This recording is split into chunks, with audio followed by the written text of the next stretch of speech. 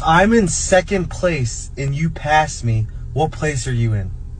First. First place. Yes. I'm in second place and you pass me. Well, how would you be in first place? Because I passed you. I passed you, so I'm in first. I'm in second place, though. Congratulations. Now I'm in first because I passed you.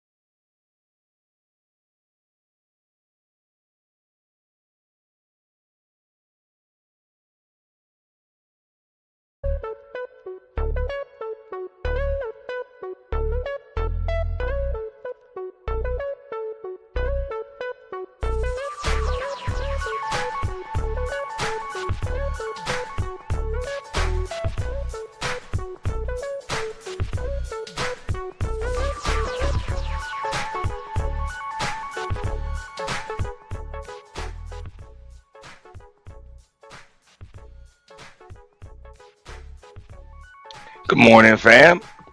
Check these levels. What's going on, everybody? About 11 a.m. over here. Got me a good night's sleep, man. We got a lot of shit going on. Sunday coffee and chill. I'll be cutting on that camera shortly. Kind of moving around the house. Got to get my coffee straight. Before I do, let me give a shout out to everybody I see here in the chat. Shout out to Emperor Kojak in the building. Damn. The stream was buffering. I don't know why. Everything was good over here. Everything was good over here. Yeah, sometimes YouTube be on that bullshit. Sometimes StreamYard be on that bullshit, man. I'm about to start using some other streaming software too. Shout out to Young Riaz, Red Flintstone back in the building. Long time no see, fam, but it's good to see you. What's going on? And shout out to Annie. You know what I'm saying? Savage Trey, Annie in the building. What's good with all of y'all? Look, before I get started, I got a lot of shit to talk about. I didn't really feel like putting a whole thumbnail together. I might put one together after the fact or maybe even during the course of the show, but it's a whole lot of shit to talk about on this lovely Sunday morning. Now, we don't want to get too filthy. Like, a lot of people like to use the term messy in these spaces. I like to use the term filthy because that messy shit that implies that folks be 1 foot in, 1 foot out, and you know what I'm saying? You want to gossip and you want to pop shit, but you probably just don't want to be the target of return fire. And those are the people that be messy. Nah, fuck that. We be getting filthy, so we gonna try not to get too filthy. We're gonna try not to get too filthy today. So we're gonna keep it pretty straight as far as like current events topics. But wow, I don't know if you guys follow the WNBA player. What up, Vanna Ray? You know what I'm saying? Brittany Griner. No, you haven't been missing me. I've really been going live maybe, you know what I'm saying, once a week. I am going to be doing it a little more often. It's been a really long summer and spring as well. Everybody knows I'm an avid Knicks fan, so the Knicks had a really deep playoff run. So, you know what I'm saying, I spent a lot of time paying attention to that. And when that's going on, I don't give a flying fuck about YouTube, none of that shit, man. Knicks won the championship. I didn't give a fuck about nothing. You know, so that was one of the reasons why you didn't see me. And as it stands right now, lately I've been really, really busy. I got a full-time job and just been handling things, trying to wrap things up over the course of the summer, and learned how to value a good night's sleep. You know, and that's something that a lot of these folks don't really value in these spaces is a good night's sleep. So that's one of the reasons why you see them all fucked up and grumpy the next morning, and then the afternoon, and then the next night, and then the next morning, and then the next afternoon, and then the next night, and then they just fucking, they just all just fucked up, just fucked up, just yeah. I feel bad for them, but then I don't, because they're comfortable in that shit. You know, a little. You know, if things went from dysfunctional to functional, you know what I'm saying? These people wouldn't know what to do with themselves. What up, Bronze? Flat Power God in the building. Shout out to Big Stacks as well. You know what I'm saying? Appreciate you, bro. It's good to see you. Good to see you, Stacks. Keep doing your thing over there. But I am going to be live a lot more often. We will also be simulcasting at the home of the official YT Purge, and we do have some content that will be uploaded, you know, in the next couple of weeks. So we do have some content, some breakdowns and reviews, because I really haven't had time to just sit in front of the camera, the microphone, and just talk to folks. I kind of been doing a lot of stuff like, you know, when I have a little downtime, you know, in between consultations at work, and you know what I'm saying? It's a lot of stuff. I to be honest, I don't know how a lot of these live streaming YouTubers do it. I really don't know. Because last time I checked, it was 24 hours in a day. So, you know what I'm saying? When I see folks that are able to be on this motherfucker for 9, 10, you know what I'm saying, 11 hours, plus they're able to fucking fair use farm all day, look for shit to clip, hide behind fucking troll accounts and shit, all that shit. I really don't know what the fuck do you do? Like, do you sleep? Do you eat? Real shit. Like, you ever swing a fucking mop around the house? Like, when the fuck do you do your fucking laundry? You know? Or at least take your shit to the cleaners. Like, what the fuck? You know? Seriously. Makes you wonder, man. But I get it. That shit, it takes a toll on people's mental and psyche and shit. And that's why you see so many crazy motherfuckers on this bitch. I'm about to make my coffee. I'll let I start working a little away from the device.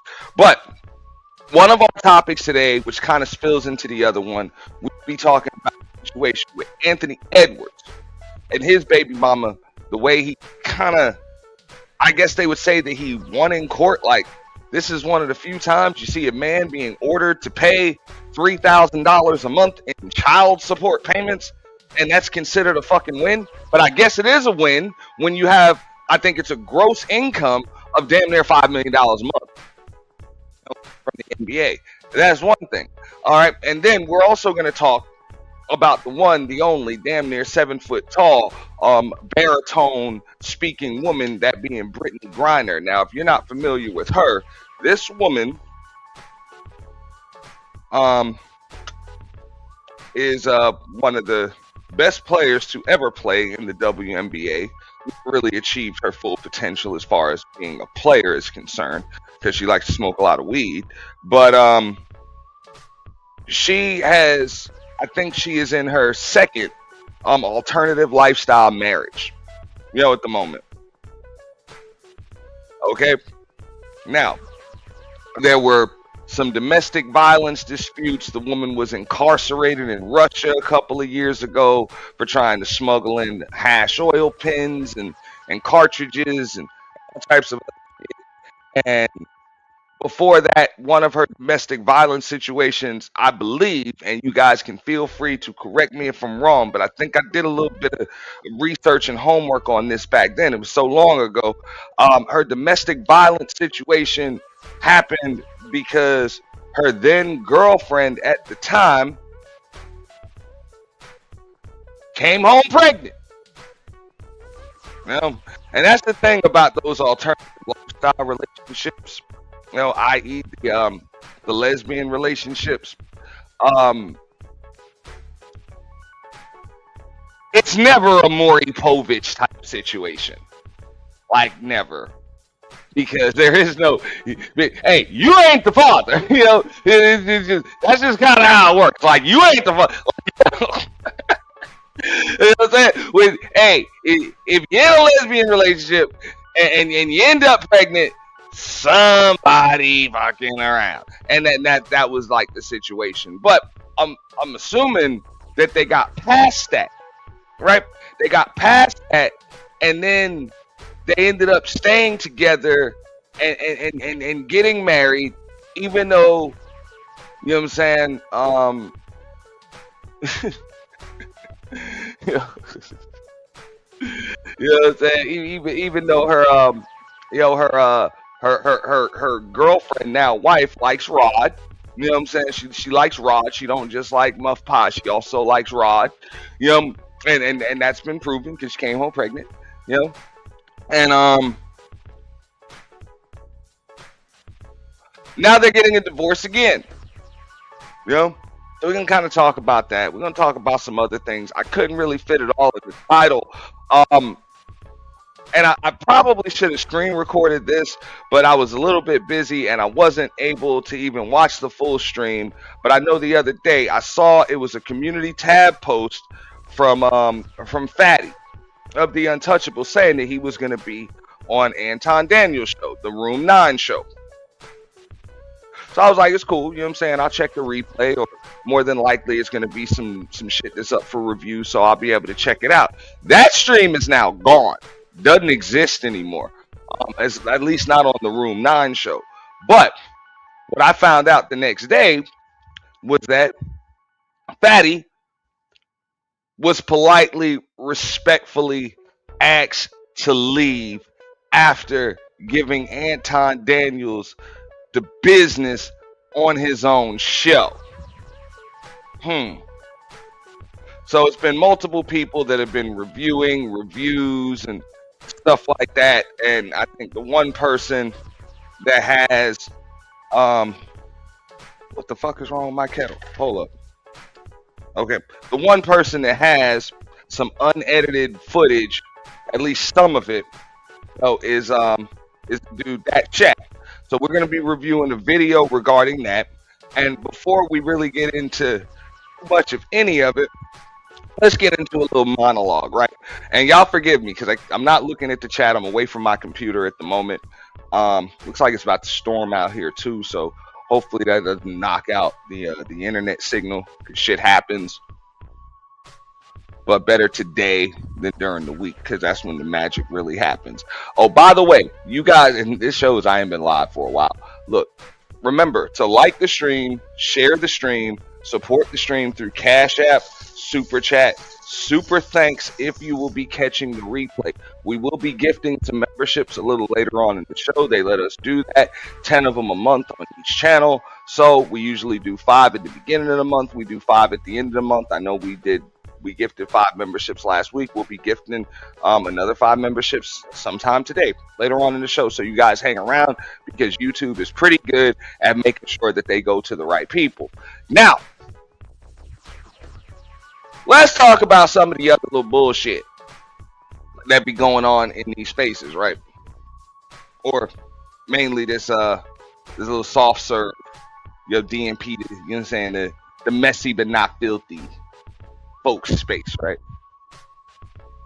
Oh, the soft serve sector, right? The soft serve recycling center sector, right? So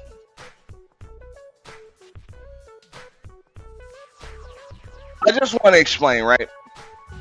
Folks need to understand that there are certain dynamics involved. Like, there's a reason why when you see these YouTubers with not just monetized channels, but they have these huge platforms. They have not even just YouTubers, but just streamers, bloggers, social media influencers, whatever the case may be, cast members. You know what I'm saying? Cast members on these live action podcasts and shit. The reason why, or one of the reasons why, they're able to grow to the point where they have hundreds of thousands of subs, okay? And they can do regular landscape video, upload the motherfucker, and the shit gets 200,000 views, 100,000 views. On average, they're getting 70, 80, 90,000 views without having the vertical do shit. The reason why is not just hashtags, not just the fact that they've already built up a following, but because they really don't engage in the dynamics that most other YouTubers or the newer folks use to grow. Kind of like what I'm doing now as far as a live stream is concerned. Where, they talk to the chat, they drop a link for a panel, you know what I'm saying? And just let anybody that wants to come up and just say crazy shit. Just say crazy shit. I was checking out, Candy Cane's stream last night. And I know she, it seems as though she, along with other people, but I'm just using her as an example because it was the most recent, but she, along with a few other folks, are starting to kind of get, it can get a little bit stressful as you're growing, especially once you reach that point of monetization and like that. It means your sub count is growing, your watch hours are growing. People that weren't necessarily coming to your show, especially when you're live, they weren't coming to your show 3, 4, 5 months ago, but they're starting to come now. A lot of times that can change up the dynamic with people that have been there the whole time. And then things can go from a very, very cool, calm, collected, controlled environment, a neutral environment where adults are just having conversations, to a fucking war zone. Straight up. This is what happens when you get all of these personalities together and you actually drop links. Like, when I say drop links, I mean specifically a StreamYard or a Restream link or whatever, and open up a panel. These are the dynamics that happens.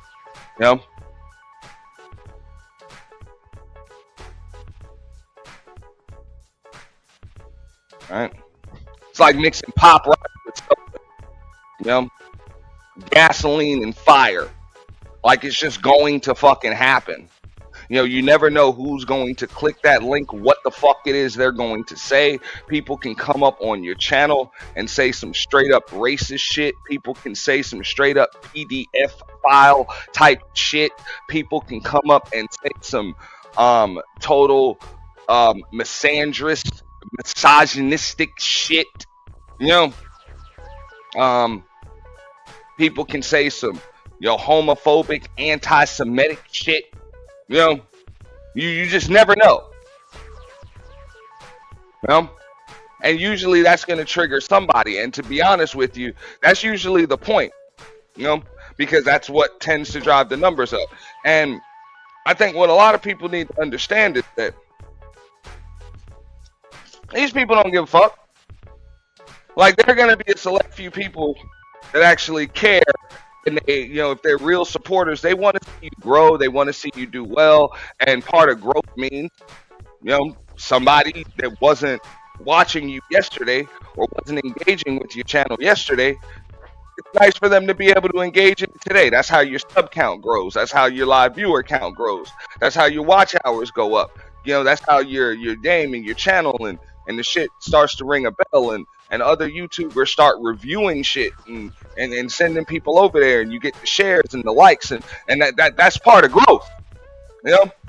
But a lot of people, I think people believe that shit is all good. Like, when you growing, it's all good, and it's not. There's always going to be some bad with good. Like, that's just the balance of it. And unfortunately, the way things work in this space, balance is one of the toughest things to maintain.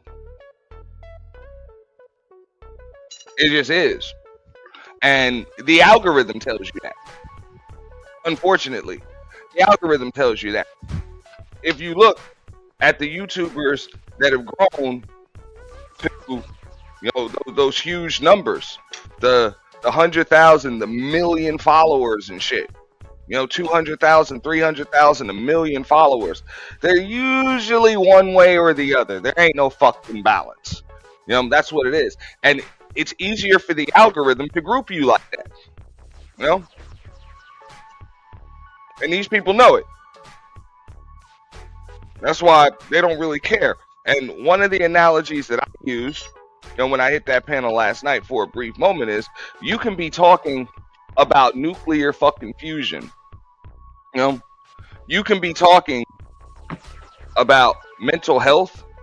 You can be talking about business, you know, financing, purchasing property, no money, investment bank. You can be talking about the stars, the atmosphere. You drop that goddamn link in that chat and let anybody come up. Somebody about to come up and say some bullshit.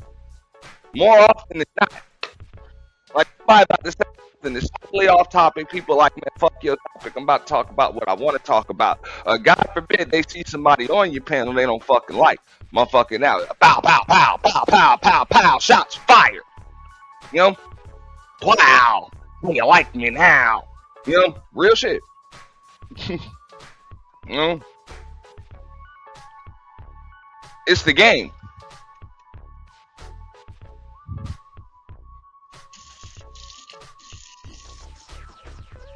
And I'll even go a step further, because I think most people can accept that part. Like, they understand, like, that's going to happen. You drop a link, it's going down. And shout out to the folks that understand that, hey, man, that's the fuck the bounties are there for. At least I get paid off that shit. People just come up, say stupid shit, start getting annoying and start trolling and shit. I make a couple dollars. Ain't nothing wrong with that. But I think a lot of folks, they tend to, what up, real sister? I just got back to my computer. Shout out to the real sisterhood. Yum. Sheila E in the building as well. Shout out to Sheila E. What up, what up, what up? You know? But what a lot of people don't understand is, because here's the part that folks act surprised about. After all that shit happens, after the bounties and after, you know what I'm saying, the smoke and the live viewer count and all that shit goes up, you know, goes up, and you're like, cool, great, your numbers are where they're supposed to be. They just gonna blame you for it. They gonna blame the channel holder for all that shit that went down. You know? Real shit. Sheila, tell them.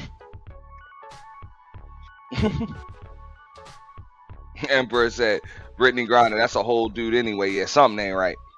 Something ain't right. About it, we're gonna talk about that shit in a little bit. But yeah, they just gonna blame the channel holder, and that's how it works. You know? And it's just like being the owner of any other business. Club,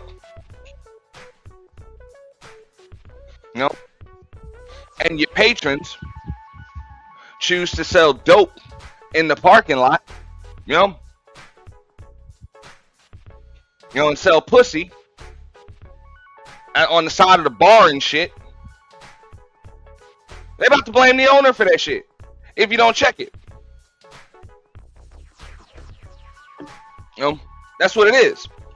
You know, so you can't reap the fruits of what's in the register, you know, without being able to take some of the damn blame.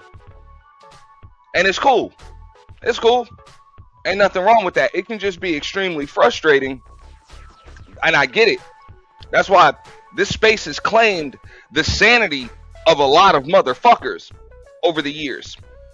So I tell folks, you know, I understand that the goal is growth, you know, and numbers and, you know, and money and viewers and subs and shit. But don't put that shit over survival and sanity.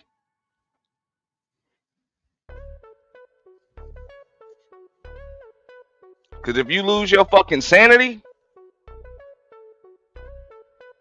and or you end up losing your fucking channel,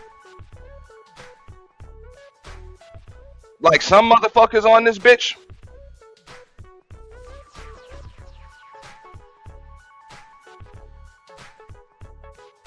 What does any of that mean? You know?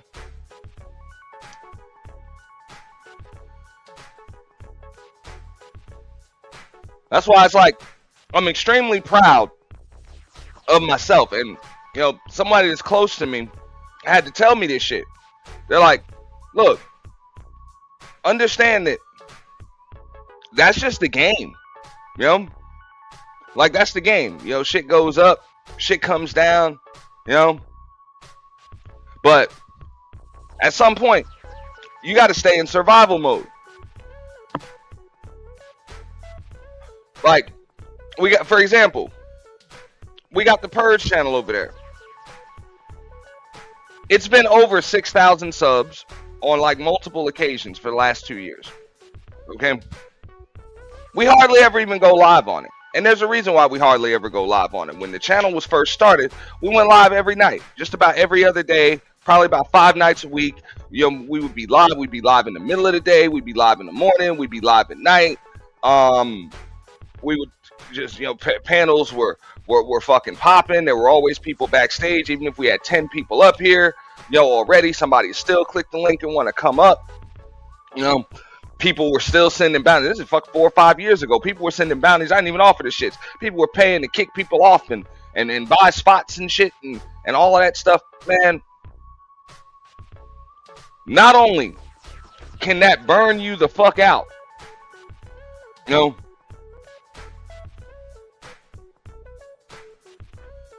like, because it's only 24 hours in a fucking day. And, if you're spending all of those hours, doing all this shit, what time are you putting into your actual real life?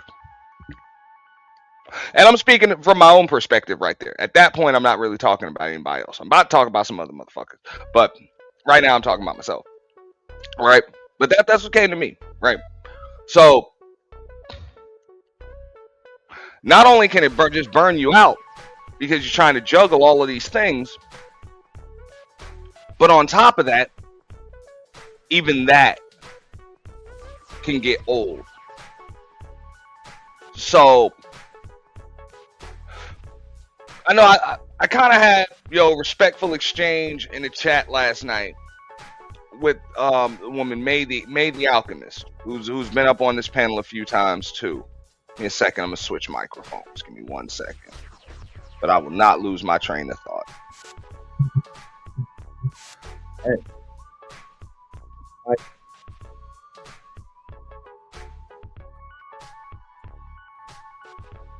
Audio.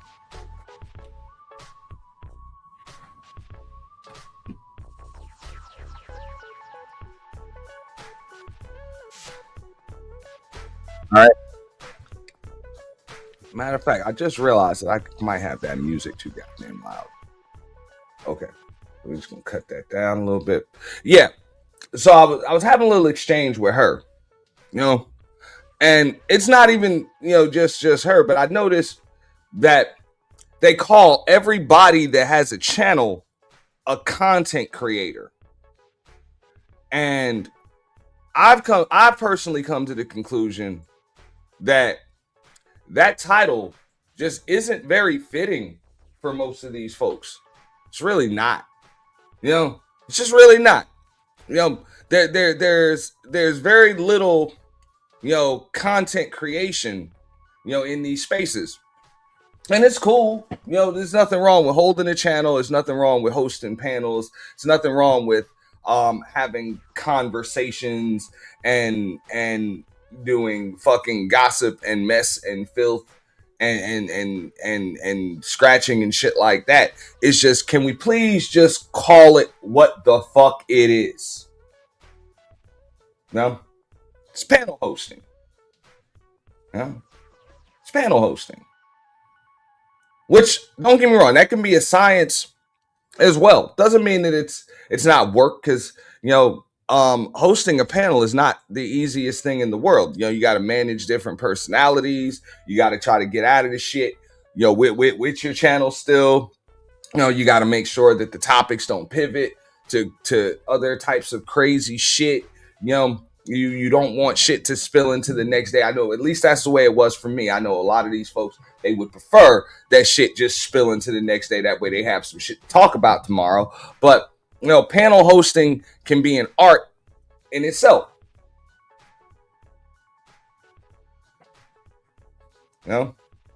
I get that. I get that. Let me switch this.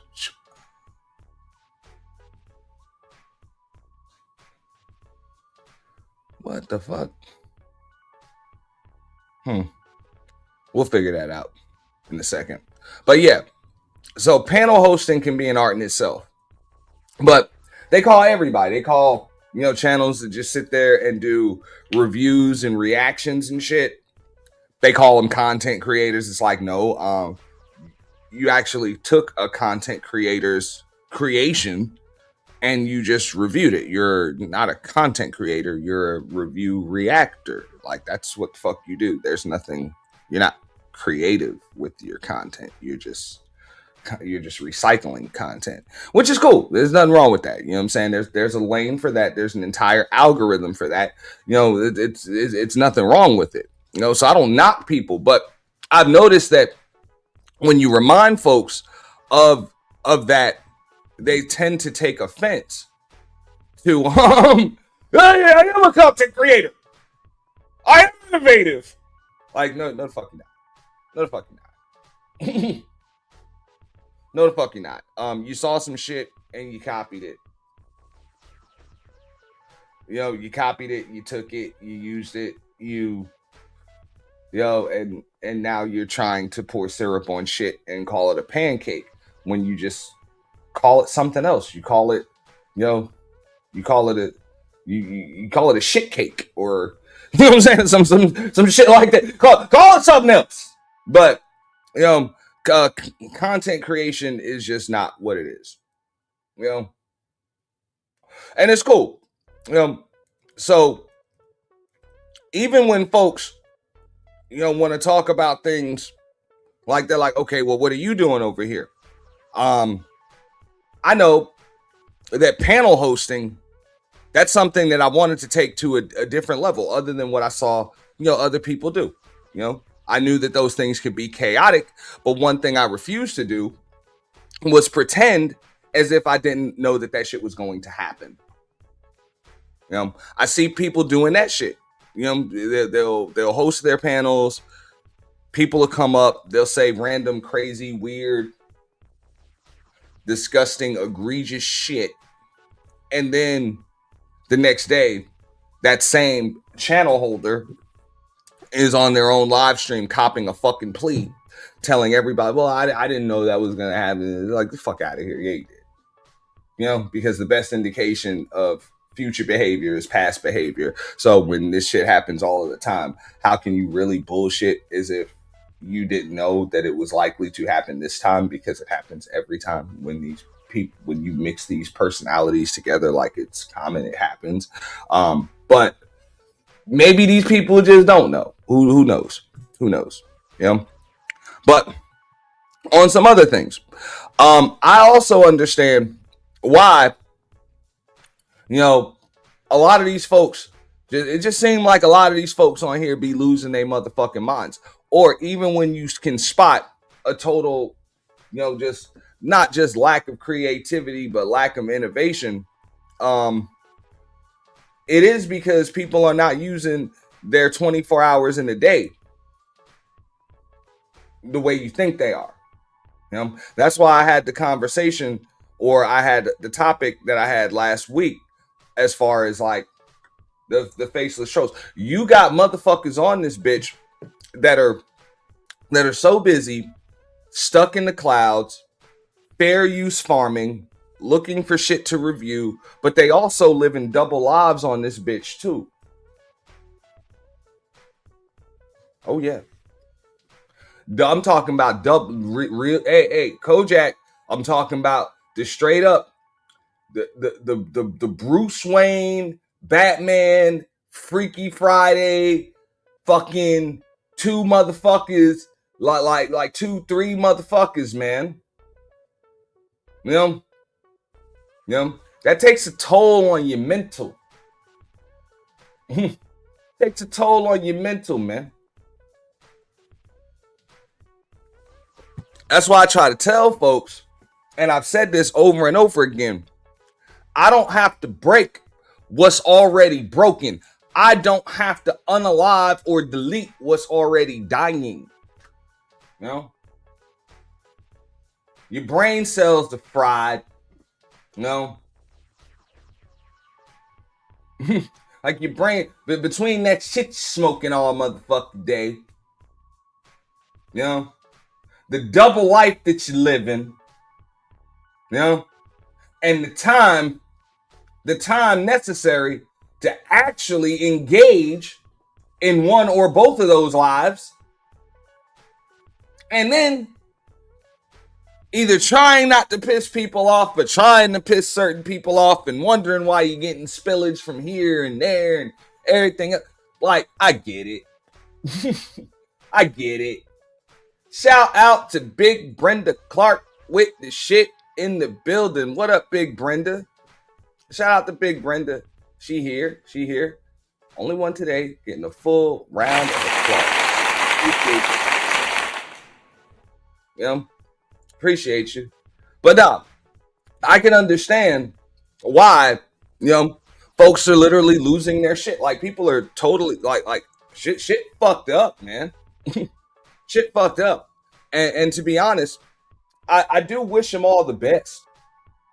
Like, I really do. Like, because as far as I'm concerned, like, I would like to, kind of compare this shit to even my days when I used to hang out in casinos and poker rooms and shit. When you don't see somebody in this motherfucker for a while, rest assured, it's probably because they're doing well. So somebody mentioned to me in the chat earlier, like, damn, Amp, haven't really seen you, or have I been missing you, or whatever. Oh, trust me, man, life is good. Life is good. Life is good. I've actually been able to handle just a lot of things that have been, neglected, over the years. Over the years. If you're close to me, you have an idea of what I'm talking about. But there's other things that nobody has a clue what I'm talking about. And I like to keep it like that. But at the same time, rest assured, shit is actually getting handled, because I only got 24 hours in a day. A lot of this shit needs to be handled during business hours. And on top of that, you don't want to neglect things like, a good meal, breakfast, lunch, dinner, sleep, a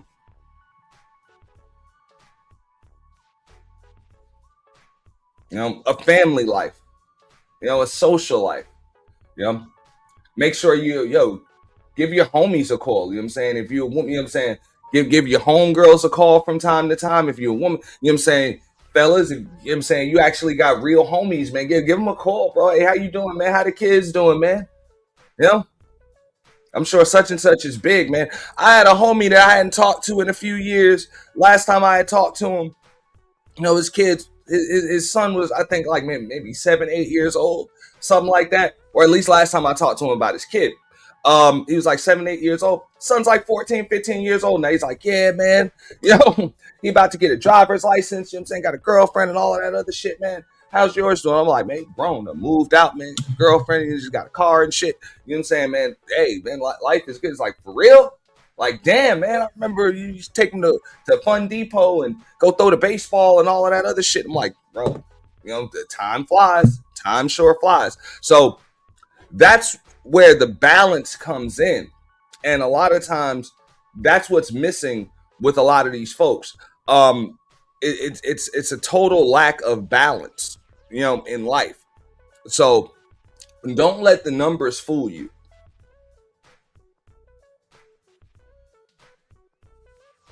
Don't let the numbers fool you. Don't let the chat box engagement fool you and shit like that. Don't let the panels fool you. I'm going to keep it 100. Most of these people don't have any friends in real life. They don't have any friends. They don't communicate with their family. It, if these people were to fall and not be able to get up in their own home, there is nobody that's going to fucking check on them. Nobody is going to come and break that fucking door down or send a goddamn wellness check until the neighbors start smelling some shit. You know, until the shit starts stinking. You know, if that's the life that you live in, you need to log off this shit. Real shit.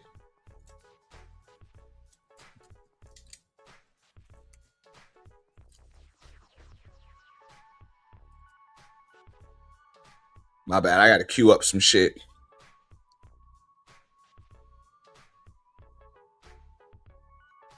Get this shit taken care of. You know? But yeah. You feel me? You know? And don't get me wrong. Some of these people are like, oh, that ain't never going to be my problem. Hey. And if that's the case, because you either, number one, have a significant other that's right there to make sure that you're good, or number two, you know, you actually have friends that are going to check on you and make sure that you're straight from time to time, that's cool too. But some of these motherfuckers can only say that shit because, let's keep it real, they 30 and 40 years old, still live with their motherfucking mother.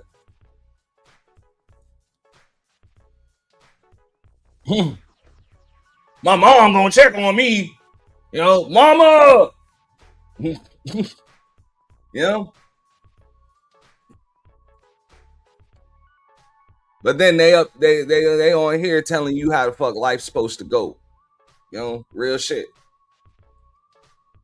And they mom be telling them to take out the trash and shit. Yeah. Yeah, man. Rough shit. You know, Kojak said he was like, he had a friend. You know what I'm saying? One of his homies went out like that, had a massive stroke. We didn't hear from him for weeks. Cops broke it, found him on the floor, half dead. You feel me? That's sad. You know, nah, for real. Nah, but Sheila, that's the way it is for a lot of these folks. And I look, like I said, I can get filthy with it, but I'm not a monster like that. Like I really don't want to see.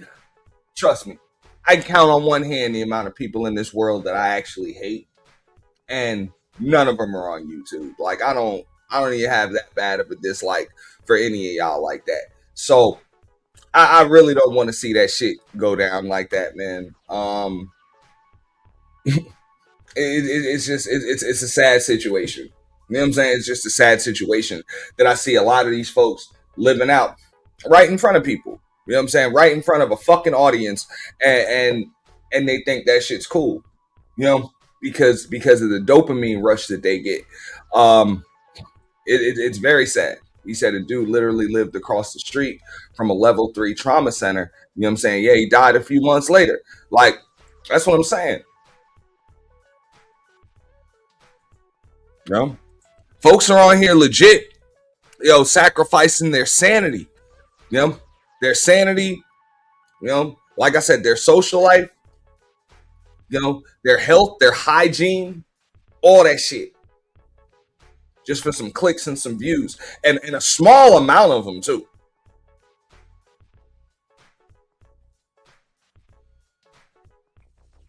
It's not even a large amount.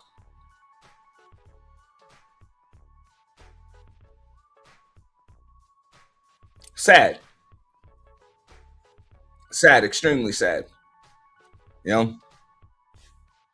So I'm going to kind of end that topic on that note. You know what I'm saying? For those of you motherfuckers that are on here trying to live a double life, hiding behind your fucking troll accounts,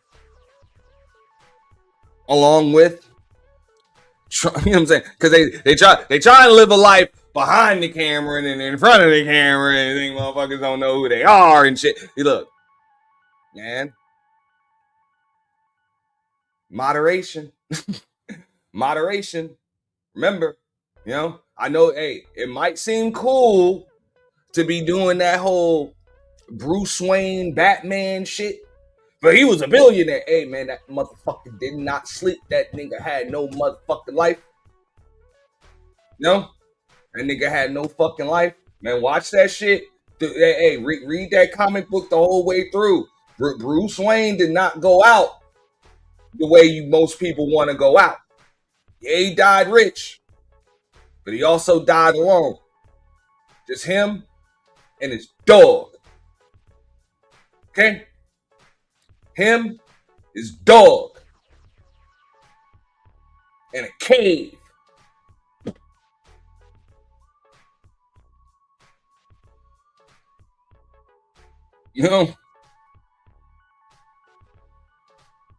For real.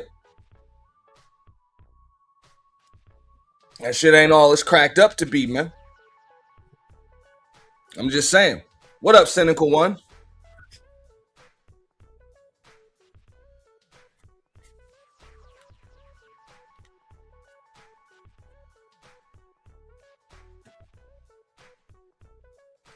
So, let me get into my first review of the day, right? We're going to talk about this whole Aunt Edwards thing, right? I actually had a little bit of court footage and some story about him and his baby mama, that situation right there. Now, if y'all don't know who Anthony Edwards is, I know a lot of people on here don't really watch sports. Look, he is the superstar player, superstar shooting guard for the Minnesota Timberwolves. If I'm not mistaken, I think he was the number 1 pick in the NBA draft in 2019. Heavily scouted, highly touted, very, very good. He has 3 baby mamas, and he has just recently got married. Okay? Now, at age 22 years old, he had an encounter, an entanglement with a woman that was about 17, 18 years his senior. Something like that. All right? Older woman, BBL, all of that shit. IG thought she had already had a rapper as a baby daddy and shit. I actually did a story about this, a while ago because he was kind of extorted into paying for a deletion, which he ended up paying for it and she never got it. And there was some other shit. Now, people don't want to talk about that part because that actually happened. Like, she never got it or anything. But he paid like $100,000 for it or something like that. So we're going to bring that up right here.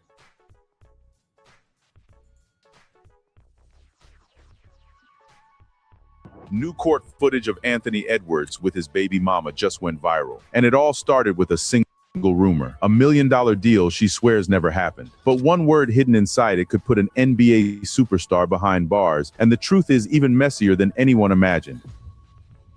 The shocking drama.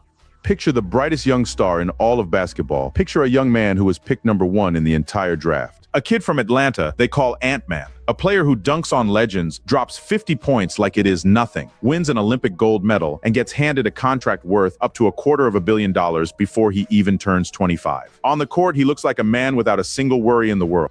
Now, the reason why I broke down this story, because I think this was back in 2022, 2023, something like that. All right. Now, it was obvious that she wasn't too keen when it came to sports. So she knew she was dealing with an NBA player at the time. All right. Now, if I'm not mistaken, I believe this is the same woman. But she knew she was dealing with an NBA player at the time. So she wanted $100,000. Oh, I got 10 jewels, floating hearts in the building. Appreciate them gifts. Thank you so much, Annie. Thank you. Matter of fact, you know what? We're going to gift them memberships in just a moment here.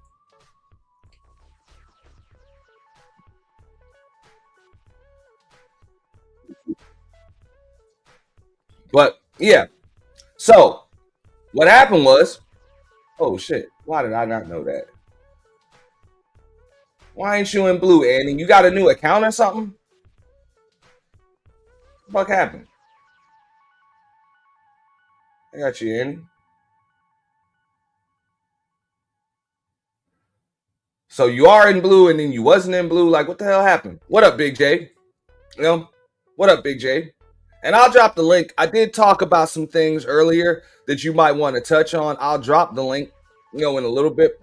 I just wanted to kind of talk about some of this shit right here. But I did talk about, the growth in these spaces, Big J. And kind of like what comes with it. And I don't think Okay, so it doesn't show me that when you send it. Hey, I learn something new every fucking day, I guess. I was like, what the fuck? Because I looked at it, I saw you wasn't in blue. I'm like, how the fuck? Andy, one of my top moderators, how the fuck you ain't in blue?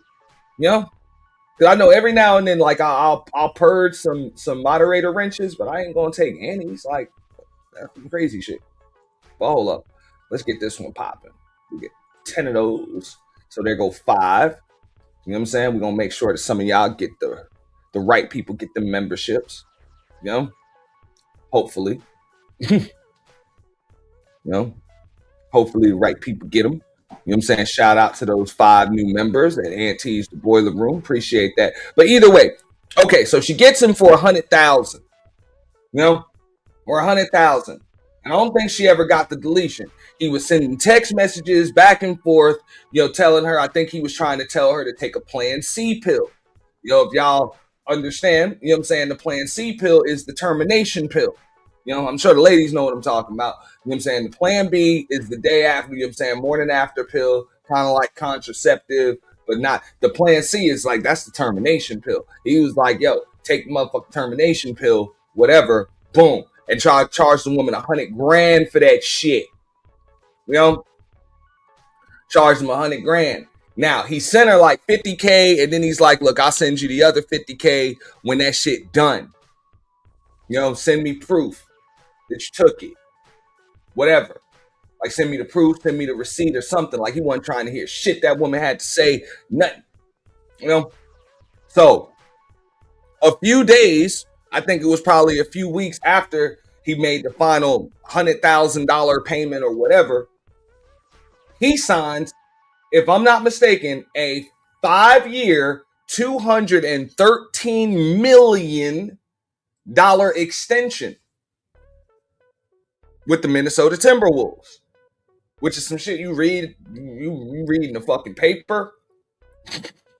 He said it's called the Louisville Slugger. That's the Plan D. But either way, now you remember that Emperor. You know what I'm saying? He had to, you know what I'm saying? He signed, he must have got up with her right before he signed a 5-year, $213 million extension. So, this shit gonna come up on the ticker. It's gonna come up on the ticker. And she probably Googling the motherfucker every goddamn day. Every fucking day. So you looking at his salary originally, he on a basic rookie contract. Same shit they give a lottery pick, decent signing bonus. You got a couple of endorsements, but that shit don't really show up as far as the net worth and all of that other shit's concerned. But then out of nowhere, you about to see this $213 million. Like, this is a superstar. He ain't just an NBA player. This nigga is a superstar, like one of the top 10 players in the league. Some people saying he the next Jordan, which they say that shit about a lot of motherfuckers. But still. So then, that's when all hell broke loose.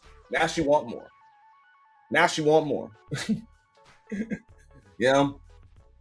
what happened. And this has been some shit, right?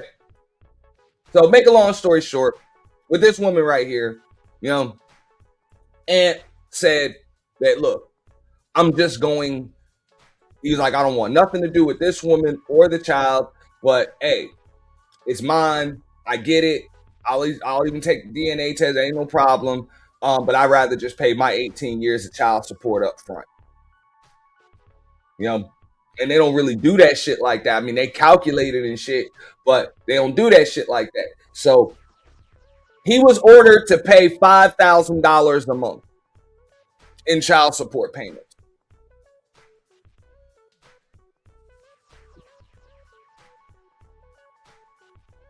Shout out to Annie with the jewels, dropping gems. Appreciate that. And again, shout out to the new members, because I know I got that graphic up here. Shout out to the new members. You know? But He talks his talk, and then he backs it up. He is loud, he is confident, and he is fun to watch. Big shot taker, big shot maker. That is the Anthony Edwards the world fell in love with, the smiling assassin, the face of the future. But this story is not about the 50-point nights, and it is not about the gold medals. This story is about a stack of court papers. It is about a single number that went viral. okay, so we're gonna go back so y'all get a look at this woman right here. Now, if y'all remember, this woman was saying all types of shit because she was getting drugged for filth, you know what I'm saying, by all of social media. You know what I'm saying? All of social media originally, that she kind of preyed on him. Like, this was like on some Brittany Renner 2.0 shit. You bought a super gift. I don't know why I wouldn't go through. Like, I don't even, believe it or not, I got to look in the studio. I didn't even know how the damn gifts work with that, but I appreciate it. I really do. And I got to change up some emojis, because I got some new emojis too, you know, that they let me put on here. But this woman right here, she was like Brittany Renner 2.0. You know, Brittany Renner 2.0. Medals. This story is about a stack of court papers. It is about a single number that went viral, and it is about a woman the internet simply could not stop talking about, because while Anthony Edwards was busy becoming a superstar on the floor, a very different fight was quietly building up off of it. A messy fight, an expensive fight, a private fight. And when the paperwork from that fight finally leaked out for the whole world to read, the golden boy image cracked right down the middle. Here is where it starts to get complicated. Anthony Edwards does not have just one child. According to court records that made it into the press, he has at least 3 confirmed children with different women, all born within about a year of one another, with whispers of even more. 2 of those women sit right at the center of this whole storm. The first is Alexandria Desroche, the mother of... Man, is that a baby in a do-rag? What the fuck? We're going to get to that in just a moment. Shout out to Annie. You know what I'm saying? We appreciate it. Witness the C-walk of the incredible. Keep it gangsta, dog. Keep it gangsta. Keep it gangsta, dog. Keep it gangsta. Keep it gangsta, dog. Keep it gangsta. Keep it gangsta, dog. Keep it gangsta. I wanna thank you all. I wanna thank you. I wanna thank you all. I wanna thank you. Keep it gangsta, dog. Keep it gangsta. Keep it gangsta, dog. Keep it gangsta. The city is a big, West Side is a big. Man, we appreciate that. Thank you so much, Annie. But yeah, baby in a do-rag. Like, what the fuck? What the fuck is up with these people, man? Like,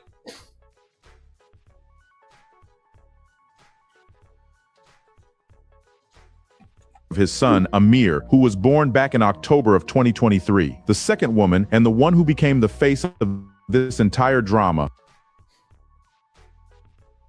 like, damn.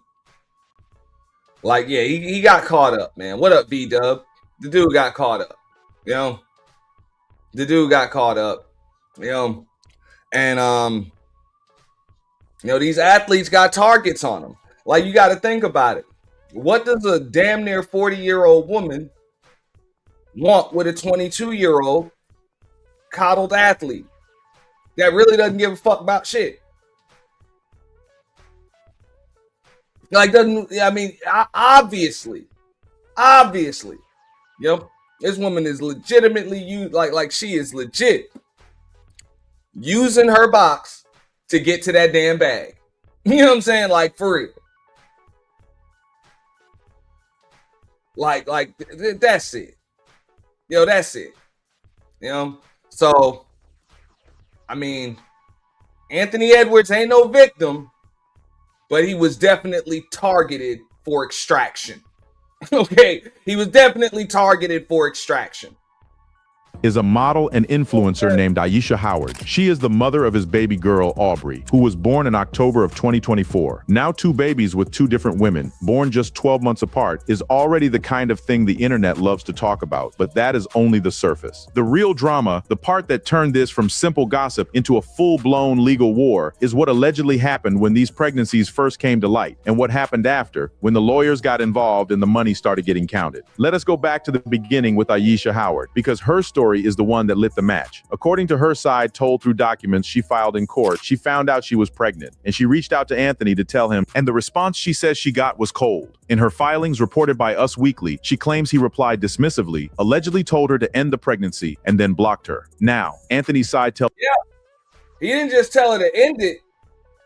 That motherfucker, bro, she wanted money. They leaving that part out. She left that part out. It was money.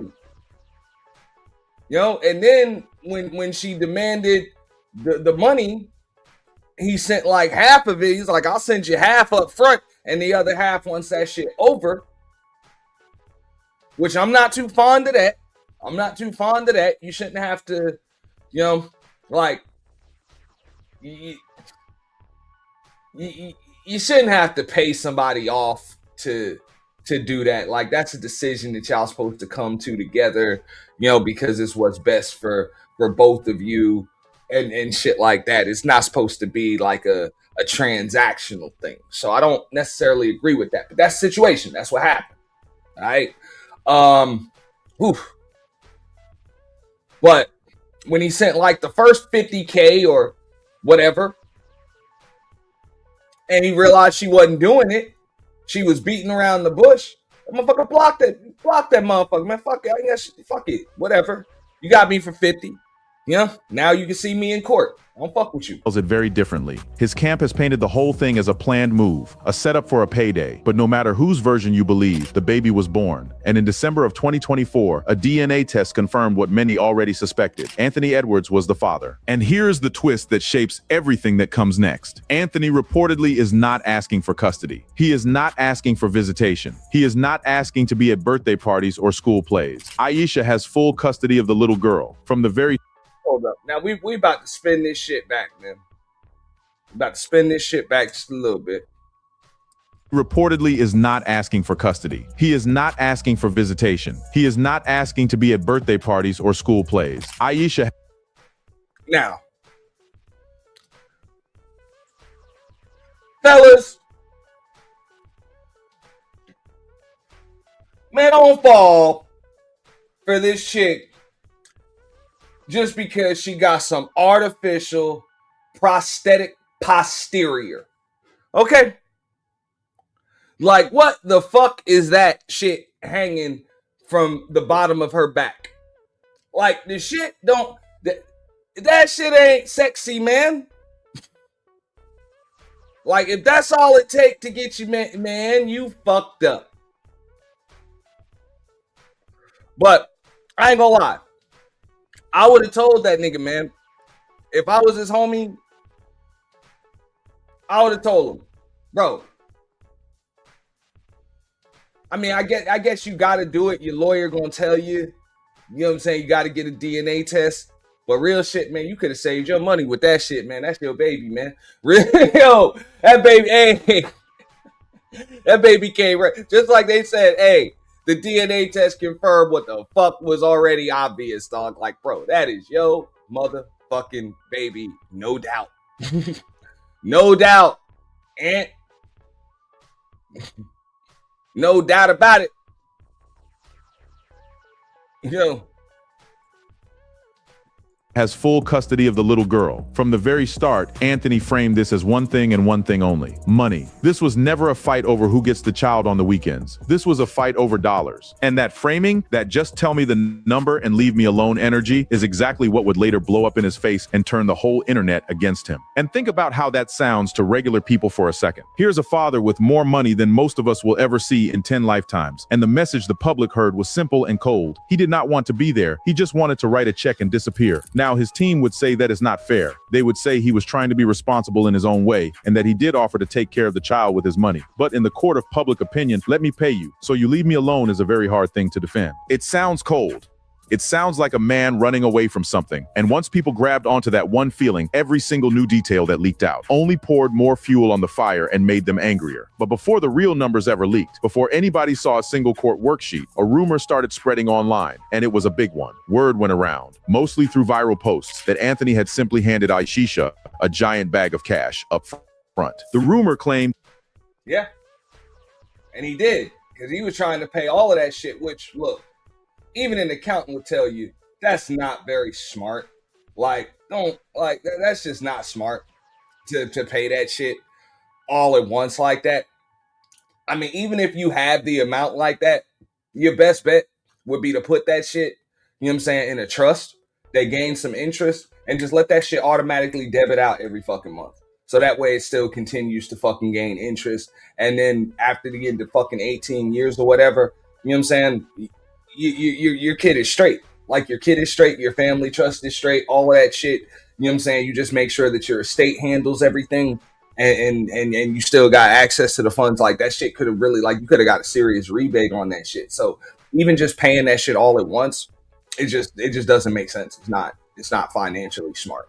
And I'm not a finance dude, you know what I'm saying, like that, but just paying that shit, it just doesn't make sense. It doesn't make sense at all.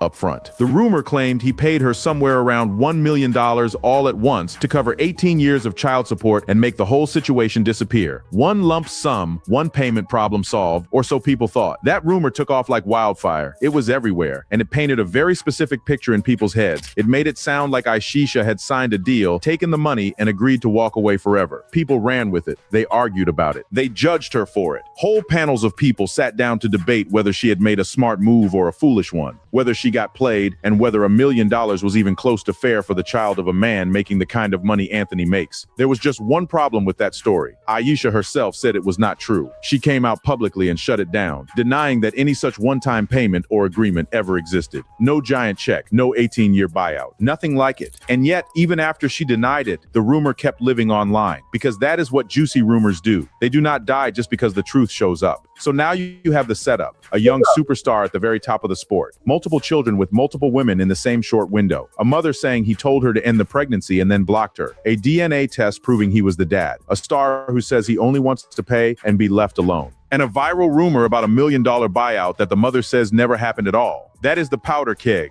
But the spark, the thing that made this explode into memes, into I mean, I believe it didn't happen because your lawyers are not, like for real, your lawyer and your accountant ain't gonna let you just pay that shit without advising you not to do that. Like, it just don't make no sense.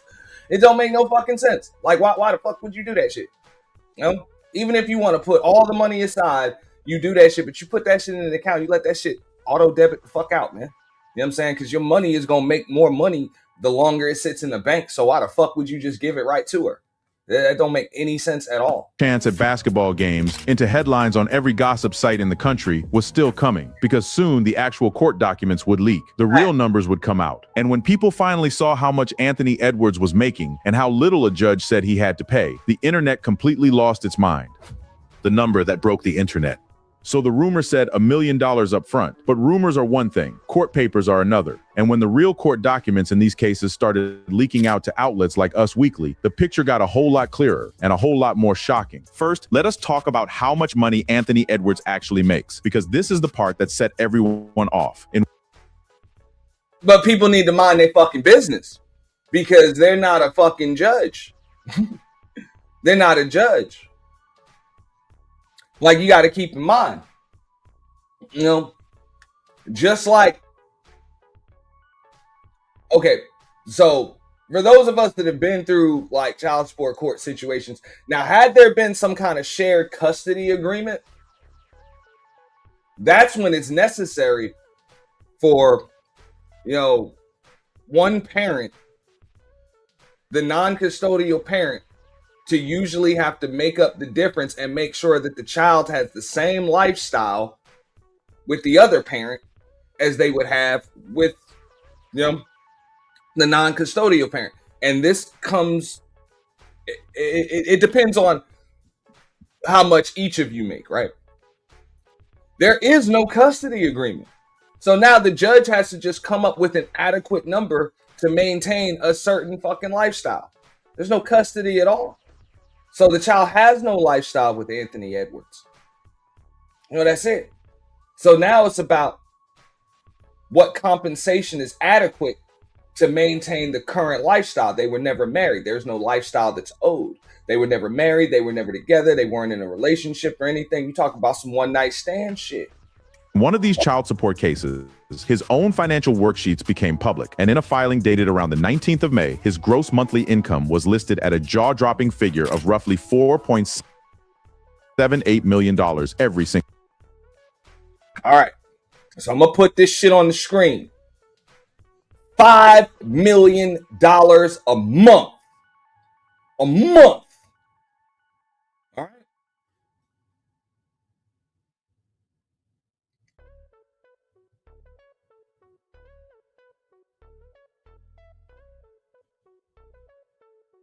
Let me get this shit off of here so y'all can read this. Okay?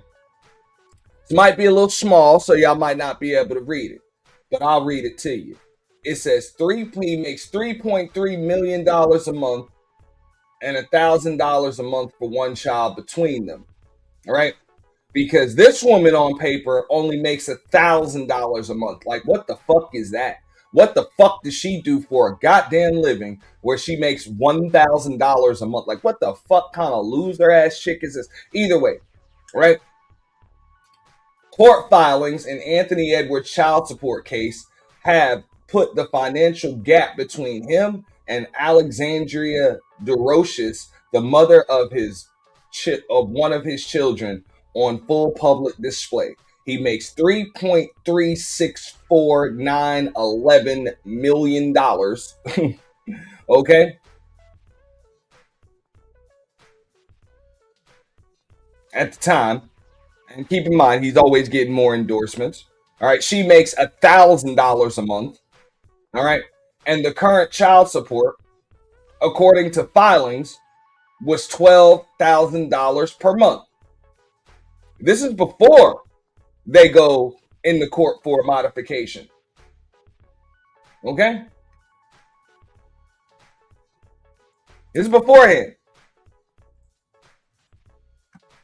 Month. A couple of days later, in an updated filing, that number was adjusted down to around $3.36 million a month. Read that again slowly. That is not per year. That is per month. Between his massive basketball contract and his endorsement deals, this man is pulling in millions of dollars every 30 days. Let that sink in for a second, because it is honestly hard for a normal brain to even picture it. Most people work a whole month just to bring home a few $1,000s. This man was reportedly bringing home more money in a single month than a lot of families will earn in 50 years of hard, honest work. And that is the key. That is the lens the whole internet was looking through when the rest of this story came out.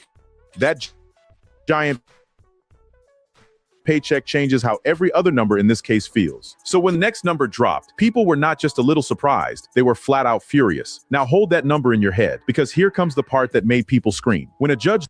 Oh, nah. Look, this is when... Okay, so check this out, Brenda, because I've been in this situation before. That initial court ruling is one thing. But then, when your lawyer files for a modification, more often than not, that's when shit goes down. Because that magistrate they just gonna look at the taxes and shit like that, and they looking at gross, because right there, you're talking about gross income. But in his situation, more than likely, a lot of that shit is going to be, in the name of a family trust. Like, he's got, real accountants, tax lawyers, estate attorneys, shit like that, handling shit and moving the money around. Not only that, he's got a business that's going to have expenses. You're going to have payroll. You're going to have, travel. Like there's a lot of shit. So on paper, even though it says he makes $4 million a month and shit, that's what they'll see when they see, the original tax returns, they see the income statements. You know what I'm saying? Lawyers gonna bust all that shit down and be like, nah, on paper, this motherfucker might make 60 grand a month. Because that's the way a lot of those athletes have it set up. The only thing that they actually see, you know what I'm saying, at the end of that month is maybe 50, 60, maybe 100 grand. You know what I'm saying? And even if it's like 120 grand, fucking like 80% of that shit is gonna go toward living expenses and shit like that because their house has staff and then there's, you know what I'm saying, security around the house and shit like that. And then, you know what I'm saying, you got to pay for mom's house and other shit. You know what I'm saying? So that's it. So more than likely on paper, when you actually see his take, like what he actually sees, is probably around the 25, 30 grand a month range, maybe less, maybe even less. Because all that shit goes into multiple trust accounts and investment funds and all types of other shit. Like all of that shit goes, everything's allocated somewhere. So no, you know what I'm saying? You're not going to get fucking 300 grand a month. The magistrate will say that shit, but then you just go for the modification and your lawyer will pick all that shit apart. There you go, along with the trust. Tie most of your shit up in at least one LLC. She can't touch it. Exactly. Along with the family trust, in which his mother is probably the fucking executor or you know what I'm saying, the number one trustee and shit like that. Like, ain't none of that money his. Very little of that money is his. Looked at all of that money and ran it through. Speaking hypothetically, I have not gone into his finances and shit like that. But just like he said, just like you said, Emperor, a lot of that shit is just going to be tied up in a bunch of shit that legally on paper ain't even his. Because at the end of the day, you're trying to beat taxes on that shit, on as much of that shit as possible. So you got to tie up a lot of that shit. You can't just take it home. Through the official child support formulas, the basic amount that came out the other side was around $3,222 a month. $3,222 for the child. So when they filed for the modification, that's what he was getting. That's what she was getting. $3,200 a month. A month.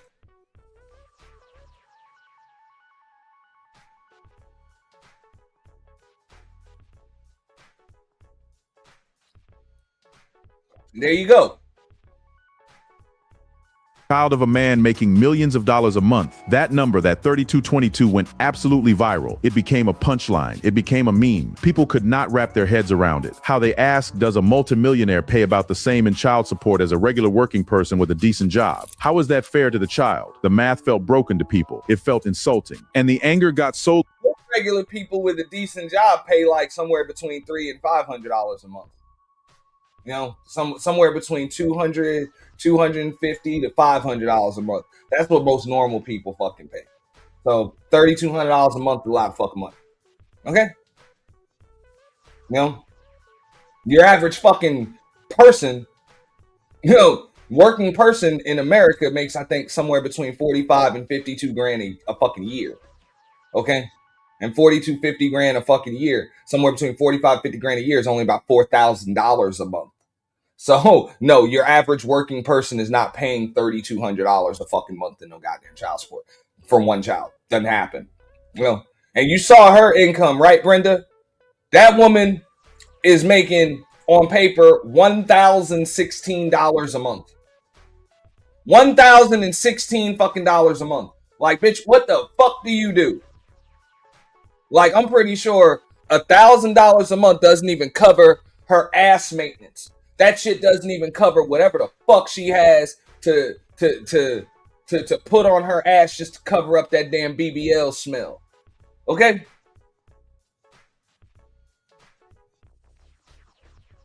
That doesn't even cover her fucking wig fee. So how the fuck, what the hell do you do for a living where you making $1,000 a month?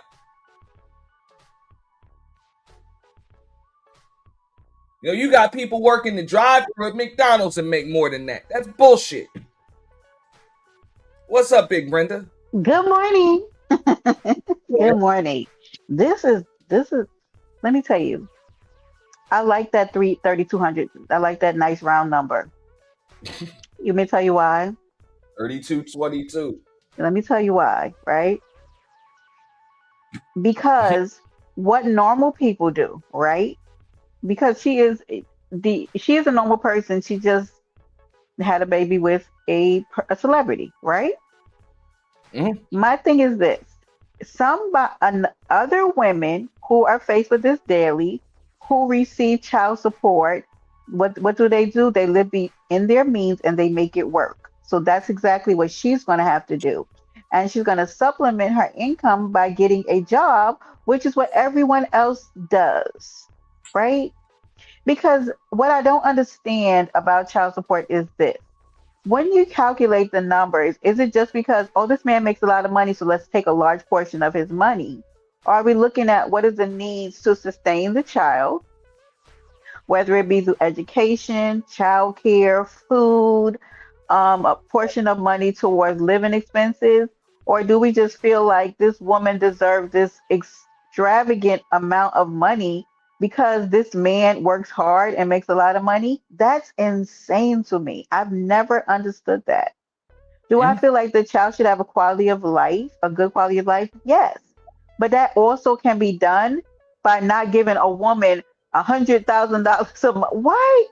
Do you know how crazy that sounds? Mhm.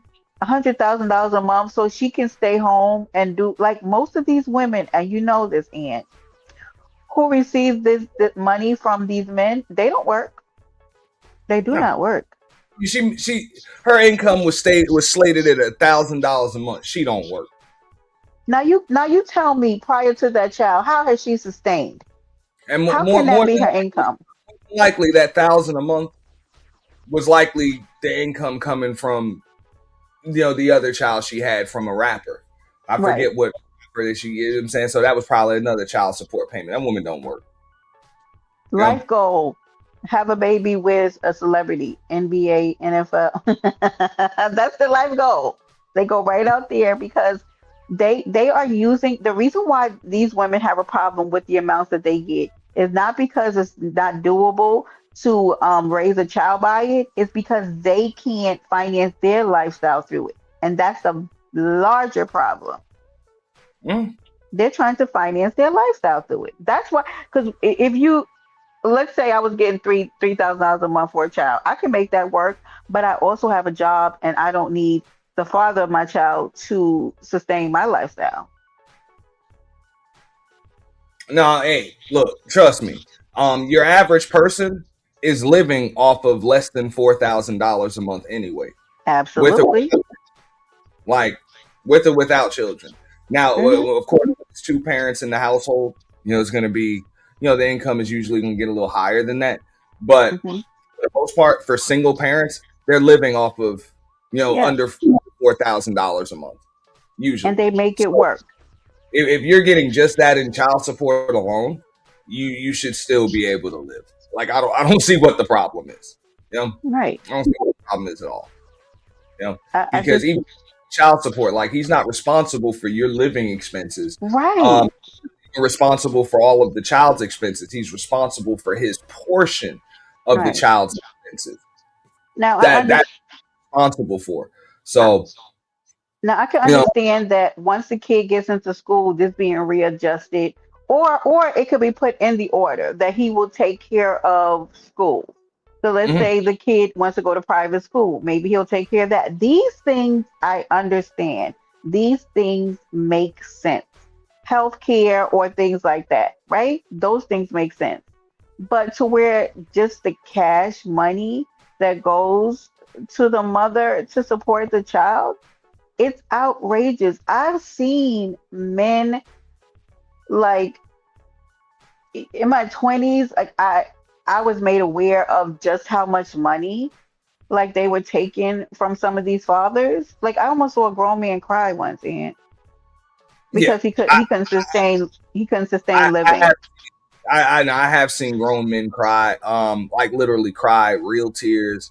I've Yeah. had clients, that have paid me to help them, increase the profits of their damn business. Hmm. And that's why they broke down in fucking tears. Yeah. All because, like, on multiple occasions, just spilled their damn guts. About, because of what their ex-wife was taken from them. Right. And that's spousal support, alimony, and child support. And they done took the house too. and old boy still got to pay the mortgage on that shit.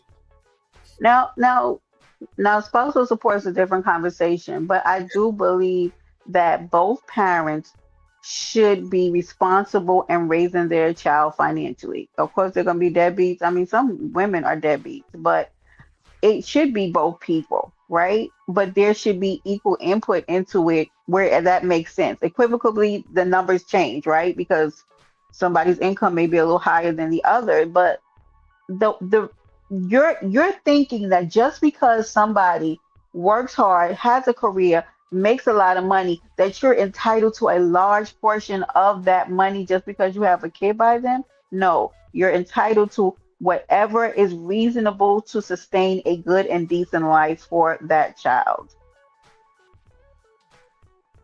Because like That's I'm working, yeah, that's insane to me. Like some of the amount of money that some of these women get a month, and I go, why do they need that for a child? mm, Show me in numbers, like where that child needs that food, groceries, clothes, schooling, like what, why, and then what well, portion is she putting in? Yeah, it's just picked her apart. You know, huh? that's what it Huh? looks like. I said it looks like his lawyers just they didn't just pick her apart, but they just handled the case properly. Yeah, that was it. Good You know? job. $1,000 a month. Yeah, because I guess it went from originally it was supposed to be like 12,000 and change, and then it went down to 5,000. Keep in So mind his salary, she took him back to court. huh? She took him back to court. Yeah, and this last That's what she get. well, the first time they modified it, I think he took her to court. They modified it and it went from 12,000 down to 5,000, and then she took at 5,000, and then the judge ruled, you know what, 3222 You know, monthly. my great grandmother had a saying, "Leave good enough alone." Yeah, Leave it alone. When that 5,000 would have shook me right into reality, and you hear me, shook me right in there good. I would have left it alone. I wouldn't have challenged that because it already dropped. Okay, I would have been okay with the 12, but he took it back, and they were able to get five. But first of all, he should have like, man, just leave that 12,000. I feel like that's a little raggedy. I'm okay with the 12 now because that's not going to hit him. That's not going to hurt him. That 12, right? But once if his lawyers advise him to go back to yeah, court over the 12, then he gonna take his lawyer's advice. I guess that felt a little raggedy. I ain't gonna lie, Aunt. That 12, Well, that felt a little more, raggedy. more often than not, your lawyer is not gonna take the first thing that a magistrate. They're just Right. not going. That's a sign of a good lawyer. Absolutely. I learned that, like, for real, because I know when I went the first time, I was ready to cry, you know. Mhm. I was ready to fucking cry, and I took that shit too. But I went without a lawyer the first time, and then I go back, with my lawyer, and he's don't they always do that, like, we got it, and that shit went down by like 65-70%. That's Bro. beautiful. That's good. So because it didn't make sense, it just didn't make Yeah. sense. So more often than not, they're gonna hit you for some crazy ass amount. It's just most people don't let the lawyer handle it. Right. And then you wonder why some of these men have mental health. Even on his lawyers, that was Wait, on her. Took him back to no. court. And then we wonder why some of these men have mental health issues. Like you can't. Like child support should needs to work on both ends. Both parents giving into resources for the children, right? To create resources for the children, but as well, both parents have to sustain. Mm. And if a man once he pays child support, first of all, and let me just throw this out there, men multiple child support, probably wrap it up because what you doing, my guy? Like that's ridiculous. Okay, that's where the bigger problem is. You have multiple kids out here that you can't afford, right? And now they coming after you. But a person should still be able to have a certain quality of life even after you have a child. You know, you gotta live. Hey, it just what Kojak just said. He said the idea of working, of working is screwing rich dudes, get prego, and putting them on child support. Thirsty Yeah. Nance. I agree. Like, look, was he a target for extraction? Absolutely. But is he a victim? Absolutely not. Nope. You know, absolutely not. Because that's up to you to protect your goddamn self. For real. Right. You know? Like, come on. You know you a target. You know you a target. What the hell does your 40-year-old and then they go out there and they do it multiple times. Like, why do you do this? Yeah. Why? I'm like, what does she really want with you other than to get paid? And what she probably done told you she allergic to latex or some shit, or you know, or she lied. And I've heard this young lady speak before. I was not impressed, and she's a pretty girl. Now, I've heard this young lady speak before. Now, I'm going to tell you, she's a pretty girl, but my God, my goodness. Yeah, but don't feed the birds. I'm very concerned. That's why when I saw that girl talk, I had to get off of Instagram. What is this lady even trying to say? Like, sir, guys, I love you, men, but do better. Do better. Yeah. Ugh. That's what I'm saying. Like, if he fell for that shit, like, what the hell do you this woman wants with you? You know what I'm saying? She has a prosthetic posterior. Oh my God. And I'm just saying. That booty don't jiggle. Nah, I mean, well, if it's done right, I guess it does have some bounce to it. But I mean, nah, fuck all that, man. This is not time for me to go. You know, I'm just saying, what you think she wants with you? Come on, man. And her talking was enough to make me be like, oh my God, how did you do it, guy? Like, what is this? You know, you can't get caught up like that. You know, so hey, protect yourself. Just protect yourself. You know, get snipped, glove up, you know, pull out whatever. Cause I ain't gonna lie, that baby came out, looked like he just spit that one right out. It's like, I know you got to get a DNA test by law, but bro, you could have saved your money with that shit. But you know, they say that, you know, when a woman scorns a man during her pregnancy, right? That baby will come out looking just like that man. I'm like, yo, he could save his money with that one. But but I understand, like, the lawyer gonna tell you, you gotta do that. You gotta do it no matter what. So yeah, you supposed to dip the fuck out, or you know, hit him. Hey, what Drake hit him with the hot sauce? Do something, and fuck all that, man. You know, you're supposed to dip the hell out, man. Like, nah, ain't none of that. So you got to know that you're a target for extraction. You can't be getting all for real. I had to say that she thought he was just another NBA player, and then because none of this shit really came about, because at first she was okay with just 100,000. 100,000. Now I think she wanted 100,000 what? $100,000. You know, when he was trying to get her to get the and this is something that's not coming up in the case now. I guess people forgot about it because it was a few years ago. I reported on it because she aired out the text messages. She aired out the text messages. Okay, where she told him she was pregnant. You know, and hey, he told her, hey, go get the plan C. Go handle that. You know, her total was like 100,000. He was like, cool. It's like, I'll give you 50,000 up front, 50,000 when it's done. You know? And she took 1,000, and then they showed the rest of the text messages and shit. And he's like, okay, did you get it done? You know? Showed me like the negative pregnancy test or whatever. You know?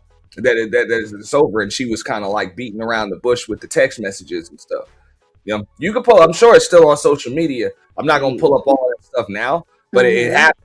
You know, and then you know it came up that yeah, hey, she having it. You know, she having it. So she took 50 because he ended up blocking her because it was obvious that she was BSing. Like she ain't getting that procedure done.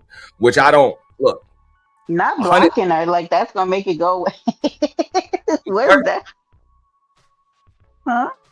Say that again? I said blocking her, that's not going to make it go away. So we're here now. He didn't want to talk to her no more because she was full of shit. And Yeah. shit. So I guess he already knew, like, whatever, if she having it, she's going to see me in court. You know, that's it. She's got to see me in court. But he didn't want nothing to do with her. You know? So that is what it is. But she was trying to get, she was trying to get some money out of him.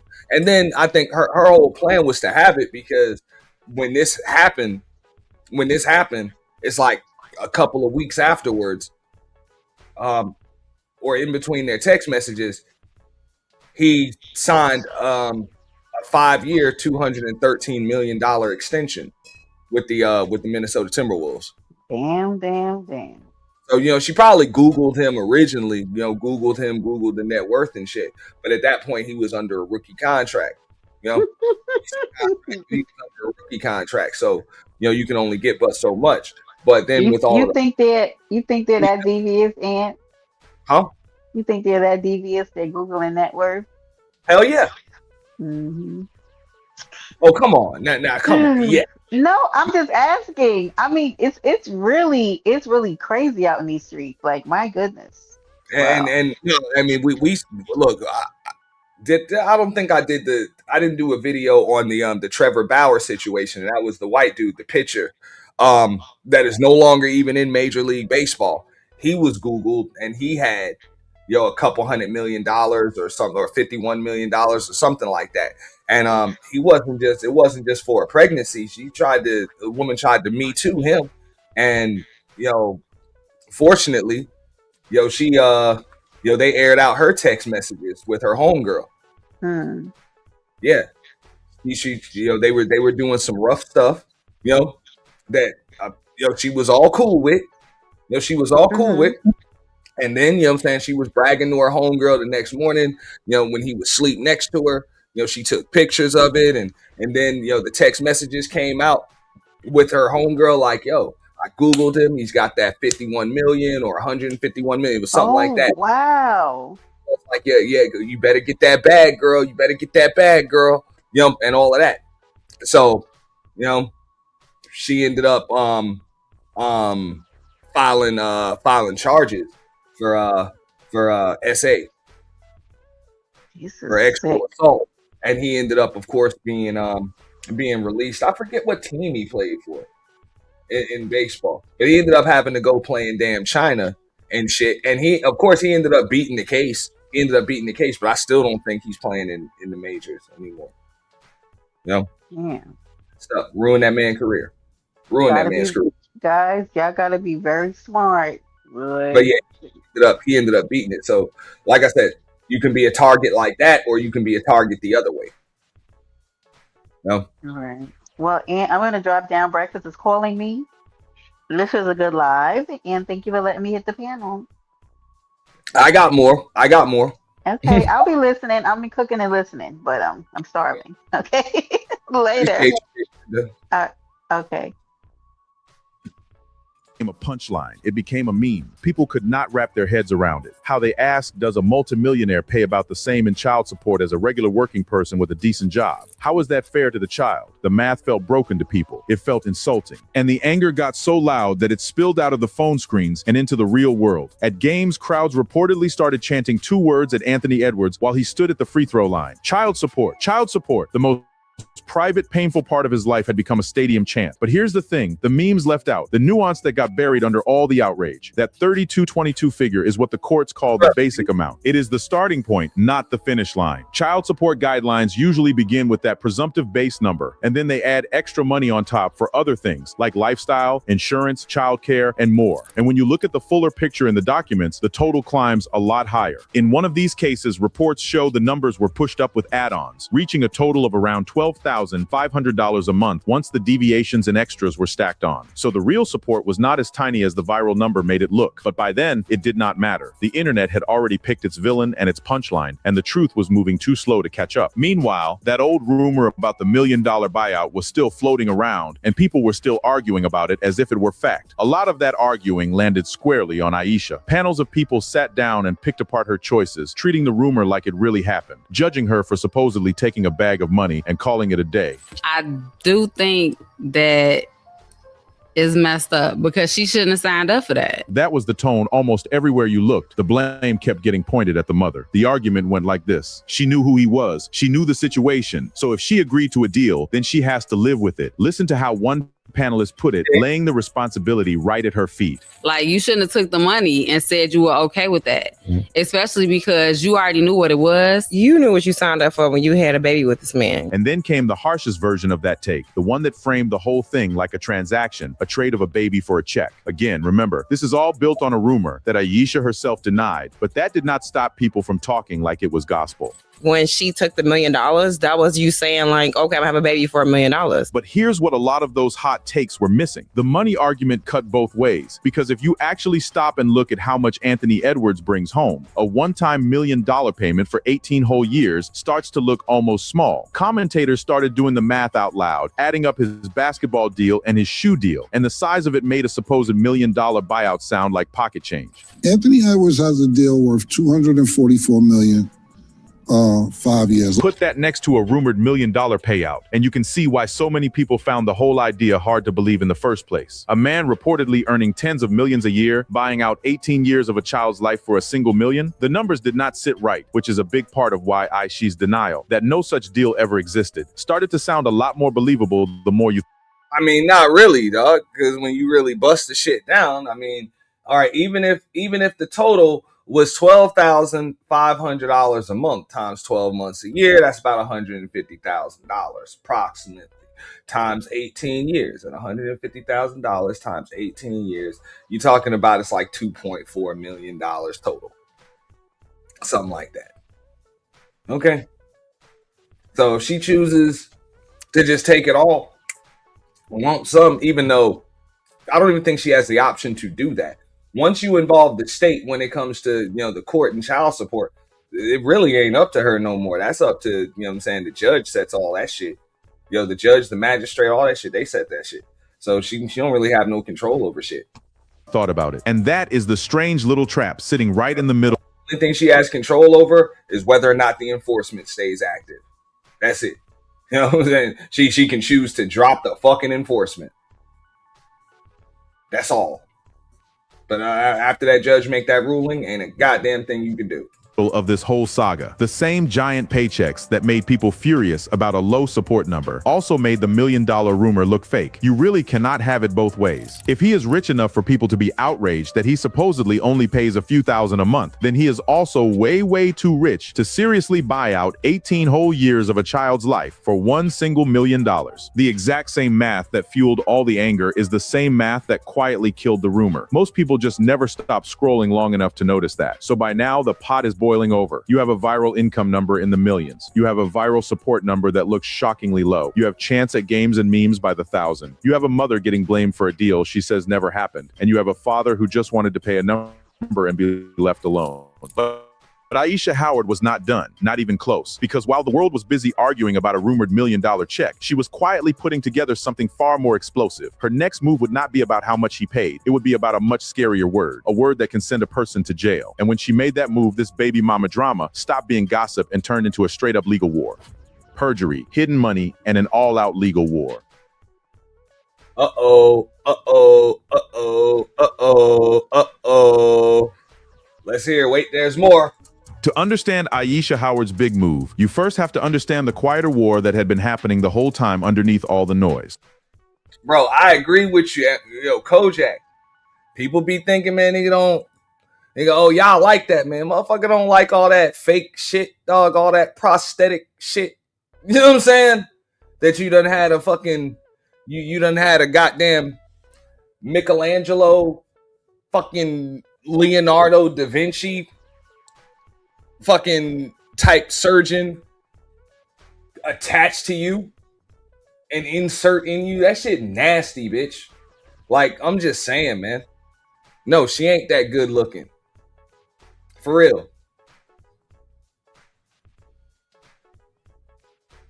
courts, the war over where this case would actually be decided. And believe it or not, that boring-sounding question, which state gets to run the case, is the key to this entire story. Here's why it matters so much. Different states use different rules to decide how much a rich parent pays. Some states are far more generous to the parent raising the child than others. So both sides went shopping for the courtroom that helped them most. Anthony pushed hard for Georgia, where the guidelines tend to be lower. Aisha pushed for California, where a high earner like him could be on the hook for a lot more. Early on, a California judge ruled that the state did not have jurisdiction over him, which was a win for Anthony and his team. Case boom. So that's where the that's where the modification came. His lawyer, got that shit, man. That's when they wanted all that money in the beginning in California. Then it's like, nah, man, we're gonna move that shit to Georgia. Cause that's where all your family trust is, and you an actual resident and shit like that. You know, and you actually work in Minnesota, but you a resident in Georgia, like your money is tied up in Georgia. You know? So yeah, let's go. Pointed back toward Georgia. The lower number state advantaged Anthony, but Aisha would not let it go. And in the spring of 2026, she came back swinging with a bombshell. In a sworn affidavit, she accused Anthony of hiding his ties to California on purpose to dodge that courtroom. She claimed he had real business connections in the state that he had covered up, including a company, some trademarks, and a Beverly Hills bank account. And her most serious claim of all was this. She said he had intentionally concealed those things while under oath. In plain English, she was accusing one of the biggest stars in the NBA of lying to a court. Listen to how the commentary shows. And that shit might have worked in divorce court. That shit might have worked.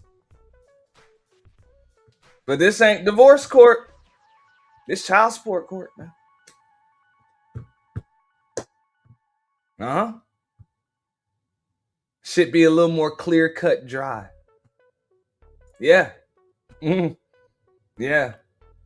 Summed up exactly what she was throwing at him. Aunt Edwards' baby mama is claiming that he lied under oath about his business dealings in California. That is a heavy accusation. And it was not just about winning a courtroom or bumping up a monthly check. Follow the logic of what she was really saying, and it goes to a much darker place. Same show, next breath. He's evading his personal jurisdiction. He's hiding money for his child support obligations. Hiding money, lying under oath. Those are not just gossip words. Those are the kind of words that carry real legal danger, because if a person truly lies under oath, that is called perjury, and perjury is a crime. That is the part that flipped this whole thing from a family money fight into something with teeth. The panels picked up on it instantly, imagining the situation from Anthony's point of view and how quickly a child support case had turned into a threat of jail time. Now you want to put me in jail? The reason I say put me in jail, she said he committed perjury. And that is really the heart of the shift. It stopped being about how many thousands per month. It became about whether the father of this child could actually be in legal jeopardy over what he swore to a judge. You go to jail for that if you lie under oath, bro. Now, here's where it gets even wilder, because Aisha did not fight this war alone. She got backup from the most surprising place you could imagine. Another one of Anthony's baby mama. Other baby mama. Damn, man. Y'all hate when I do it, but it is what it is. Hey. Boom. Now y'all on the same fucking team. Not too long ago, y'all was just screwing the same nigga. Now y'all on the same team. Y'all just exposing yourselves in the process. I doubt when y'all was screwing the same nigga, y'all was friends like that. Yeah. It never fails, yo. It never fails. The formula still stays the same, man. I'm telling you, they give a fuck. And all they do is expose themselves and their fucking slime ball, predatory, you know what I'm saying, targeted nigga ways. You know? Whatever. But yeah, you got to team up with the other baby mama. even wilder because Aisha did not fight this war alone. She got backup from the most surprising place you could imagine. Another one of Anthony's baby mamas. Remember Alexandria Desroche, the mother of his son Amir? Well, Desroche stepped in and gave a declaration to support Aisha's California argument. In it, she reportedly said that Anthony had been sending her voluntary monthly payments through wire transfers from a Beverly Hills bank account. Do you see how big that is? Aisha was claiming California ties. And here was another mother of another one of his children basically saying, yes, the money comes from a California bank. Two of his baby mamas on the same side in the same fight, aimed at the same man. That is when people realized this was not just drama anymore. This was organized. So how did Anthony's team respond to all of this? They came out swinging just as hard. His side flat out denied that he did anything wrong, and they flipped the whole story around. Hey, the same shit that happens when you send in non-court ordered payments. It was a gift. Oh, what the fuck you talking about? You don't know what the fuck you talking about. No? They accused Aisha of running a coordinated media campaign designed to shame him in public and squeeze him into a settlement he did not want to give. And they laid out what they said her real demands were. According to his filings, she was pushing for a $500,000 lump sum, lifetime financial support, and even a public apology posted on his own social media. His lawyers called those demands unreasonable and painted the whole thing as pressure by publicity. On top of that, his team tried to get the record sealed, arguing that all this public, i.e. extortion, pressure by publicity, also known as extortion, blackmail,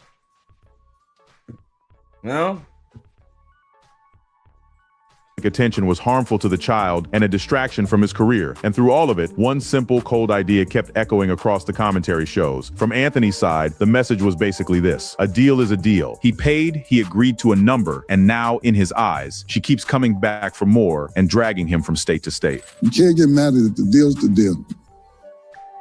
Yeah, and then she keep on going back to California. So where does that leave everybody? Let us zoom out on the basketball court. Honestly, Anthony Edwards has barely felt a thing. Through all the chants, all the memes, all the leaked paperwork, he has kept right on balling out at an elite level. His huge contract is still intact. His talent is still undeniable. There have been no suspensions, no team punishments, nothing that has slowed down his rise as one of the biggest young stars in the league. On the floor, he is bulletproof, but off the floor, the damage is real, even if you cannot measure it on a stat sheet. That clean, wholesome future face of the NBA image took a serious hit. The story humanized him for some people and tarnished him for others. It opened up hard questions about how child support works for the ultra-rich, about parents shopping for friendly courtrooms, and about how quickly the internet will turn a private family matter into public entertainment. Both sides in this fight have their defenders and their critics, and the public sympathy splits right down the middle depending on who you ask. And maybe that is the real reason this court footage went so viral. It was never really about the basketball. It was about money and fatherhood and fairness, and a stack of documents that pulled back the curtain on the private life of a young man the whole world thought it knew. The chants may fade, the memes may get old, but the questions this case raised are not going anywhere. And as of now, this story is still not fully over. Love this video? Click on this card for more. And there you go. But just like I said, he is not a victim, in this situation. Definitely not a victim at all. Definitely not a victim at all. All right. So I got a little bit more about it.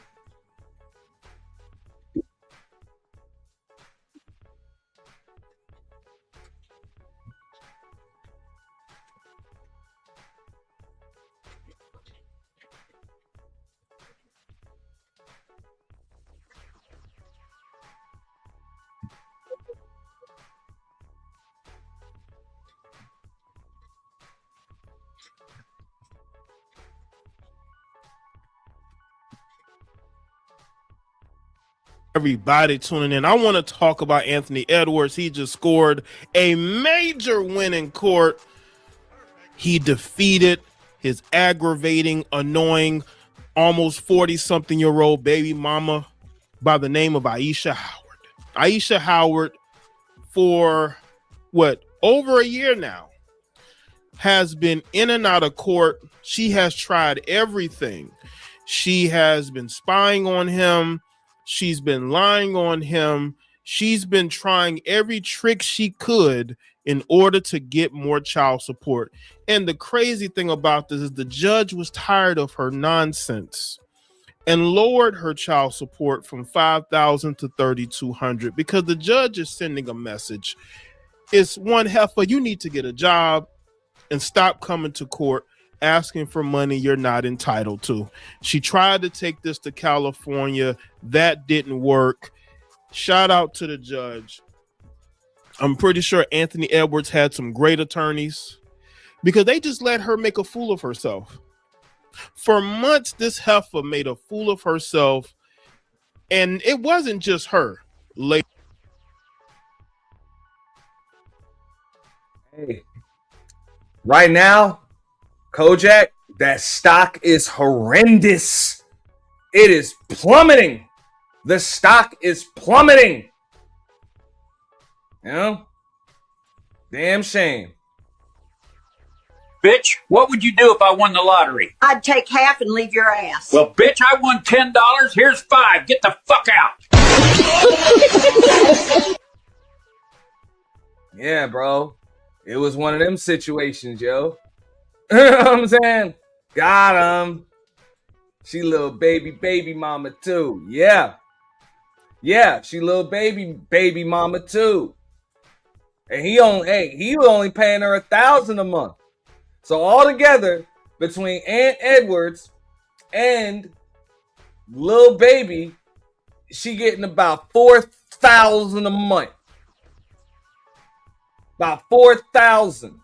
Oh, she getting more than enough. She getting more than enough. Cause he still gets the bill for the insurance, you know, the daycare tab and shit like that, whatever, daycare, childcare and shit like that. You know, any other expenses, like he still gets the bill, like he gotta pay, you know what I'm saying, that shit because his portion is pretty much the whole thing. So yeah, that's it. She just get a little $4,000 stipend. So that has to cover her living expenses or whatever. You know what I'm saying? So that should cover her her modest apartment. You know what I'm saying? And her hot pockets and her whatever the fuck she uses to cover up the BBL smell. And she should be all right, you know? And she can take care of her 2 babies, you know? Ladies and gentlemen. With no fucking man. It wasn't just her. His other baby mama, right? I'm still bugging on the fact that the 2 baby mamas tried to team up.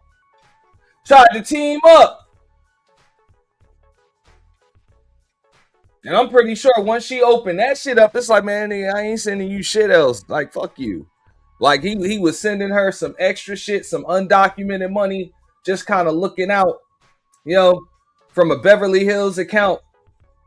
And yeah, hey, that shit over. All that shit done backfired because they tried to team up. So she probably got some kind of deal like, okay, whatever, look, he paid me $500,000, whatever, or $1 million or $2 million. And if I get to bang this motherfucker, pause, I'll give you some more. I'll give you some of it. Like, we'll just split that shit. Man, whatever. Now ain't nobody getting shit. Have a nice day. Yeah, that's exactly what they do. They team up. But Brownie, check this out, right? I love when that shit happens. Like, it's one thing. Like, people think that the whole teaming up aspect, right, is easier. You know what I'm saying? Or they think that shit's easier. Like, oh, we gonna gang up, we gonna bully you. It's like, yo, y'all must not have read, understood, or comprehended all 48 laws of power. All right? You're supposed to get all of your enemies in one fell swoop. The only time when that's actually effective is when you guys are teamed up, but yet you're coming at a motherfucker from separate angles. You know? Y'all still have to maintain your post. Boom, boom, boom, boom, boom. Like the attack has to be coordinated. But it's easier when they're all in one spot. It's easier to defeat all of those enemies when they all get together. Because they're all in one spot. You know? And that's what these stupid motherfuckers don't be understanding.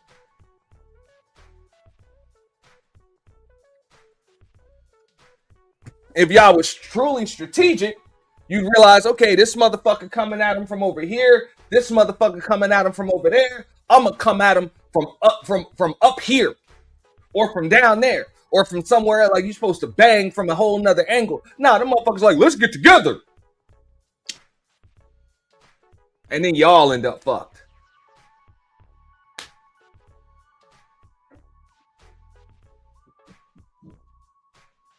And then y'all be wondering why these clicks on YouTube and shit fall out so often. That's why. Because they don't get it. They don't understand it. They don't take pride in strategic warfare. Or even survival for that matter. You know? That's the easiest thing to do. Get them all in one spot. And I get it. The reason why I say this shit, because people are like, damn, well, your enemies could listen to this and they'll figure out how to get you. I was like, no, they won't. Because these motherfuckers can't stand alone.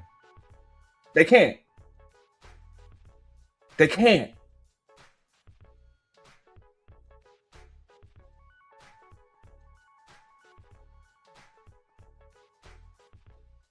Most of these motherfuckers just started smoking solo spliffs 2 years ago. They've been needing crutches to walk. Okay? And that's, I mean, the same rules apply in life. I just use the whole social media thing as an example. Too stupid, too egotistical, but also too fucking weak and too pressed for fucking validation and support. You know? And then they start wondering why didn't they start fighting. Because I guarantee you, even in a situation like this, how much you want to bet? Both of these baby mamas start fighting with each other. Probably on social media within the next 12 months. Publicly. These two chicks that was just on the same team, I bet you, I'll bet bread on it. They start fighting with each other.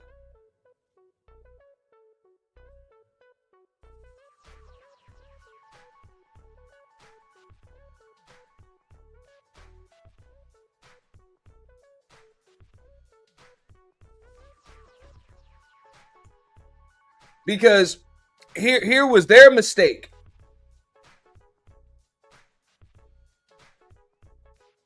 Because it might have worked. You know, the first baby mama, if she just kept her fucking mouth shut, she was getting all types of bread from that Beverly Hills account. If she wasn't so fucking greedy, she'd have just kept getting it. Everything would have been gravy. Just stay over there. You know, they didn't team up and get together with this shit until he had a new chick. You're about to hear about that in this video right here. They didn't team up till he had a new chick.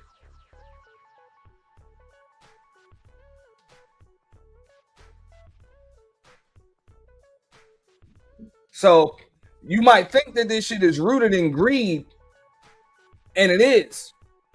But there's still emotions involved. The only thing that's pissing them off more than not getting more money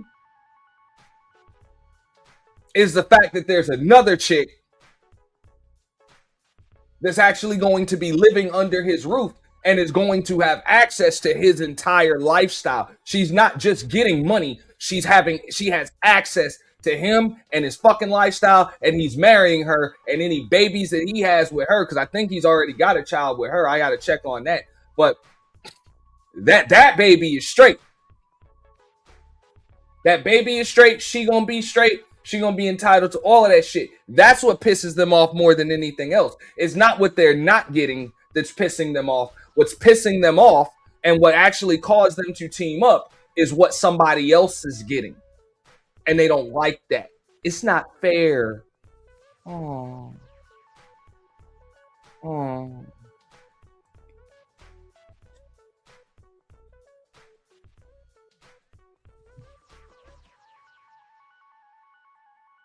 You know, but their mistake wasn't just acting emotionally and trying to get together.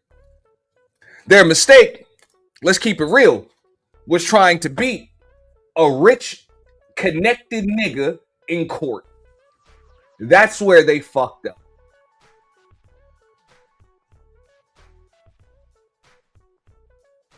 You know, you got two BBL bonquishas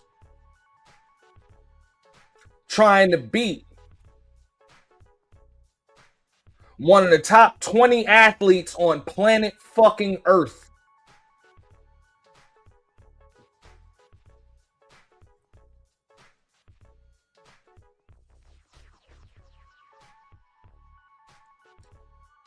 That has the backing and the connections of the NBA, other multi-billion dollar conglomerates, you know, agents, advice from other players, his homies, you know, lawyers. He has access to all of that shit. So you weren't gonna win.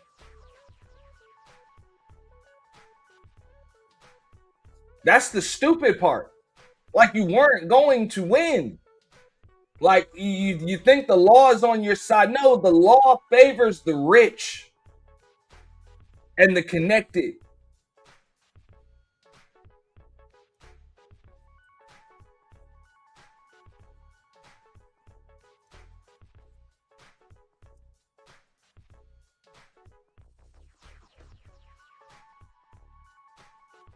Should be to your left. She's a lighter complected female to your left.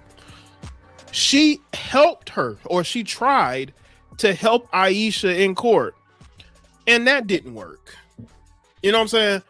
Instead of you heifers making sure that you took contraceptives or made him wear protection, you thought you were going to get pregnant by him and have his baby and be able to live off of his NBA money. Well, it looks like the court saw that, and the courts was like, oh no, we're not going to allow this. And this happened in Georgia. It's a Georgia judge. So this Georgia judge knows this. I mean, he probably, or whoever the judge is, doesn't state who it is from what I've seen in this article. We're going to get to it. But they've probably seen so many cases like this where you have women who go back and forth to court looking for more money, because they're so lazy and they don't want to work, and they expect the man that they didn't have to get pregnant by to be able to take care of them. Now, Anthony Edwards is not absolved of any accountability in this, because I know people are going to say, well, he got these heifers pregnant. Yes, he did. I agree. He is not a victim. Yes, he was a target. He was clearly a target, and he got. But he ain't no victim. He ain't no victim at all. And that was his bad. That was his fault. Hopefully he's not doing it again. Hopefully this is a lesson learned. Wear protection. I don't care what she says, because you know women will lie and say that they can't, they're allergic to condoms. Y'all heard that? Well, you better find some way to make it work, or you just don't get with her. You know what I'm saying? But I think that he understands that he messed up. And I think that he understands that he may have dodged one in this situation. So I'm going to get to this article here from TMZ. It says NBA star Anthony Edwards scored a victory in his never-ending court battle with his baby mama Aisha Howard after a Georgia judge ruled on child support for their 1-year-old daughter, TMZ has learned. According to court docs obtained by TMZ, a Georgia judge ordered the Minnesota Timberwolves star to pay $3,200 a month in child support. In 2023, Anthony signed a 5-year deal with the Minnesota Timberwolves worth over $200 million. Aisha's monthly income was listed as $0. I think that's been debunked. I think she does have income. She's just hiding it. The judge noted Aisha did not appear at trial and provided no evidence to back up her claims because she's lying about having no income. She's lying. That's why she didn't appear. Per the docs, Anthony has been paying child support since January of 2025. So I think that the judge sided with Anthony Edwards due to him consistently paying child support.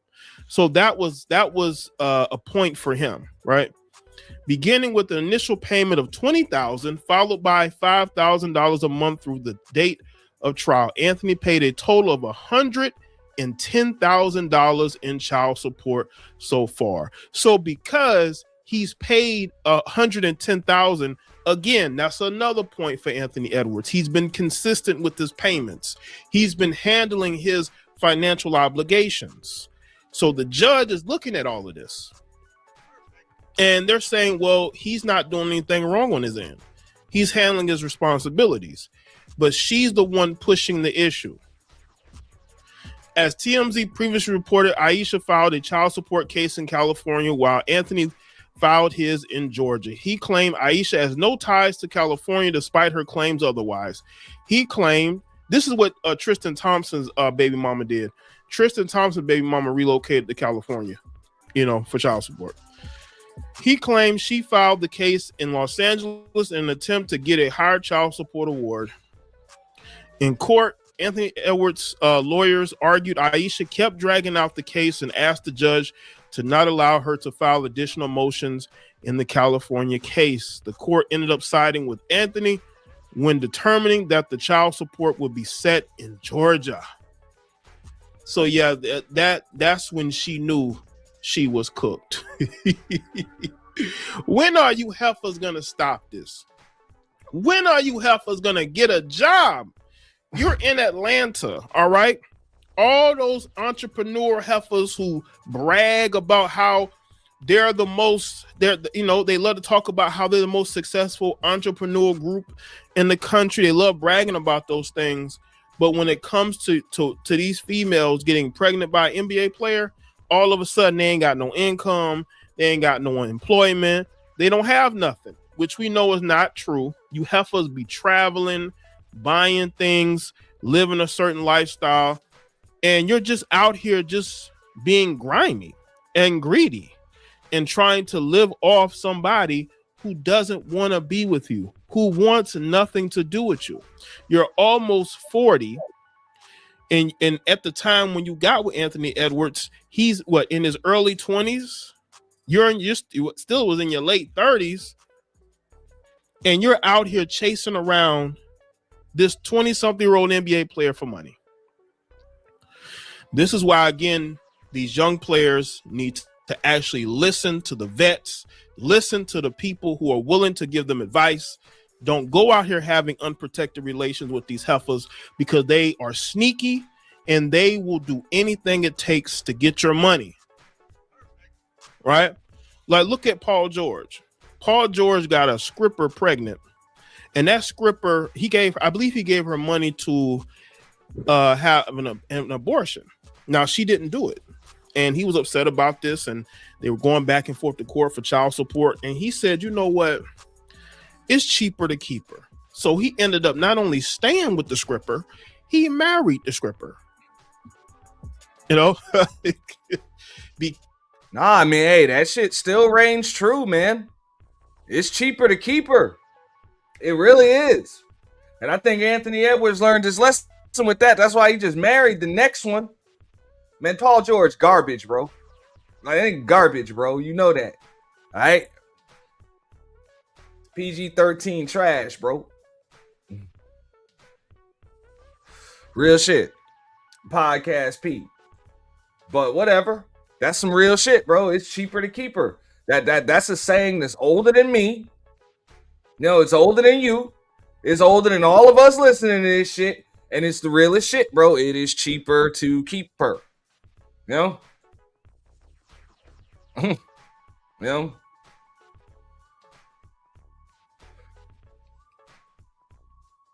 Now, granted, that doesn't take into account your sanity. Something you can't put a price tag on.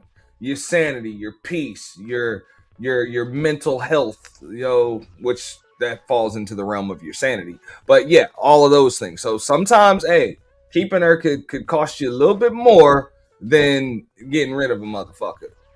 But those things you really can't quantify with actual totals and numbers.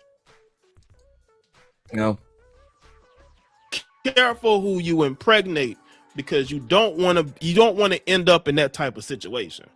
And you definitely don't want to end up the father of a child from a woman who's almost 40 in your early 20s, and you're making all sorts of bad choices, thinking with the wrong head. If you're going to smash these chicks. Look, do you understand? And I'm going to kind of pivot just a little bit. Do you understand that Paul fucking George, every time a team trades him, they get better? Like, they don't just get better, they become championship level better.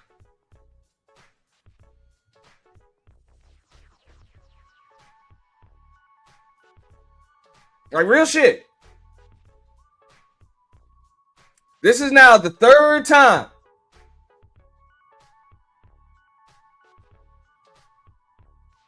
Now I get it with the Clippers, that didn't happen because they didn't trade them. They just lost the nigga. But that shit happened in Indiana. They got nothing. Really? Oladipo, they ended up that set them up to make the deal for Halliburton. Got rid of Sabonis. Boom. Next thing you know, they in the motherfucking NBA Finals a couple years later, going 7 games with the goddamn Thunder. The Thunder trade the motherfucker. They end up with a goddamn 2-time MVP. You know what I'm saying? The best record in the goddamn NBA. 3 or 4 years in a row. Like 3 years in a row. All right? And win a championship. And now look at the Sixers. Look at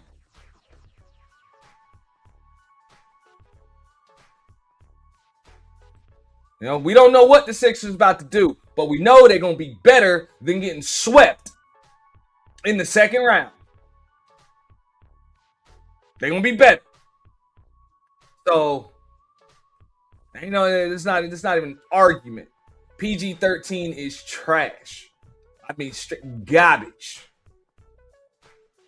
To wear protection. If they tell you they're allergic, then don't do it. And this podcast sucks. Nothing with them. Because that's just a trap. That's a lie. That is a straight up lie. Making all sorts of bad choices, thinking with the wrong head. If you're going to smash these chicks, wear protection. If they tell you they're allergic, then don't do nothing with them. Because that's just a trap. That's a lie. That is a straight up lie. And I mean, bro, if you allergic to latex like that, then I'm gonna just have to see you on FaceTime. Like that. That's what, or I can't see you. That's it. No.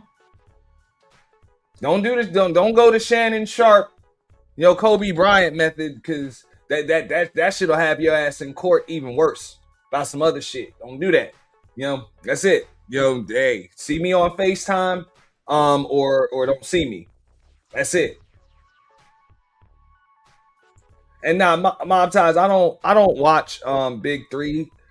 It's just something about watching washed up old, old NBA players that can't even fucking jump no more and shit. And if they can still jump, playing half court, it's like, I don't know. I mean, I think it's a cool concept, cool business. Shout out to Ice Cube. Not really keen on the Big Three shit. I tried to watch it, but that shit fucked me up. Like when I saw Allen Iverson out there and I saw Jason Williams come out there and try to play, then that nigga was trying to do shit. Jason Williams trying to do shit that he used to do in the NBA. Next thing you know, that nigga fucking tore his ACL or some shit. Like 5 minutes into a fucking half court game, it's like, yeah, bro, this is why you ain't in the league no more, bro. You ain't that nigga no more. Like, fuck, She fought this as much as she could, and she lost because the judge saw through her. Everybody else sees through her, and this should be a lesson to all you heifers, just because you think you're going to get pregnant, just because you may get pregnant by a male celebrity, does not mean you're going to get a big child support payout. Okay. And especially when you're already getting $5,000 a month. He paid child support upfront costs at the time. He paid her $110,000 in child support. I bet she saved none of it. How much of that money went to the child, y'all think? To the 1-year-old, by the way. And now it's getting lowered.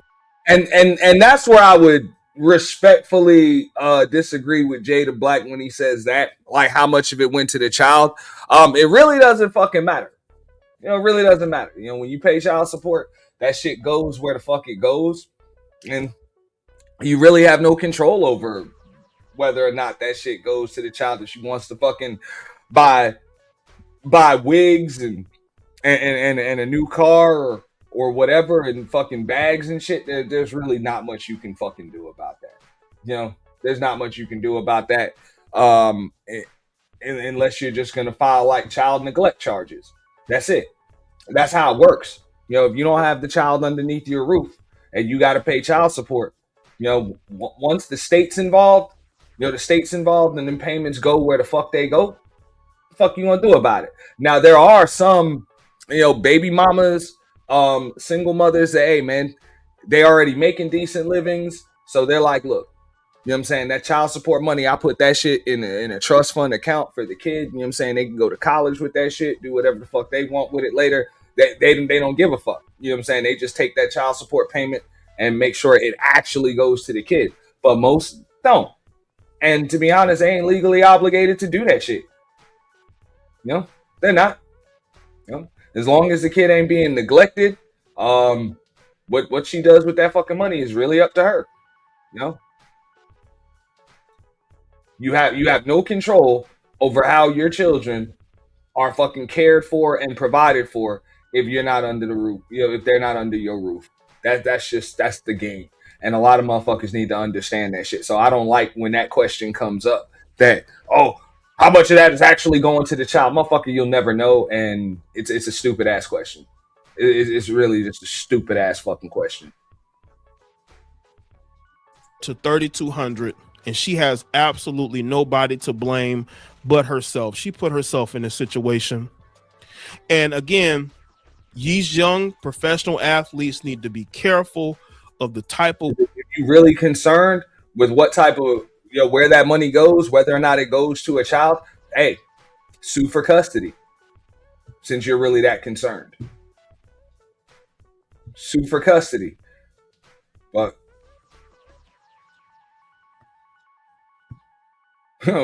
if just like if the child's under your roof, what you do with your money is really up to you. Yo, how much of that you actually put into childcare, in the private school, into the child's wardrobe, into the toy chest, you know, into separate accounts for the fucking child, how much you actually willing to spend on insurance, and how much of your income you about to spend on you, that's really up to you. Women that they are getting with, don't let these heifers lie to you and claim that they're allergic to these condoms. That's just, a lot of them are just lying. Okay. They're one, because they like unprotected relations themselves, and two, they're trying to get your seed. All right, that's what it's all about. So shout out to Anthony Edwards. Hopefully we don't have to hear about this case again, but you know, this heifer is probably going to continue to try to fight this, but she's not going to win. If you know, if I'm to give her any type of advice, if I'm going to give this heifer Aisha any type of advice, I'm going to tell her, listen, you might need to go ahead and leave this alone before the judge lowers it even more. And the judge doesn't believe you have no. I would agree with that. Just like Brenda said, yo, you need to just let sleeping dogs lie. You need to let sleeping dogs lie, because that's it. Your stock is horrendous. Your ass is radioactive. Your face is all over social media as a fucking gold digging skeezer. You know what I'm saying? Father Time, Grandma Gravity about to get you eventually.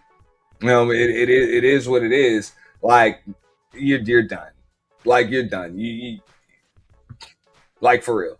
Leave that shit alone. Don't try to team up with no more baby mamas. It ain't gonna work out well for you. It clearly hasn't worked out well for you. A snake teaming up with a snake is not putting two snakes together is never good for business. It just never is. And now you see that. Income. Go look at your socials. You out here doing whatever. You don't seem like the type of person that's struggling. All right. You just thought that you were going to have a certain lifestyle based off his money, and you're not getting it. So let me know in the comment section, roll me thoughts, like we don't share. Make sure y'all, if you're new to the channel, subscribe. All right, shout out to Jada Black. We're gonna kind of put that topic to bed right there. All right, but if y'all want to come up, and talk about that, you're more than welcome to. I am about to bring up this Brittany Griner situation right now. You guys are familiar with big Brittany baritone Brittany Griner, right? If you guys are familiar with her, matter of fact, we just gonna pull this shit up so y'all can see it. This is wild.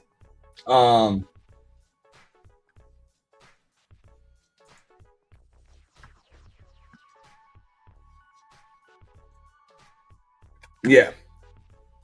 Baritone Brittany Griner.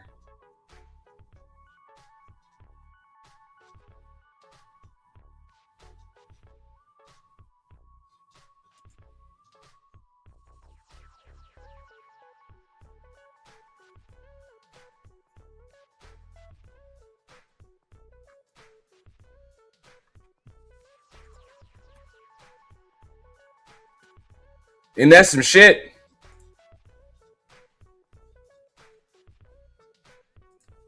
Look at this.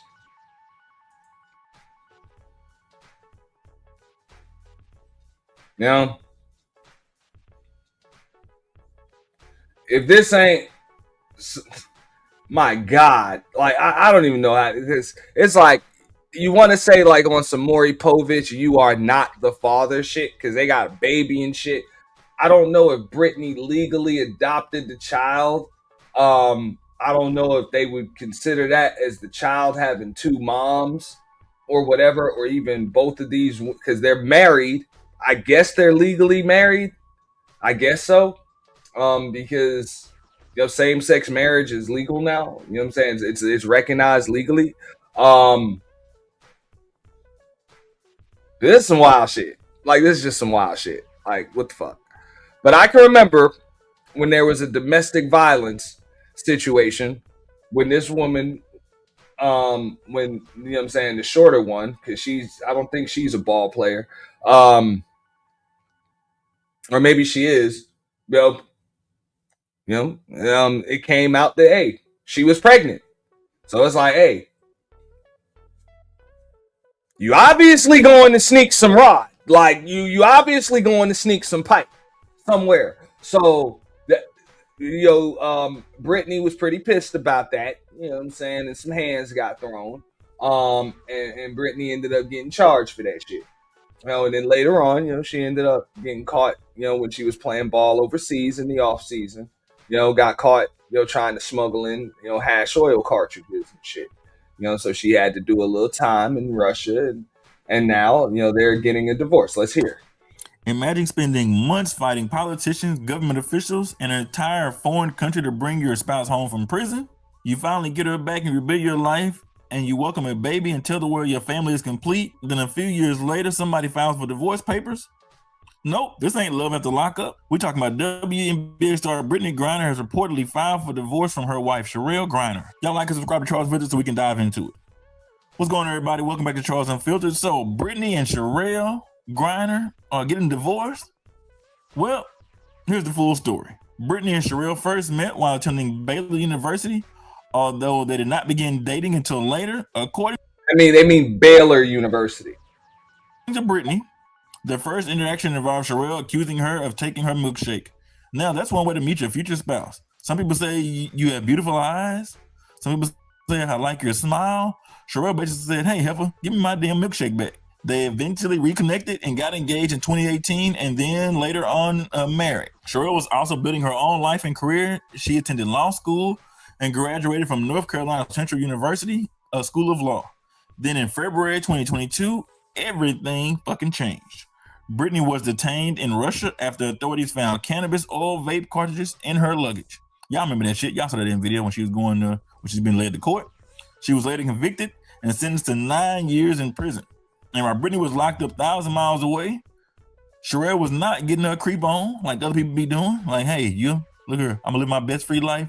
Sherelle was not doing it. Sherelle became one of the loudest voices pushing for her wife's release. Sherelle gave interviews, attended rallies, and called the United States government to bring Brittany home. She spoke with politicians, officials, and everybody else who might have enough power to help. Well, she did also, because don't make it seem like this is just a perfect supportive wife. Okay, this is not artificial insemination. All right, she had that baby. She got pregnant because she went and got some rod. Okay.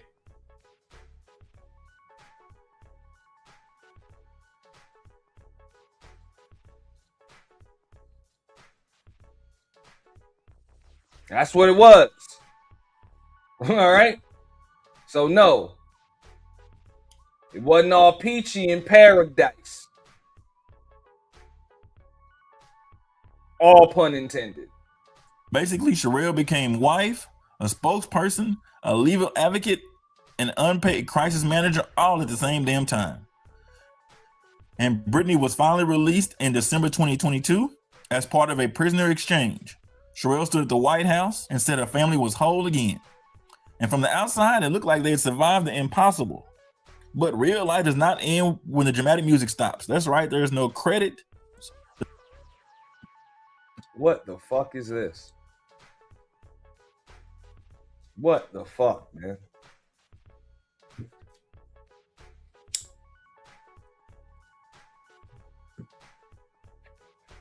Oh my God.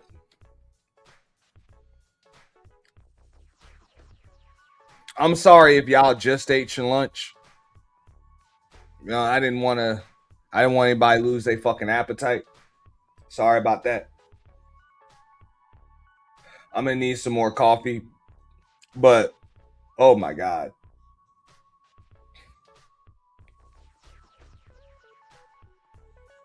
And somebody got to explain this to me. Like, I don't understand, you know, the girl on girl affairs like that. But I would just ask this, right? You obviously wanted a baby. So if you wanted a baby and you want like somebody that looks, sounds, dresses, and acts like a man, you just get you a fucking man. I don't understand that. I mean, if you're attracted to women, like I can understand this from Ms. Griner's perspective. It's like, okay, you're into women, so you got you a woman. Understandable, because the one on the right does clearly look like a woman. But from the perspective of the woman on the right, like if you wanted a man, why don't you just get a fucking man?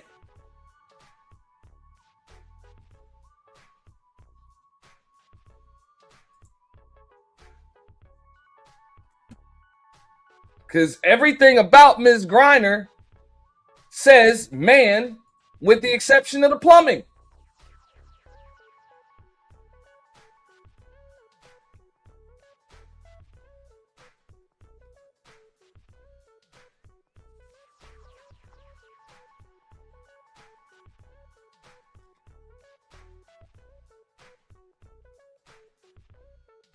No. Ain't no pipes in that house. Straight well water. Holy shit. There's no credits on the screen. There's no cut. After a union comes a true trauma. The adjustment, the pressure, and the reality of trying to live a normal life after something completely abnormal. A couple later welcomed their son Bash in July 2024. Sherelle also has spoken out about how much they were both dealing with emotionally during that time. Look, we all know by now, if your marriage or relationship is not healthy or happy going into it before kids, it damn sure ain't gonna become that after the kids are born. It's gonna add more stress and more strain to the damn relationship already. So in other words, fix your shit up first before you bring kids in this damn world. But anyway, according to reports, Brittany filed for divorce in Georgia. Why everybody else filed for divorce in Georgia? But the court documents reportedly described the marriage as irreparably broken. Brittany is also reportedly asking for joint legal and physically custody of their son, child support, and a division of their marital property. Right now, there have been no major public accusations of cheating, abuse, or some explosive scandal. And if it does, trust me, we're going to keep you up to date with it here on Charles Unfiltered. So anybody claiming they know exactly what happened is just guessing loudly because they damn have a... I mean, we're guessing loudly, but I'm going to make a guess, right? I'm going to make a guess. And the best indication of future behavior is usually past behavior. And I'm going to kind of segue into what I was talking about with you on your panel last night, Candy. I'm going to segue into that in a second, and I'm going to pivot back into this because I got another video to review when it comes to Brittany Griner. But the best indication of future behavior is past behavior.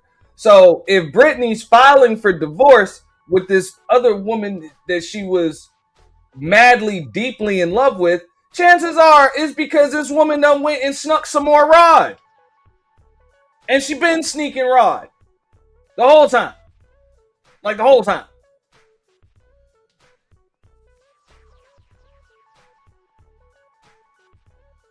Like that's what it is. Like, you know? She might like muff pie, but she also like pipe. You know?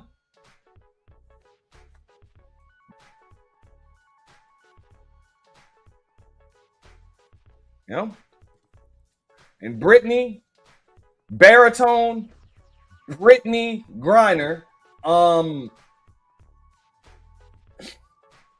probably sick of that shit. It's like, hey, my wife likes pipe, and I ain't got no pipe for her, so this ain't gonna work. That's my assessment. Could be wrong, but that's what it looked like. You know, your woman likes pipe. Good Wi-Fi connection. Now, some people may criticize Brittany and say Sherelle fought hard to bring her home for the marriage, like to end this way. But helping someone through the darkest moment of life does not mean that they are required to stay married forever. And Brittany filing for divorce does not automatically make Sherelle the villain either. Sometimes two people can truly love each other, survive something tragic, and still realize they no longer work as a couple. The main concern should now be their child Bash. Hopefully, they can handle the divorce respectfully and create a healthy co-parenting relationship without turning it into a public circus. I mean, hell, you see what the hell? What? So what I was going to say, as far as that segue goes, and shout out to Candy Cane, you know, great show last night, by the way, but the best indication of future behavior is past behavior, right?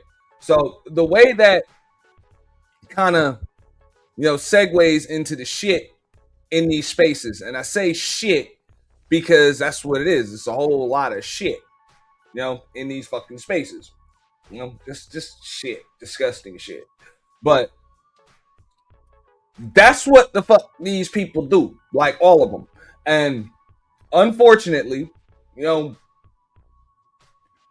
people are gonna go to folks that, when it comes to this space now, people are gonna go to folks that are growing.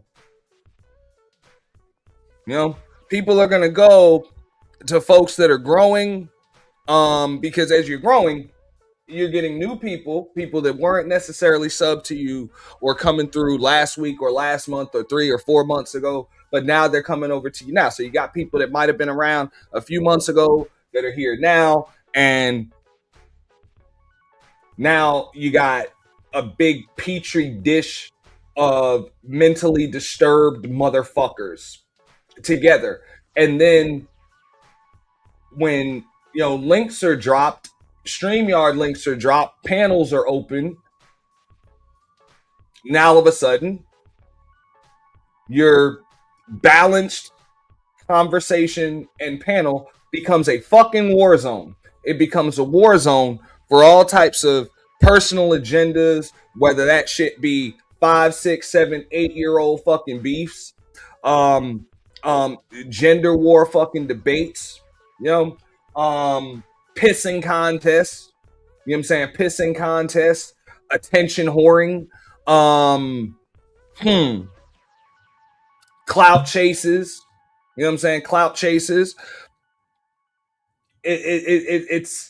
It's kind of the game, and I get it. Shout out to my behind the scenes consultants, because they've been telling me things for years. Some of the advice I took a little late. Some of it I didn't take at all and regretted it. But for the most part, it was all good advice. And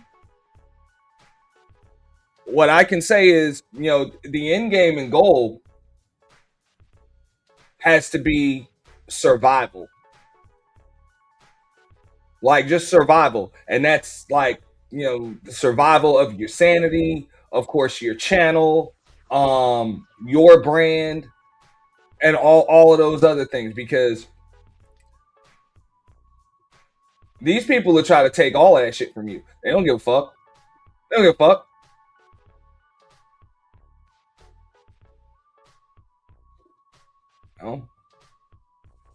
And you always gonna be the enemy. Like, or I'm sorry, it's always your fault.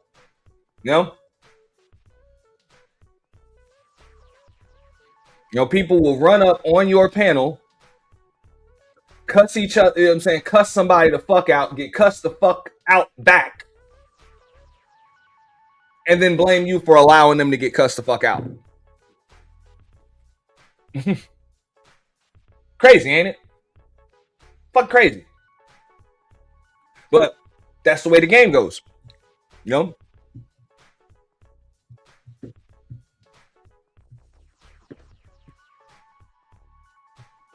So survival is key, and moderation is key. And I understand, and I don't just see it from you, even though I just used you as an example earlier, because I was watching your show last night, and I was thoroughly engaged because I was handling some stuff around the house, and I was engaged, which I usually am, but I decided to come out of the clouds for this one. But I see it a lot, and I can remember like when I first got, when my first channel got monetized, and that was back when the watch hour requirement was a little higher, the sub count requirement was doubled, and it required just a lot of time. Like, it required a lot of time and a lot of work. Not to say that y'all don't put in time and work now, but it required a lot. And I can remember, once that monetization came, burnout was just like easy. Like, I can remember feeling that shit, like just real burnout, because I still work a full-time job. My responsibilities at the job kind of went up immediately. I wasn't working from home anymore. I had to physically go into the office and work, leave every fucking day. And then all of a sudden, the growth is there. So the name's kind of buzzing in spaces and shit. So now all of a sudden you got beef with people you don't even know you got beef with. You don't know why you got beef with them, or they got beef with you, and all types of shit. People doing stream, they putting your name in the fuck title, they saying shit, your name popping up on panels. People you were just going to support, they used to say what's up to you in the chat. Now all of a sudden You know what I'm saying? Shit just starting to fucking happen. Like it seemed like a lot of shit just be coming from a lot of different angles. And at first, like you think it's just you, and then I can remember what I did. You know, I just took some time off. I'm like, okay, you know, hey, we hit the milestone. You know, we hit the milestone. So I took a little time away. I actually took about 4 months away. You know, and just tried to focus on, you know what I'm saying, my work life, my financial life, and shit like that. You know what I'm saying? I still go live from time to time, and I didn't really care because I know I was like, it's still gonna be here. But that's just me. I'm not recommending anybody else do that. But after seeing that, or stepping away and seeing the shit, I realized that the shit was normal. Like it was normal. Or I'm not gonna say normal. I'm using the wrong term. It was common. You know, in these spaces. Everything that I've been going through, it was just fucking common. You know, because as soon as I stepped away, then people just found somebody else to do that shit too. You know? Somebody else's panel to turn into fucking Kuwait. You know? Just to turn into a fucking war zone. You know? And they were just finding other panels to do the gender war and fuck shit. You know what I'm saying? And pushing personal agendas and all types of other shit.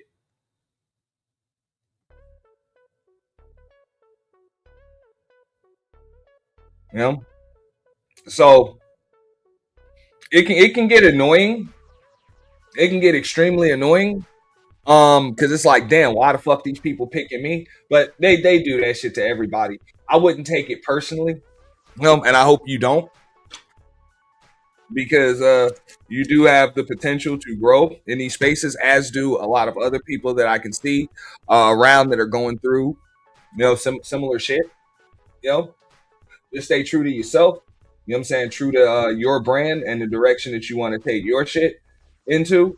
And one of the things that's going to keep you around, and you know, you call that advice or whatever. I'm just making general statements now, but one of the things that's going to actually equate to longevity and still being here, I'm talking about without having to be terminated, demonetized, or just fucking deplatformed and shadow banned like a bunch of these other motherfuckers that won't shut the fuck up about how they're treated unfairly.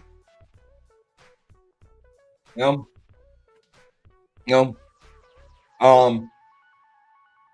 one of the things that's just gonna keep you going is to just focus on that shit. Just focus on that shit. Focus on your shit, and don't neglect yourself. You know what I'm saying? Yourself and your mental health and all that other shit, because none of that shit will matter in the long run. You know, 2, 3, 4, 5 years from now, none of that shit gonna matter. You know, I'm just keeping it real. You know, because that's part of growth. You know, you'll hear a lot of folks on here. They'll be like, "Oh well, yo, this one's channel ain't popping. This one's channel is like everybody's channel was popping at one point, and then, you know, it doesn't. You know, and that's kind of just the way the fucking game goes. You know what I'm saying? There's going to be ups, there's going to be downs, and don't get me wrong, there are some people that are able to consistently ascend and just keep on going up. That's really up to you and how far you want to take it. But you can't really correlate this shit to what other people are saying. So that was going to be the point that I was making. I'm kind of freestyling shit, but at the end of the day, you really just can't give a fuck what these people say. That's really what it is. You just can't give a fuck, like, at all. It can't matter. You know, I said this to somebody, you know, the other day. You know, if you notice those people that are able to consistently grow, you know, they go from, you know, 1,000 to 5,000 to 10,000 to 50,000 to 100,000 subs, and then eventually to 1 million. Man, they don't give a fuck. They do their content, might do live streams and shit from time to time, and then they just let the comment thread do what the fuck it do. You know, But the people that try to control other people's opinions and think that they can sway them and shit like that, those are people that lose their shit, literally and figuratively. They lose their whole entire shit. They lose they usually end up losing their fucking monetization first. Then they end up losing their fucking channels. Okay? They end up losing their channels. They end up losing their fucking their social life, their family life. You know what I'm saying? A lot of them, their goddamn physical health fucking declines. You know what I'm saying? Their hygiene is in the fucking toilet. You know? Their hygiene is in the toilet. They can only fucking, if they do come on camera at all, it's only from the fucking neck up because they can't show you the rest of that shit going on down there. That's one thing. And then the sanity gone.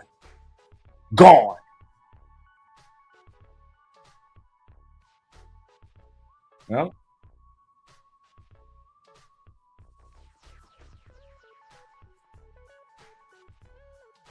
you know, and I get it. People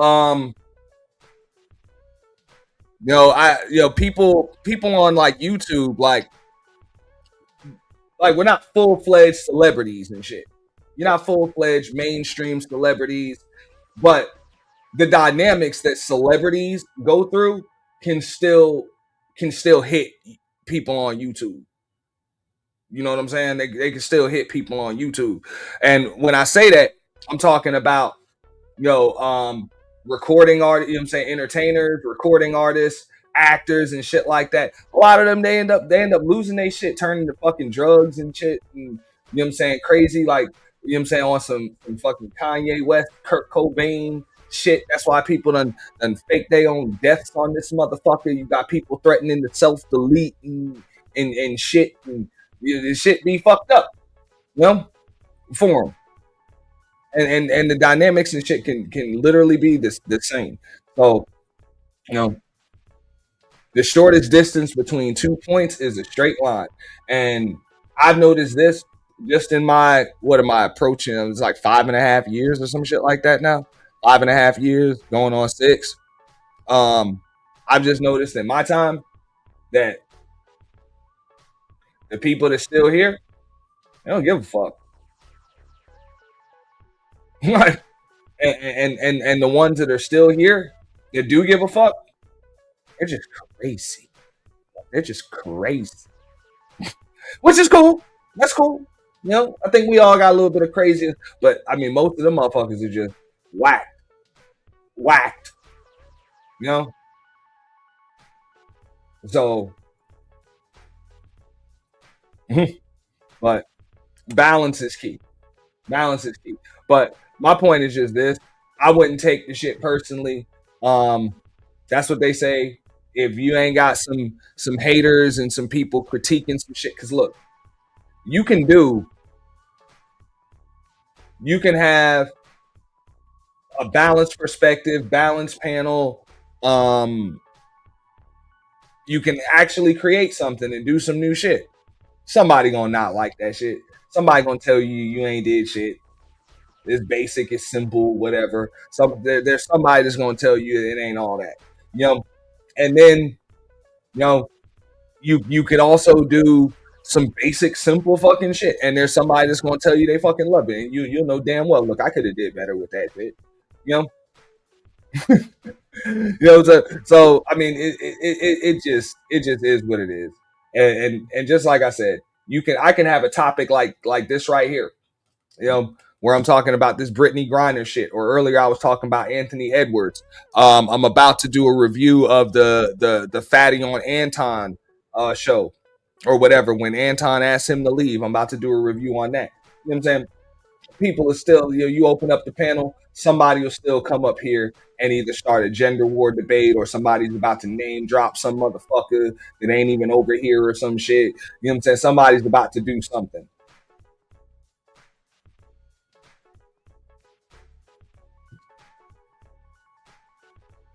Like that's just what they do. You know? For example, and I'm just kind of ranting right now, but I was even listening a little bit further, you know, last night. And I see 2 people going at it on your fucking panel about some other shit, and I get mentioned. I'm like, what the fuck that got to do with me? Ain't got shit to do with me. And the motherfucker that mentioned my goddamn name is a motherfucker who I don't even fucking like know you, fuck with you. I ain't never beef with you. Why the fuck are you mentioning my motherfucking name? Like, that's just what these people do.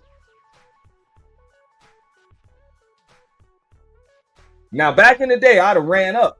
Been like, what the fuck is going on? And boom, it would have been hell, whatever. And now I'm just like, man, whatever. Too many of them.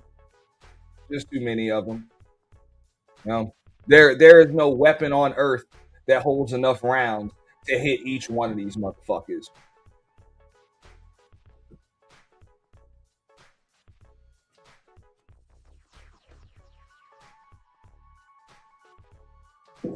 There's too many of them.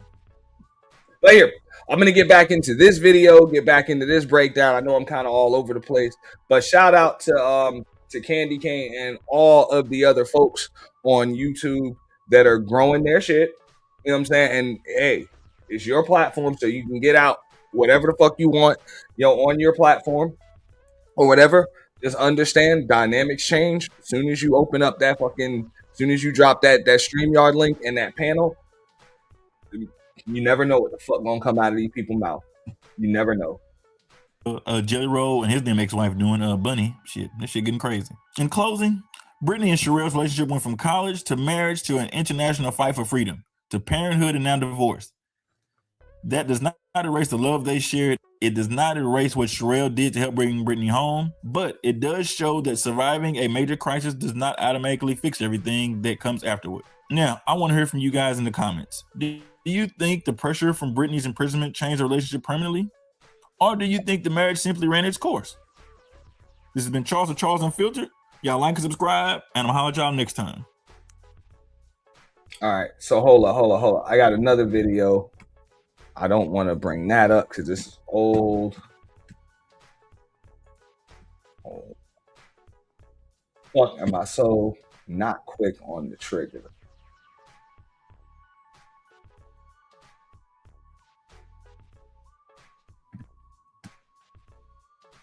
All right, so yeah, we're gonna go back to another review on Jada Black. Guys, Jada Black here salutes everybody that's tuning in. And what do you know? Brittany Griner is getting divorced again. She's filing for divorce after 8 years from her wife, Sherelle. This is the woman who stayed by her side while she was arrested and jailed in Russia. Y'all remember that? And she was doing interviews and she was speaking up for her right in her corner. Well, Brittany Griner repays her by a couple of years later filing for divorce. And this is also after Sherelle had a child through IVF, I believe. If I'm wrong, y'all correct me if I'm wrong. Because Brittany wanted that. Just like Brittany wanted, similar to her situation with Glory. Y'all remember Glory? Y'all remember Glory Johnson? A woman she was with over 10 years ago. Glory, they have this child. They they have twins. However, they have twins, and then broke up with Glory. And according to comments that I've seen, apparently Brittany doesn't even acknowledge the twins that she had with Glory. And I think it's because after the relationship, Glory started dating men again. Now, it could have changed, but I from what I understand, after they divorced, Glory started dating men again. Maybe that's why Brittany really wanted nothing to do with her. I've told y'all over and over, marriage is a complete joke nowadays. Nobody takes it seriously. No one takes marriage seriously. Absolutely not. And this is why I've said this, and I've gotten pushback. I don't care, because these people don't take marriage seriously. They don't even take relationships seriously. And when I'm talking about these people, I'm talking about people of today, Gen Zers, millennials, even the Gen Xers. Y'all be getting married and getting divorced But it's like, hey, I'm with you, Annie. And it's like, why do it to the kids? But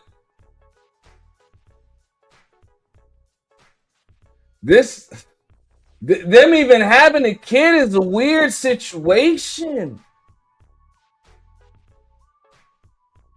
Like, it's just weird. because it wasn't through adoption. It wasn't through like artificial insemination or surrogacy. If I'm not mistaken, this woman Sherelle had stepped out, you know, on Brittany and came home pregnant. So it's like what they really do to the kids. Like you get a divorce, that kid still got a daddy.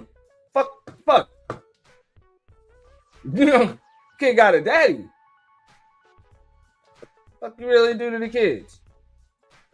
You know, co-parenting situation. This is weird shit. Like,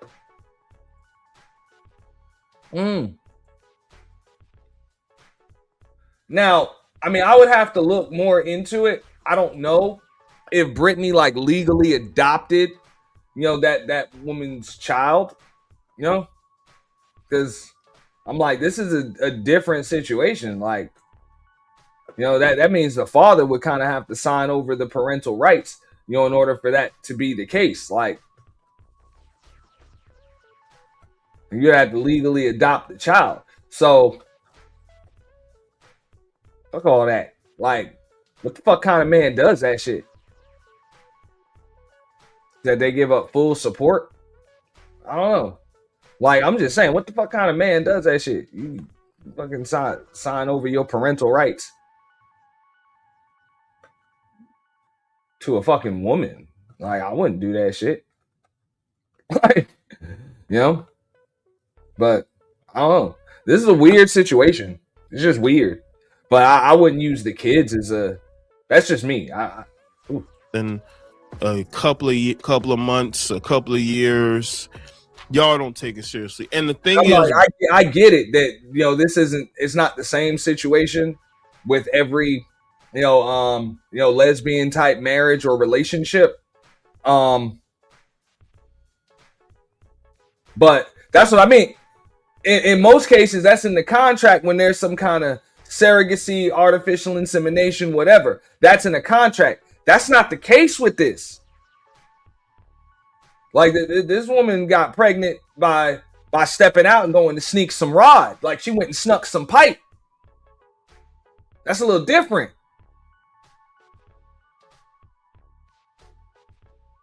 You know what I'm saying? That's what I mean. Like, and that's the only reason why I'm kind of reviewing this. I'm like, the situation ain't like standard, because I get it. You got a lesbian couple, whatever. You know, I know sometimes they'll do the artificial insemination thing, or even, you know, they might do the male surrogate donor thing because they don't want to, you know, be on the waiting list and pay all the fees and all of that other shit. You know what I'm saying? So, hey, it's already agreed upon that they gonna go get it in and make a baby. Get that? Cool. That's not what happened here. Like, there was a domestic violence dispute when she came home pregnant. Like, she went and snuck some pipe on the side. So,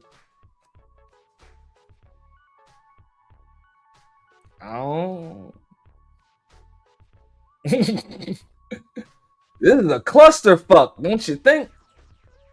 Brittany has known Sherelle since college, but they stayed in touch when Brittany was dating Glory, and then got back together after the Glory situation, right? And they've been together for years. I believe they got married in 2019. They're saying 2018. It could be 2019. But marriage is a joke. These people don't take it seriously. It's just a way to feel validated. You have let these lesbian couples that get together to feel validated by marriage, and they'll have these IVF kids so that these studs can feel like men until. But that's not what happened here. It's not what happened. Until child support comes. When child support comes, they are a woman again. So let's get into this. This is according to People Magazine. Brittany Griner and wife Sherelle Griner are ending their marriage. The WNBA star filed for divorce in Fulton County, Georgia on Thursday. July 30th, according to court records obtained by People. The couple have been married since June of 2018 and have been separated since July 24th of 2026. According to court documents, previous news reports stated the two have been married since 2019, as I said earlier. Brittany, the petitioner of the divorce, called their union irretrievably broken. She and Sherelle, who met when they were students at Baylor University in Waco, Texas, share a 2-year-old son, Bash. In the filing, Brittany is seeking joint legal custody. Representative for the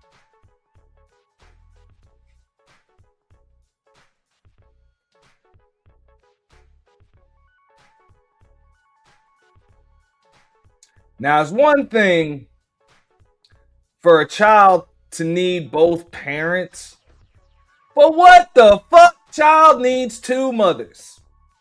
What the fuck? Like, this is crazy. It's crazy.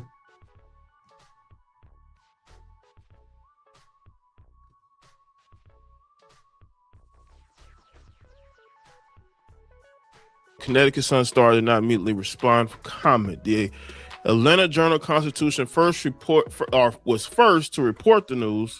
Sherelle, an attorney, was an advocate for her wife after she was like, you understand, like, what? Like, this shit make me scratch my motherfucking head, man. It's like, the fuck, bro? This is a clusterfuck. was detained and imprisoned in Russia in February of 2022 when vape cartridges containing cannabis oil were found in her bag.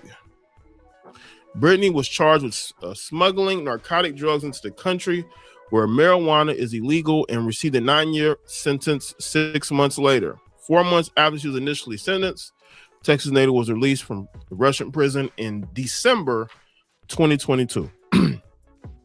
People spoke to Sherelle at the time about getting her wife back. She said that, "I thought about that moment 1,000 times. I thought that I'd be full of tears," Sherelle said. "But I was overwhelmingly happy. It was the first time I was able to finally exhale, and I'm like, oh, thank God this is such a great day." And let me say this, she was doing interviews.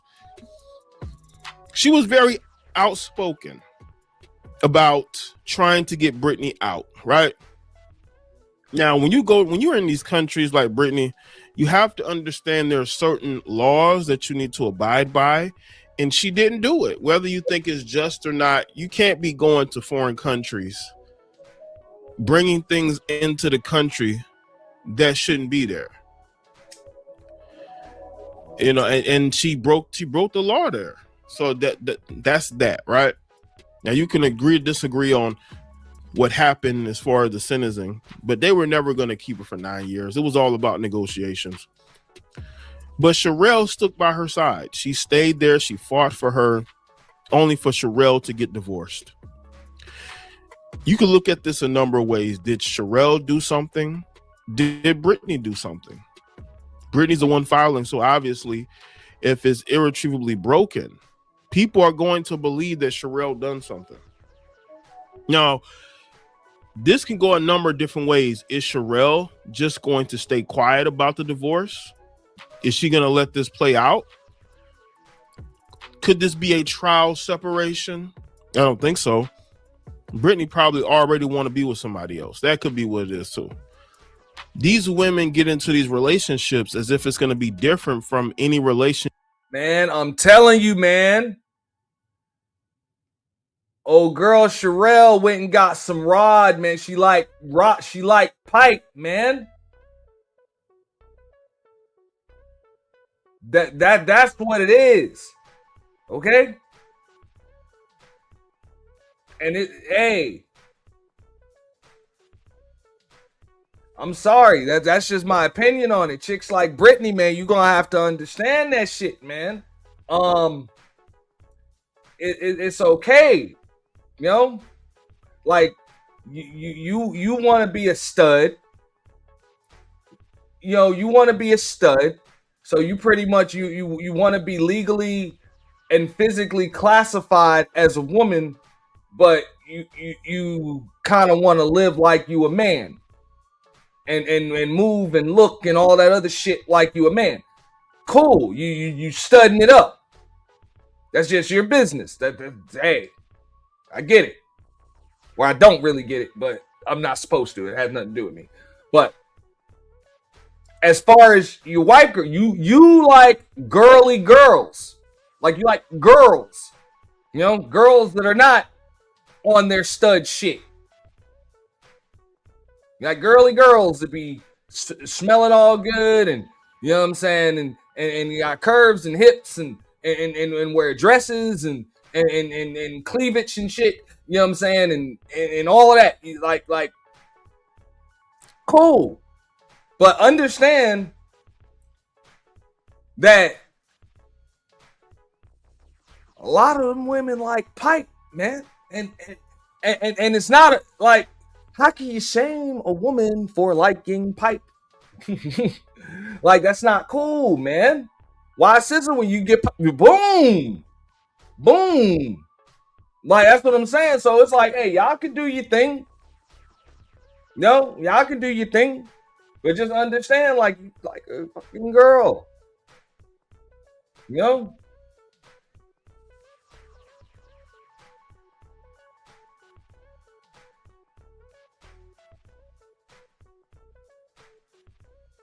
Huh? So she might like you, but she also likes men. And even though you kind of look like one, you sound like one, you walk like one, you dress like one, you're still not one.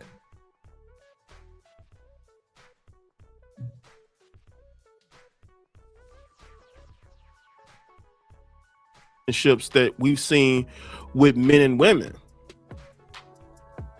but it isn't, because people are people, right? When you have Brittany Griner, the stud of the relationship, she wear the pantsuit in the relationship. She's still gonna act like an athlete because she is. She's gonna be on the road. In the WNBA, you know, they are literally eating off each other. You know, they're hooking up with each other. We know that goes on. On my Basic Social Politics channel, my second channel, I talked about how there was a WNBA player, Dejanay Carrington, who called out her WNBA ex-girlfriend for sleeping with her teammates. Teammates, plural. I mean, it's just a lot of eating going on out there in the WNBA. In the WNBA, it's a lot of eating going on. But listen, I've been telling y'all this for years. Marriage does not have the same meaning that it did 50, 60 years ago, where couples had to get married for survival. The man would work, the woman would stay home with the children. Now you got situations where women are in the workforce, women are choosing incapable men. Hey, look, Emperor, Kojak, that number is steady climbing. You know, that number is steady climbing as far as straight women in the WNBA. Like, and you're gonna see that number climbing because, and I did a breakdown on this shit a few years ago. I might have to I think I might even have that shit available on the other channel. But I did a breakdown as far as the marketing thing when it comes to that shit. And their money done went up, their collective bargaining agreement and all of that shit. And they've, look, the sponsors, everybody done came to the conclusion that lesbianism does not sell tickets. It does not sell jerseys. Whether people believe it's right, wrong, whatever, those are your personal opinions. But when it comes to cold hard dollars, no. if people have got to see flat-chested, tattooed, sleeved up fucking women, or I'm sorry, tattooed, sleeved up, flat-chested motherfuckers that play below the rim, they'll just watch a fucking middle school game. On the, you know what I'm saying? They'll watch kids in middle school play. But at the professional level, people are going to pay, and this includes women. People are going to pay to see Anthony Edwards. They are going to pay to see fucking Victor Wembanyama, Luka Doncic. Like, the fuck out of here. No. Like, if I'm going to watch something that looks like a man playing basketball, I'd rather just watch men play basketball. It's more entertaining and exciting.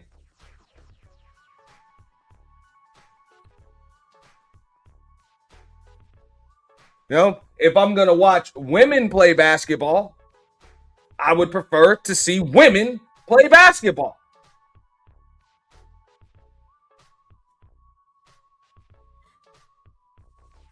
That's what it is. You know, so that's why you see the fashion shows and the red carpet shit and shit like that. Like, at the end of the day, you know, the NBA makes all of the money that it does because they are selling shit. They're selling shit. They're selling sneakers. They're selling jerseys. They're able to license their logos on all types of shit. They're selling sports drinks. They're selling drinks. They're selling clothes. They're selling liquor.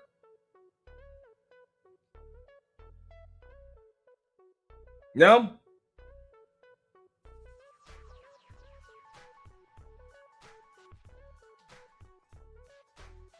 And yes, whether people, I had an argument or a slight argument or just kind of disagreement when I was on Fatty's panel, you know, a while ago. You know, yes, the NBA is selling sex as well. Yes, they are. Okay? NBA players are what most men want to be. Just like NFL. You know what I'm saying? They're what most men want to be. They're what women want to be with. They're the ideal men. You know? Great athletes, great shape, rich as fuck. You know? Handsome, testosterone, boom. You know? That's what it is.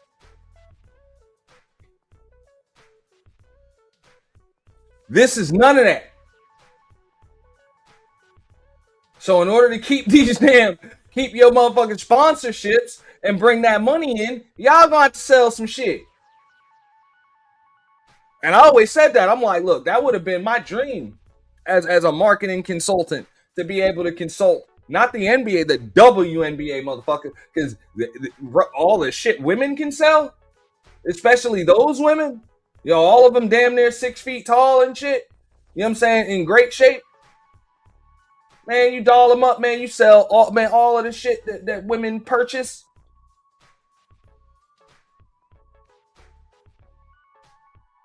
But you would have to get that shit off of the television.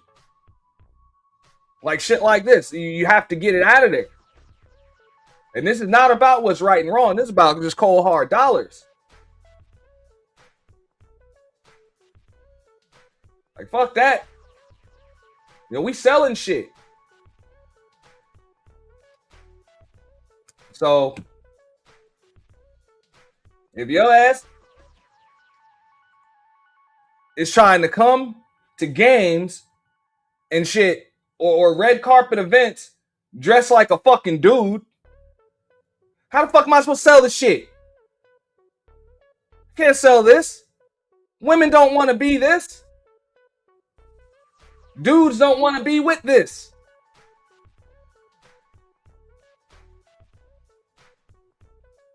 This is why, look, Kojak, check this out. I was watching the WNBA game a couple months ago, right? because I still had, you know what I'm saying, the Prime Video membership. They even try to like condense the camera angle so that way you can't see all the empty seats in the stands. They are still having if Caitlin Clark ain't playing, they are having a tough time selling tickets. People don't want to watch that shit.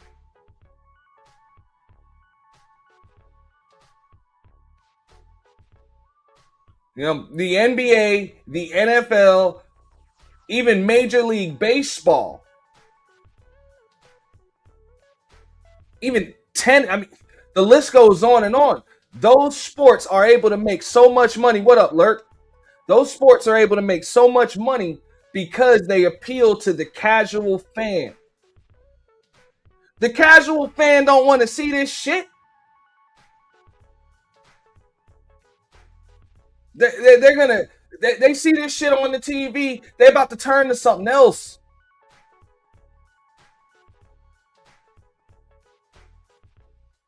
So I mean, it's really a simple marketing scheme.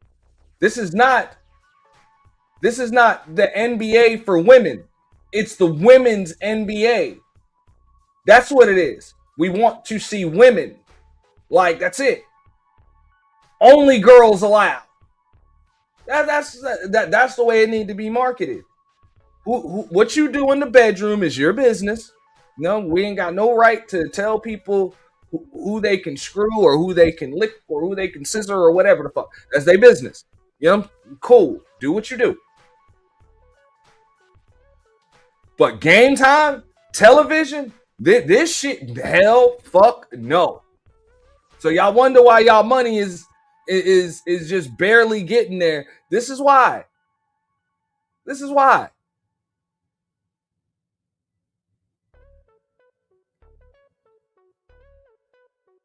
Oh. For years, you weren't selling women's basketball. You were selling females masquerading as men's basketball. That's the fucking problem.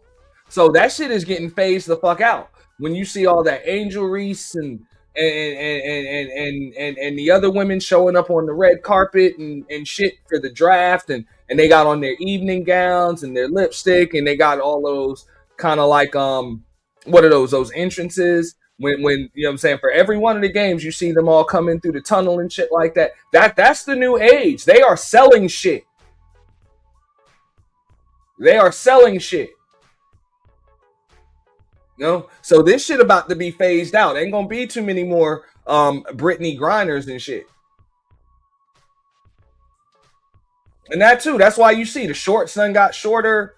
You know, the shorts done got shorter for them chicks. All of that. You know? A little tighter, more form-fitting. You know what I'm saying? They found a way to get makeup and shit where the women can play a whole goddamn game and it don't sweat off their face or nothing. Because you remember back in the day, it used to just be, hey, them chicks would just have a fucking ponytail. You know, a ponytail. No makeup or nothing. Now, man, them chicks be playing in fucking full lashes. You know what I'm saying? Makeup that just stays there no matter how much they sweat and everything else. You know what I'm saying? Everything kind of is getting a little more form-fitting and shit. And then them chicks are coming in like models to every fucking game. That shit gonna keep happening. They're gonna start it at the college level. You know? They ain't fucking stupid. They know how to make that damn money. You know? Because the problem is, when you do this shit right here, now you got to compete with the NBA. And there is no competition. Like, you can't compete with the NBA. You can't.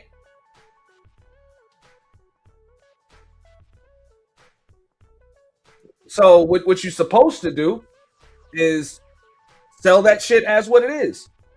Women's basketball. You know? That's what you got to do. Very, very, very simple.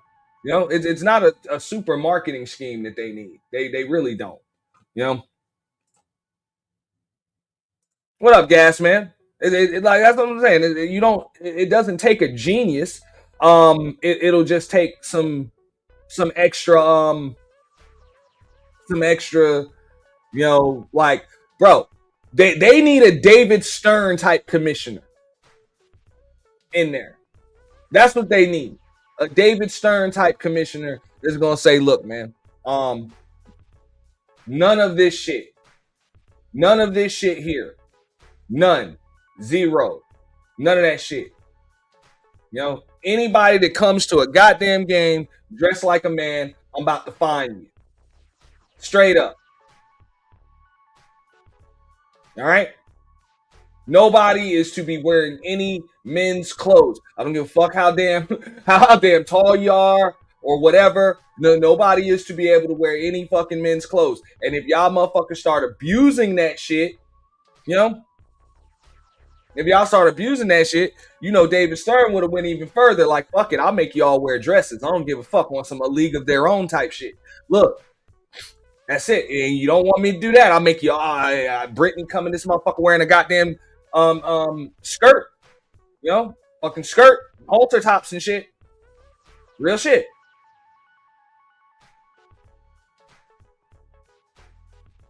You know? Like, we over here selling shit.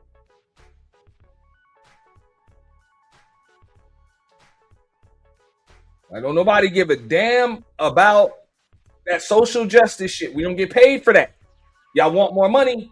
That's it. Y'all gonna have to sell some shit. You know, that's it.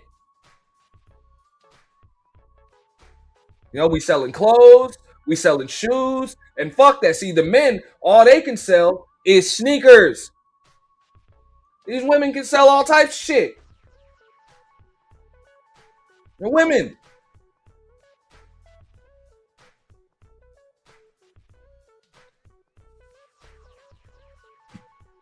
No.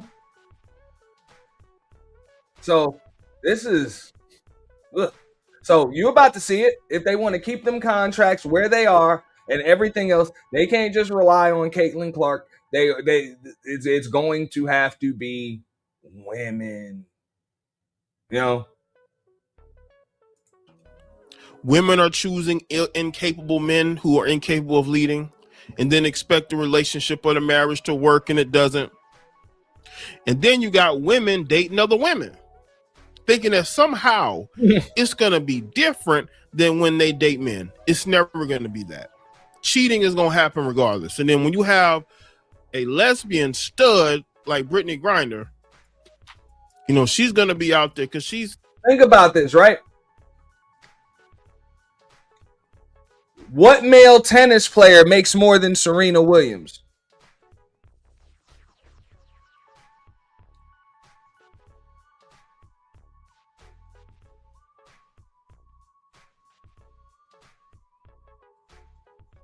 No, we know when men's tennis players are way better than women's tennis players. Just in the grand scheme of shit, you know, they're stronger, they're faster, they serve harder, they return harder, all of that shit, man. You know, appreciate that. Appreciate that.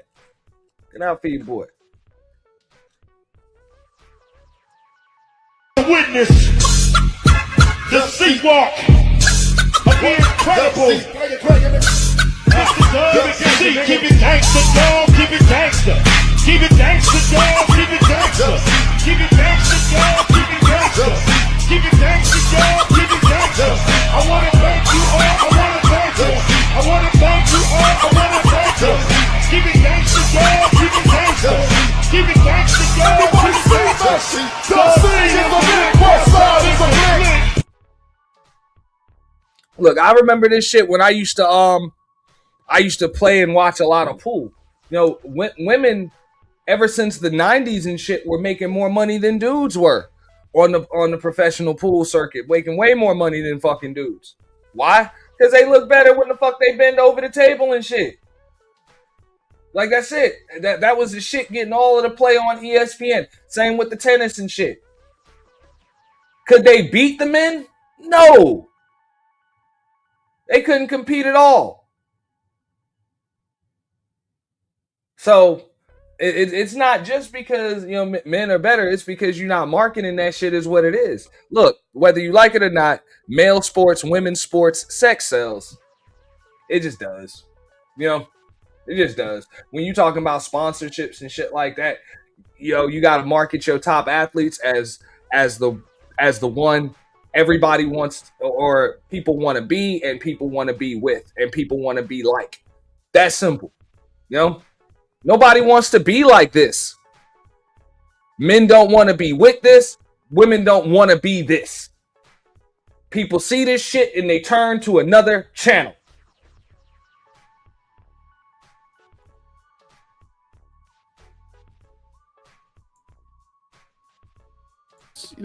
She's gonna be out there doing her, but what is Sherelle doing? Because Black Widow, Jeanette Lee. I remember. Hell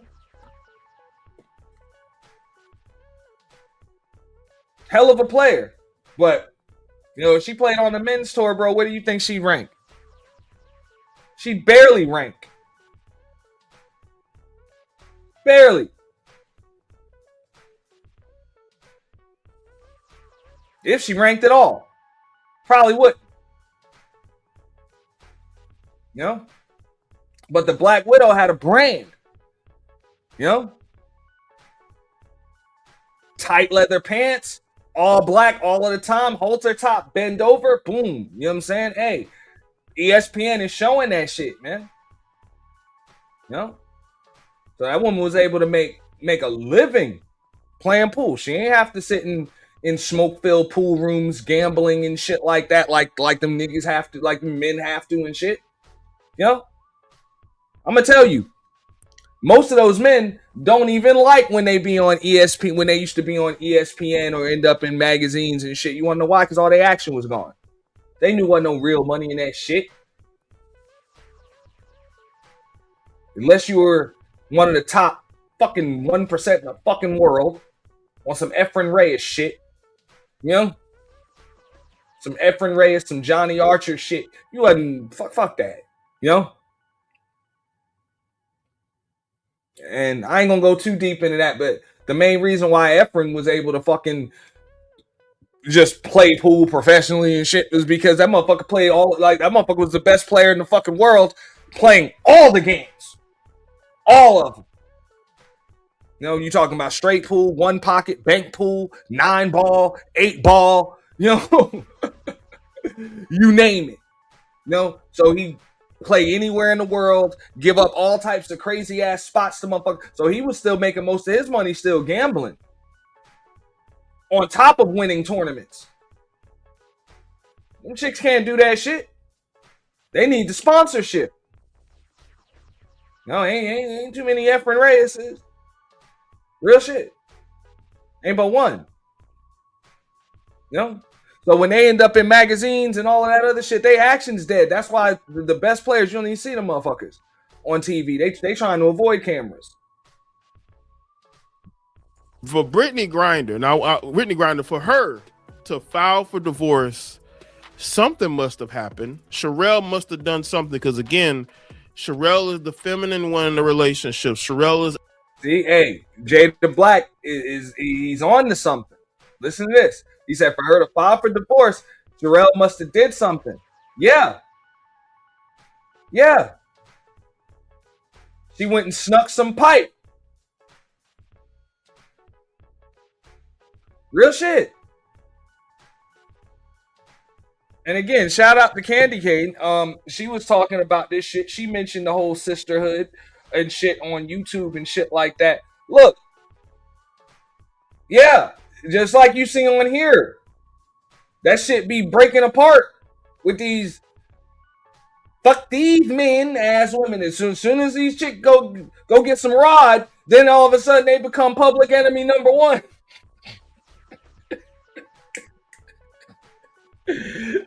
And God forbid they get something from a nigga on YouTube. Oh shit. Then all hell breaks loose. So that's what it was. You know what I'm saying? That's what it was. Old girl went, I told you. Yep. She's gonna be out there because she's gonna be out there doing her. But what is Sherelle doing? Because for Brittany Griner, for her to file for divorce, something must have happened. Sherelle must have done something because, again, Sherelle is the feminine one in the relationship. Sherelle is out here. You know, if you didn't know who Sherelle was with, you would think that she dates men. She's what I said the same thing about Dejanay Carrington. They carry themselves like women who don't necessarily date women. And all right, now this is what people might want to disagree with me on, but I said it before, I say it again. All right, I'll always trust a woman's gaydar, right? And when because I get it. A lot of these women, they'll call dudes sassy and shit like that just to kind of get under your skin. But when they serious about that shit, when they like, look, that motherfucker go other ways, you trust them because women are just kind of wired like that. You know, they're wired to notice shit about men that men don't even notice.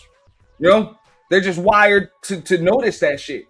So they can tell when a nigga got some yag in him. Real shit.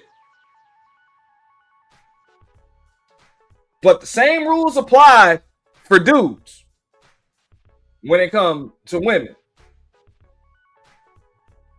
So you can say you like girls and all. Yeah, maybe you do. But we know a woman that likes dick when we see one. Okay. Okay. I don't give a flying fuck how much of a stud you try to be.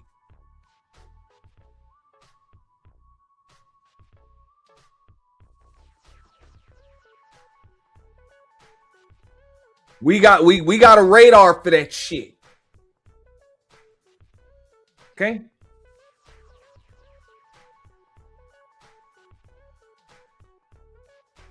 Just like y'all got a radar. Y'all know when y'all see a man that likes women or might not just be into women, like y'all know that.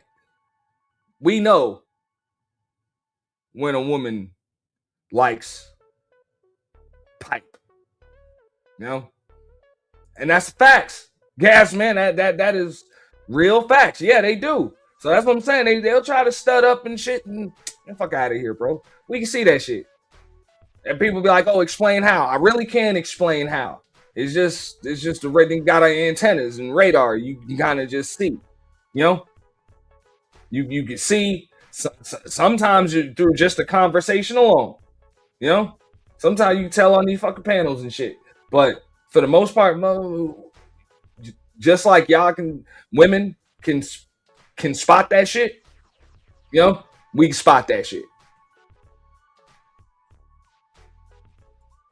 They date women like Brittany Griner. I don't know why they date studs, which is interesting mental thing, right? You don't date men, but you date a stud. Like, you know, I say the same thing about the Brat and her wife Judy. Like Judy, both of them shaped just alike. Both of them, you know what I'm saying? It's like it's weird because I guess because the Brat, she is the she's like the less feminine one. But you dress the Brat up, she looks very feminine. Right? Just weird, right? But yeah, I guess she dresses like a tomboy, so you know.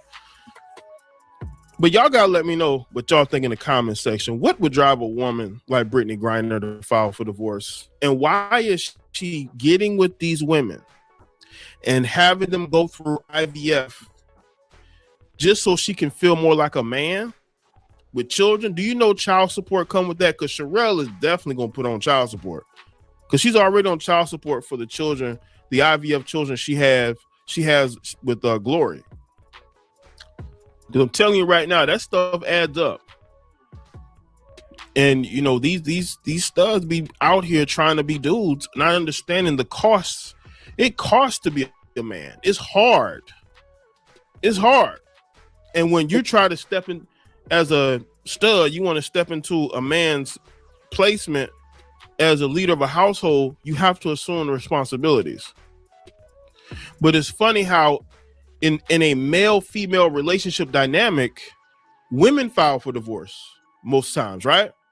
In this situation, you have Brittany Griner, who is the stud, She, you know, the stud, the masculine one in the relationship, she's filing first. She's filing first, not Sherelle. Sherelle isn't filing first, but she's filing first. What does that tell you? So y'all let me know in the comment section below. Let me know your thoughts. Like this video, share this video, subscribe. Wow. Deep shit. I'm gonna see if I get another one real quick because I'm about to refill my coffee, and then I am going to review, Team Fatty being kicked all the way the fuck off of Anton Daniels' show. Give me a second here.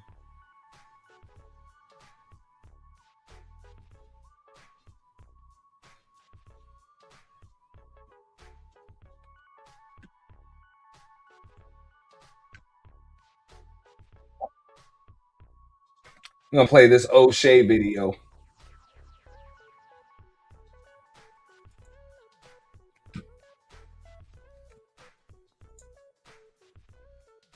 Shout out to O'Shea Duke Jackson. What up? All right, he said it was never any masculinity in that relationship. That's what Sherelle was looking for. Man, I'm telling you, Shorty was looking for some fucking, I don't even think she was looking for that shit. She always had it, man. She always had that shit on the side. Look, when Brittany was in Russia, because keep in mind, she was in jail for 4 months, but she was already like playing in Russia for I don't know how long the Russian season is, like 3 or 4 months or 5 months or some shit. So that was like 9 months in Russia. Man, fuck out of here, man. Old girl was getting fucking piped, man. Like for real. And to be honest, people like, yo, what she did, she ain't do shit wrong, goddamn it. The fuck she was supposed to do? Shit. She's a fucking woman, man. Y'all see the way the way a lot of these chicks be on here, especially in these fucking DMP, soft serve, manosphere adjacent spaces, when they be losing their shit. You know what I'm saying? Oh, he's man, and you know what I'm saying, and running up and cussing each other. Man, that's what the fuck that shit is. I said it before. It's dick deprivation. I'm telling you. That's what the fuck that shit is, man. Lack of protein. Real shit. Even a vegetarian gonna want a soy burger from time to time or something. Like you need some fucking meat. Something.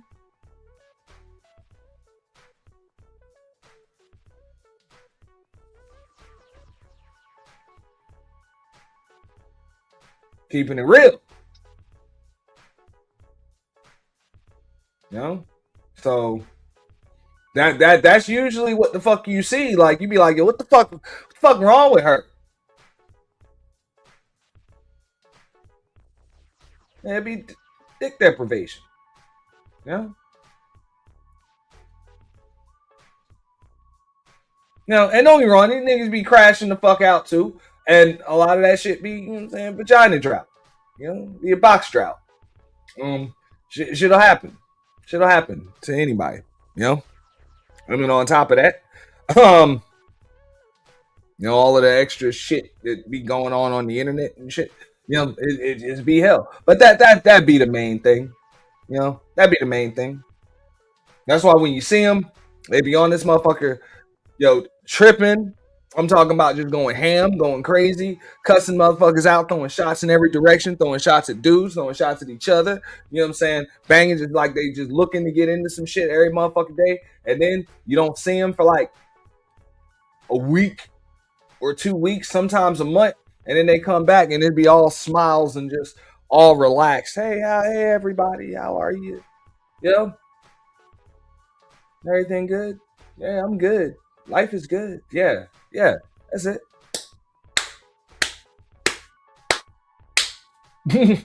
Yeah.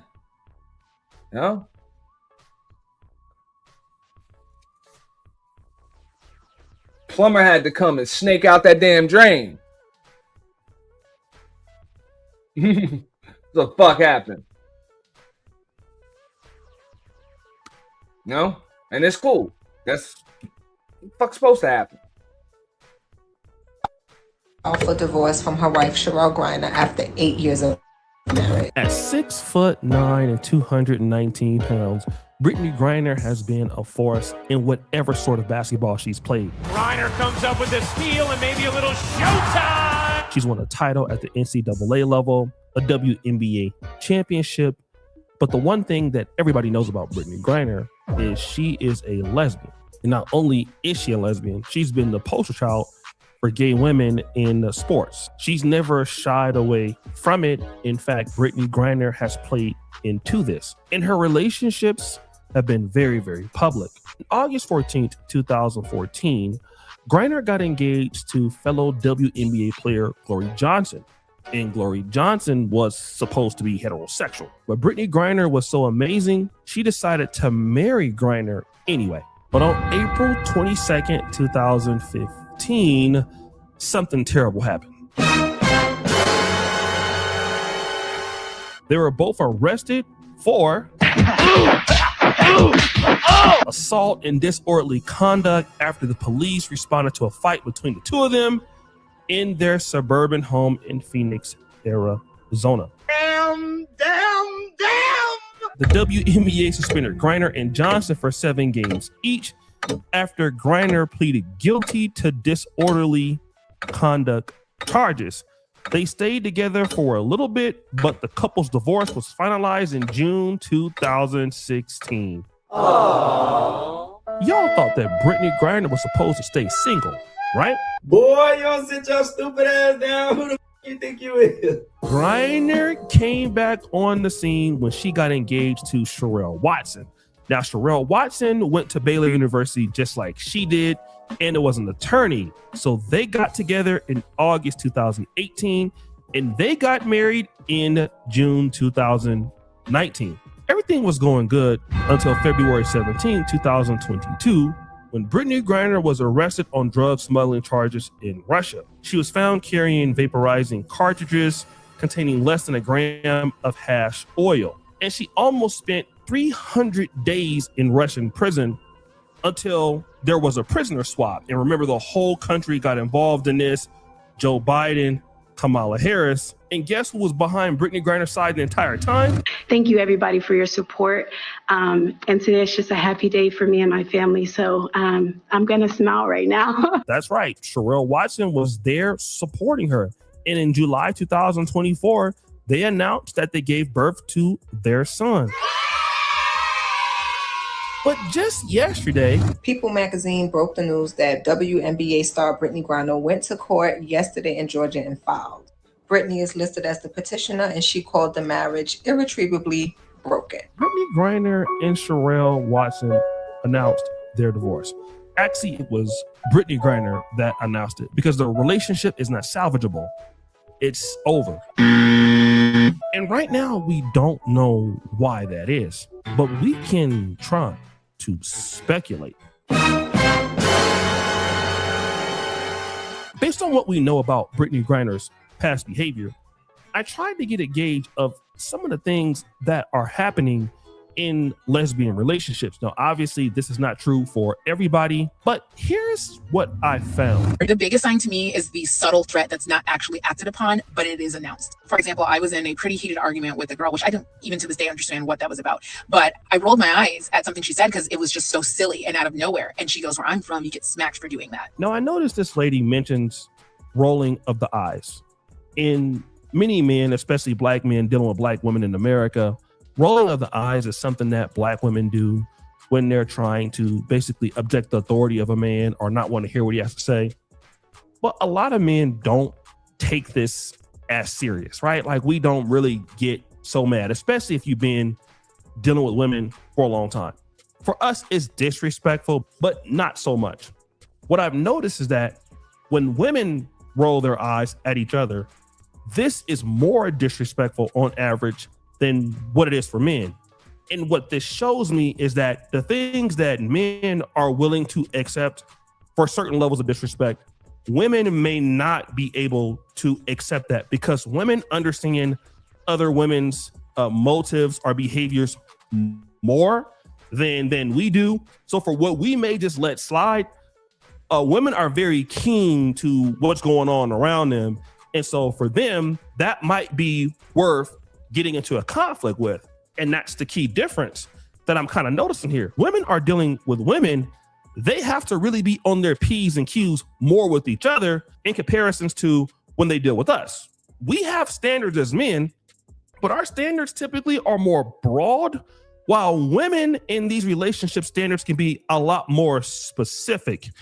And then she would go on. The other sign is when that person gets excited in the moments that you're angry, even if you're not angry at them and you're just venting about a situation and they find that as a turn on.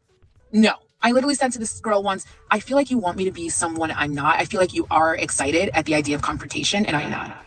She notices that when she got upset at something that this female partner of hers got turned on. And like I said, this is not uncommon within men. I've never heard it this way with dealing with women. I think true that women want a mate that can protect them or is not going to back down from certain levels of disrespect. But to then use that as a catalyst to want to get you into a fight or to troll you, that seems to be largely dysfunctional. And I'm not trying to say that only women engage in this, but it was something that she did notice that, to be honest, I've never really had to deal with, and I'm 45. He's right, you know.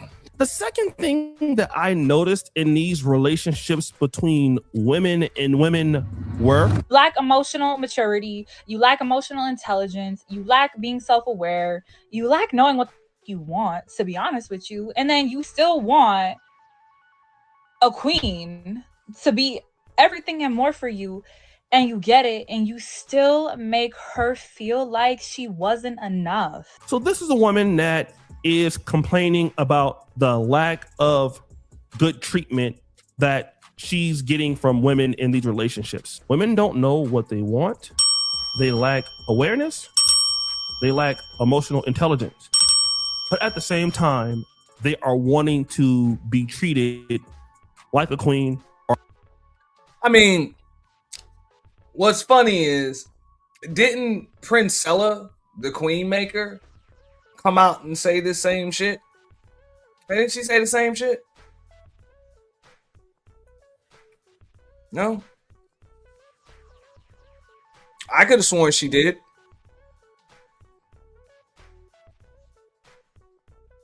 Yeah. She said the same shit. I got that video somewhere. Yeah.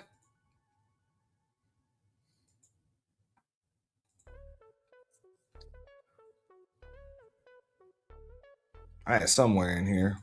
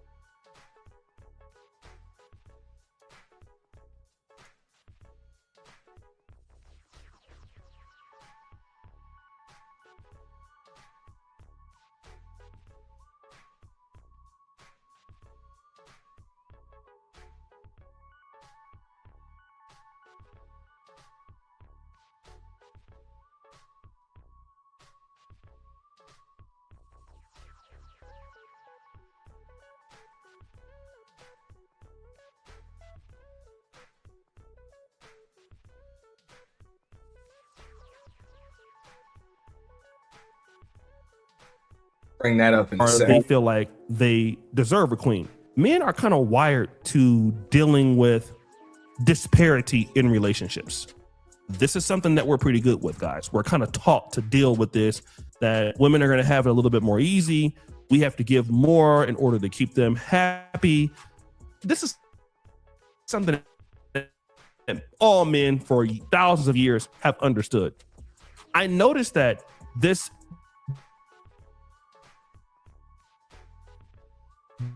disparity because they are judged more harshly because they understand each other more, right?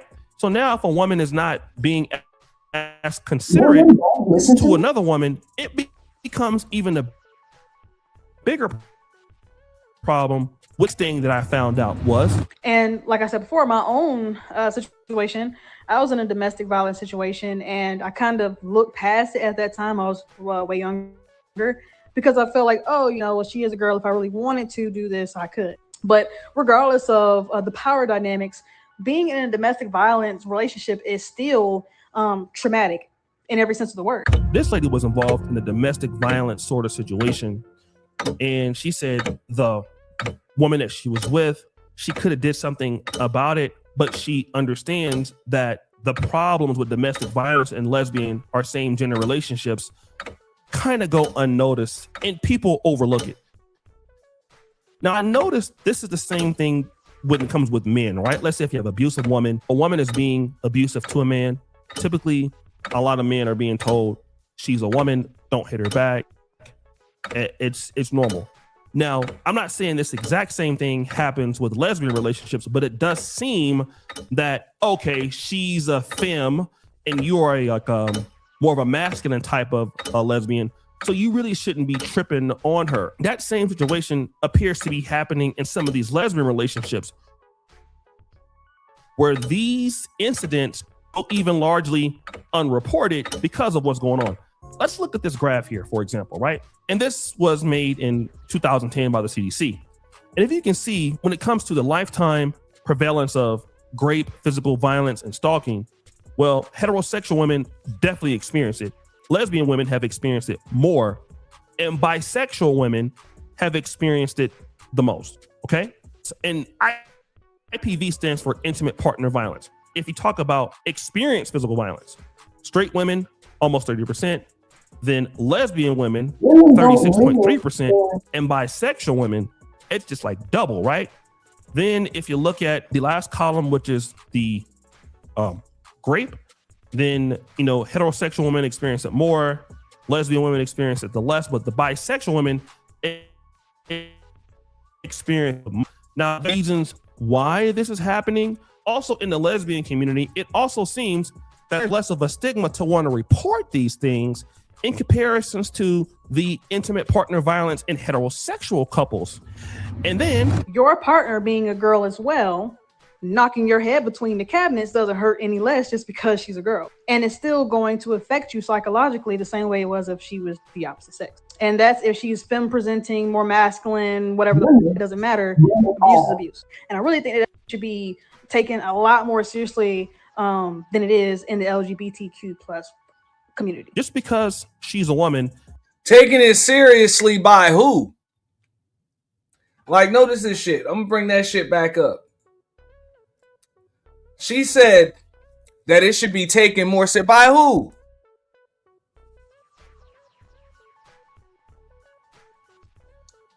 Again,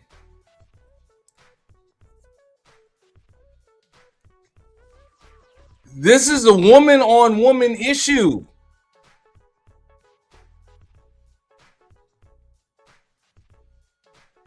What the fuck do you want us to do about it? Like, as men, they ain't got anything shit I do about it. Y'all want us to stay out of y'all shit. Y'all strong, independent. You make your own choices. Cool. You do that. And choices have consequences. Now, I get it if they're like, nah, well, men need to intervene and protect us even from our abusive lesbian partners. No problem. I would say, when the fuck are women going to step in and help dudes to fight in court against shit like paternity fraud and make it so that women actually get prosecuted to the fullest extent of the law for paternity fraud, or even in Me Too situations, like I was mentioning with the Trevor Bauer situation earlier, or false accusations and shit like that. And then when it comes up that it's false, why don't these people get perjury charges? You put a motherfucker's name on a goddamn child support petition, and it comes out that he is not the goddamn father. Why aren't you prosecuted for fraud and perjury? Why not?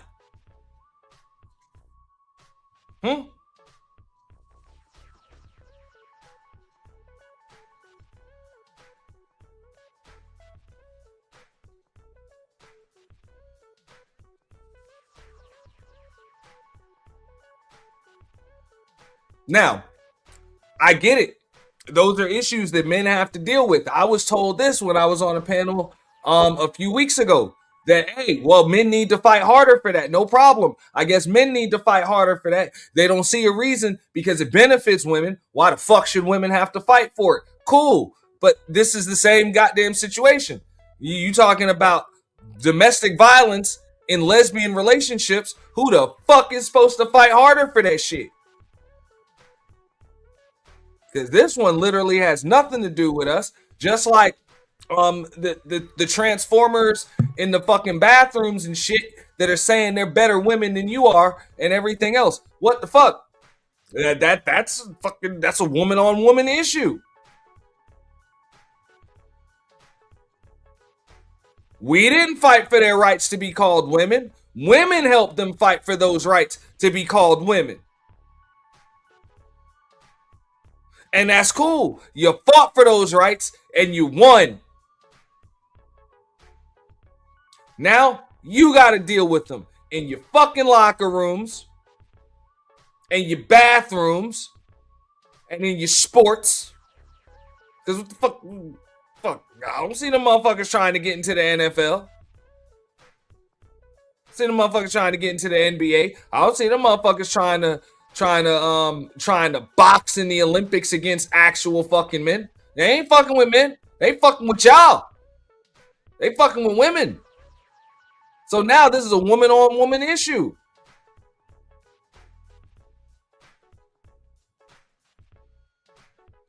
Now, if you want men to help you with that shit, hey, there's a little quid pro quo. We need y'all help with a little bit, a little something.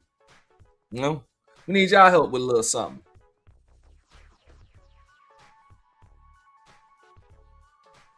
You know, these family court issues that we've been complaining about, child support, paternity fraud, false accusations, Me Tooing and shit. You know, you want to help us with that? No problem. Then you're on your own. Have fun. Good luck. You know? Because something tells me we'll be all right any fucking way. Because we have been the whole goddamn time over the existence of planet Earth anyway. So we'll be all right. No? We'll be all right.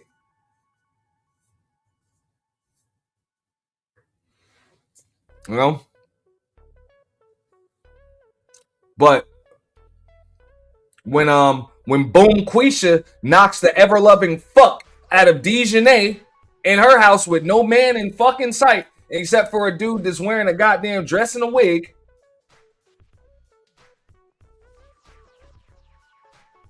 What does that have to do with us? Or like it don't have shit to do with us. So just keep that in mind. More masculine, whatever it doesn't matter. Abuse is abuse, and I really think that it should be taken a lot more seriously than it is in the LGBTQ plus community. Just because she's a woman, it doesn't mean that it doesn't hurt or it doesn't affect you.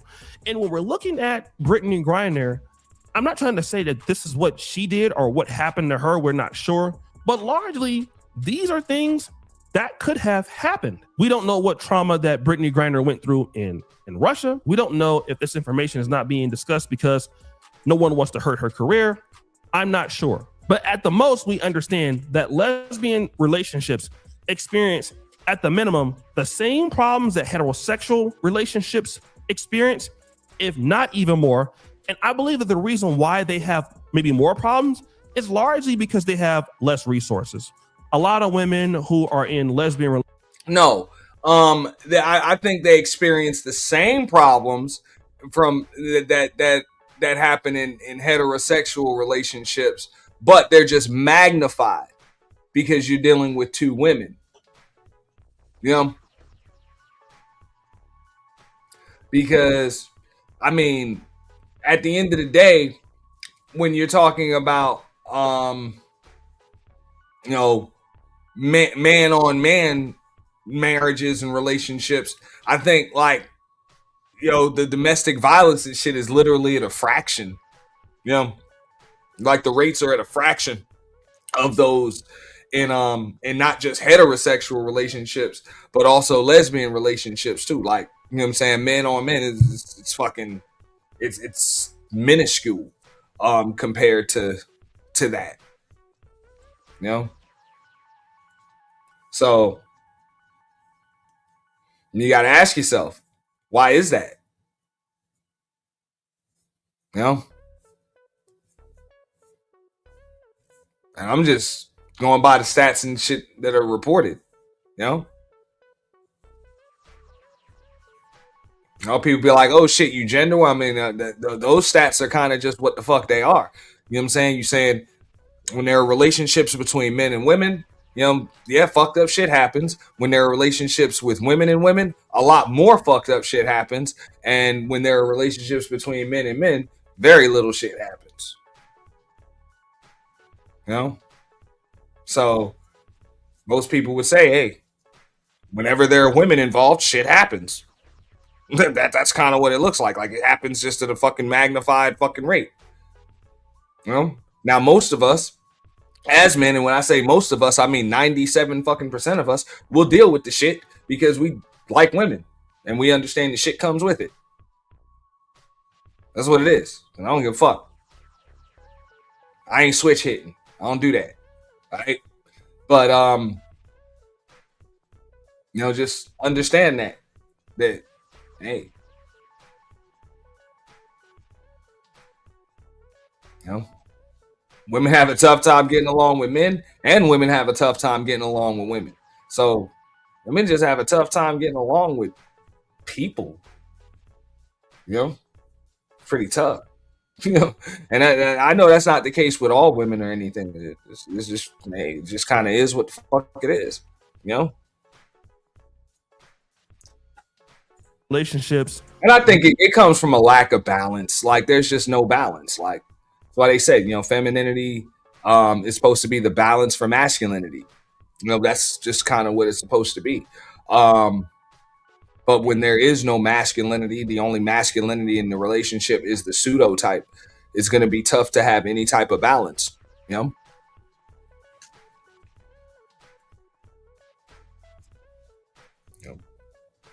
So it's pretty tough because I know as men, for the most part, we can just go and go and go and go and go. And I'm talking about when it comes to just hustling and working and just boom, just getting shit done, you know, taking care of shit, you know, and a woman's there to remind us that, yo, hey, these roses that you've been trimming and watering and growing, they don't just look nice, but they smell good too. Stop, smell the roses, you know, like she's there for that emotional support to remind you of all of those things. Like she helps to provide that balance to your life as a man that you can kind of forget about. In the same way, you know, you help to provide that balance and that structure and that order for her, where it's like, yo, when she can get emotionally fucking bogged down and drained with shit, you know, you can help her put all that shit together and make sure she don't fucking lose her goddamn shit. You know, and marbles, you make sure she got something solid to fucking hang on. Look, I got you. All this shit is in order. You know, take care of that. Hey, yeah, it's a lot of shit we dealing with, but it ain't that bad. I got you. You know, like that's the whole men versus women shit.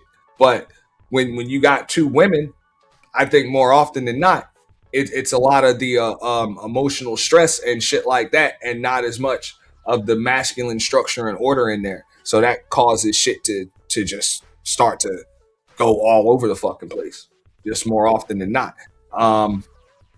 Sucks, but that's just the way it is. Maybe not all the way lesbian. They have dealt with men and had bad experiences, or they don't want to come out, or they can't tell anybody, or they've kind of been ostracized from their homes. Some of these women are you know, abusing alcohol and things like that, and the help that they would need to stay in a relationship is just not there, as if it is in the heterosexual community. So guys, what do you think? It's your boy. All right, so bring up a couple videos here before I get into this other one. Now check this out. This is from Miss Studmaker, Princella. Listen to men. Women think that men were created to serve them. So if you ain't serving them, they don't want to hear nothing you got to say because women want men to be women. Women want society to transform a male into a female. Women hate women. Women until they got to deal with what the fuck they're actually dealing with now, which is a bunch of effeminate ass niggas, you know, that move like women. And then they're like, oh, what the fuck? Can't deal with this shit. What happened to the days when men were men? But yet you kind of wanted men to act like women for you. Now a bunch of them are, and now you don't like it, which is understandable. hate each other, but they want to get a man and then make him embody all of the characteristics of a woman.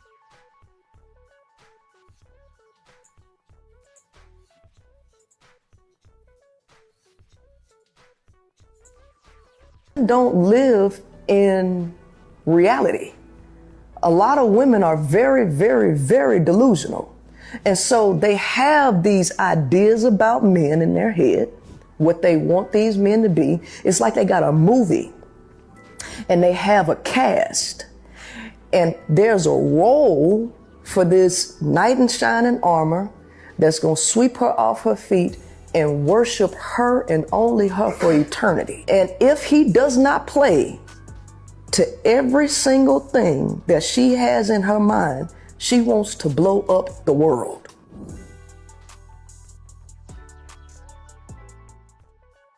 Damn. Damn. But what's funny is that them people be thinking that shit is different because they're with women. It's really not, you know? It's really not.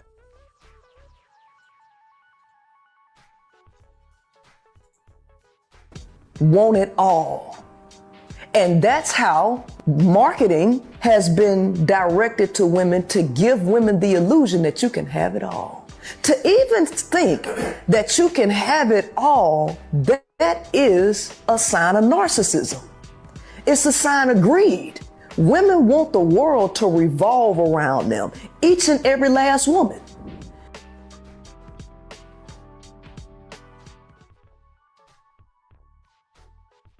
Hey, she said it. She said it. I'm gonna play another clip.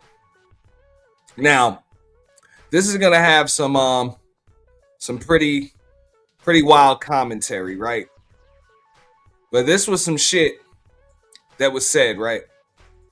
I caught this clip on IG. And fellas, y'all feel free to chime in. Ladies, y'all can chime in too. I think this woman here was kind of off her fucking nut, right?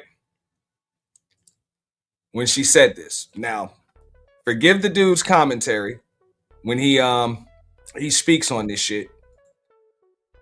But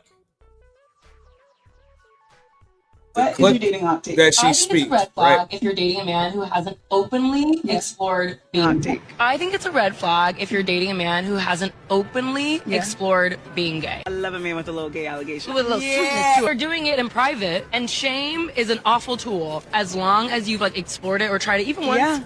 Dip your toe in. See how it the is. water's fine. Happy Pride. All right.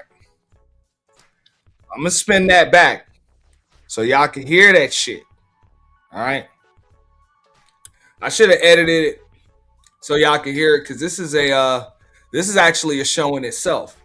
That woman literally said that she thinks it's a red flag to deal with a man that has not openly explored YAG options. And I would have to say, I think it's a red flag to deal with a woman like her that thinks it's a red flag for a man to not explore YAG play. That's fucking weird. Okay? What is your dating hot take? I think it's a red flag if you're dating a man who hasn't openly explored being gay. I love a man with a little gay allegation. With a little sweetness to it. You're doing it in private, and shame is an awful tool as long as you've like explored it or tried it even once. Dip your toe in. See how it the is. water's fine. Happy Pride. Let me tell you. I'm actually scared to play his commentary because That shit might get a motherfucker flagged or something. I don't know. But I'm gonna play it anyway.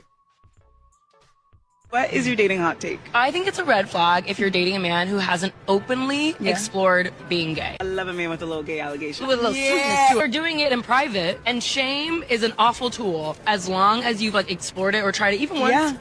Dip your toe in. See how it the is. water's fine. Happy pride. Let me tell you something, nigga. If you listen to these biscuit head ass bitches, you a bitch ass nigga, hoe ass nigga. It's a red flag if a nigga ain't done no gay shit. Do you hear these stupid, silly bitches today? Man, a nigga need to chop this whole head off. Do you see what the fuck we mean when we say black women are the gatekeepers to white supremacy? These white folks done fuck these stupid bitches. They done fuck niggas up, but they done fuck these stupid black bitches up way more than they done fuck the nigga up. So funky bitch, you telling me that you would have a son and you would tell you know what?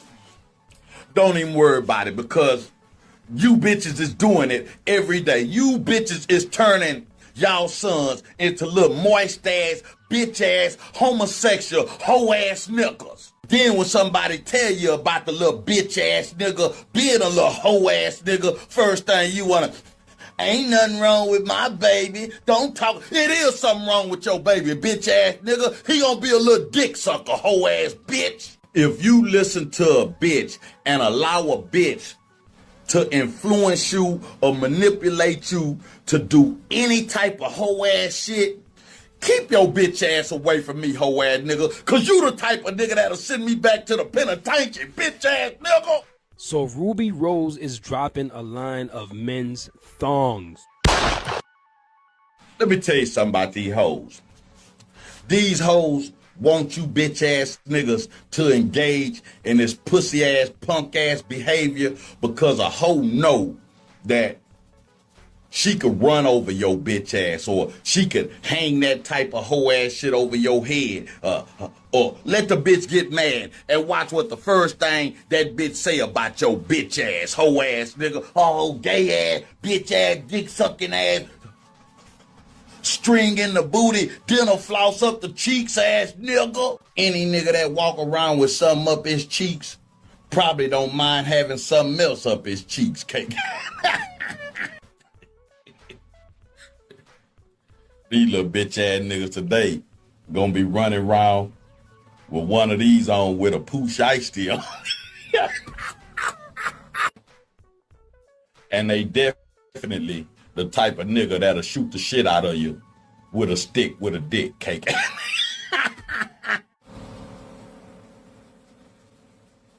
You know what? I actually gotta give it up for Ruby Rose though. The bitch is a smart businesswoman.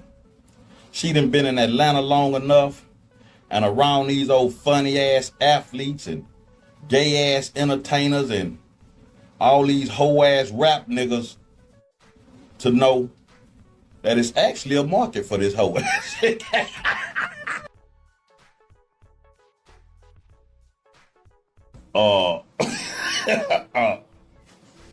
See?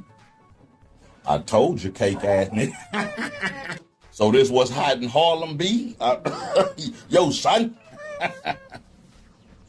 Hey, yo, dang. Killer Cam. Murder Mace. What's up with your mans in there? If you wearing the panties, I guess we know who wearing the boxers then, bitch ass nickel.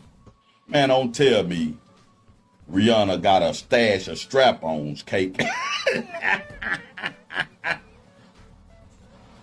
ASAP Rocky, my nigga, I been gave up on you, cake ass nigga, so, you know, wouldn't nothing surprise me from a cake ass nigga like you, cake ass nigga. This is the realest show online, period, cake ass nigga.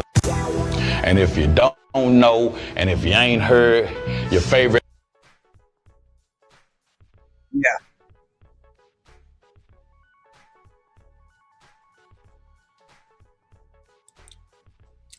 Yeah.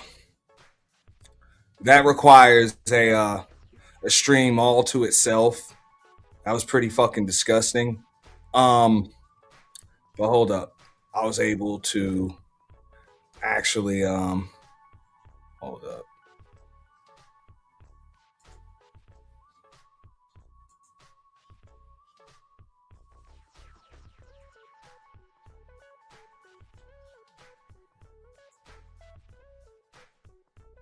Yeah. Just that one clip. Let me get that shit off the screen. Yeah, he kind of went in when it comes to that. But yeah. Cook So out. what they don't want to admit right there is that this is like typical blatant insecurity when I hear shit like that. So what you have, I believe, with a woman that says some shit like that is that she believes that the way to make herself feel bigger or feel stronger or more empowered is to effeminize men. To effeminize, violate men. Now, that does not show the strength of a woman. I think that shows the lack of strength in a woman, because a strong, a strong, secure woman isn't going to need effeminized males, in her presence to feel bigger, or to feel strong, And believe it or not, that's common just in life in general. There are a lot of people that, in order for them to feel bigger, they have to try to make others be smaller. They're not capable of just actually being big. It's like, fuck that. Instead of fucking me going up to your level or being balanced or just being myself or even going above your level, I'll just bring you below mine. World's tallest midget syndrome is what I call it. One more time, I'm going to play that clip. I think it's a red flag if you're dating a man who hasn't openly explored being gay. I love a man with a little gay allegation. With a little sweetness to it. You're doing it in private, and shame is an awful tool as long as you've explored it or tried it even once. Dip your toe in. See how it the is. water's fine. Happy Pride.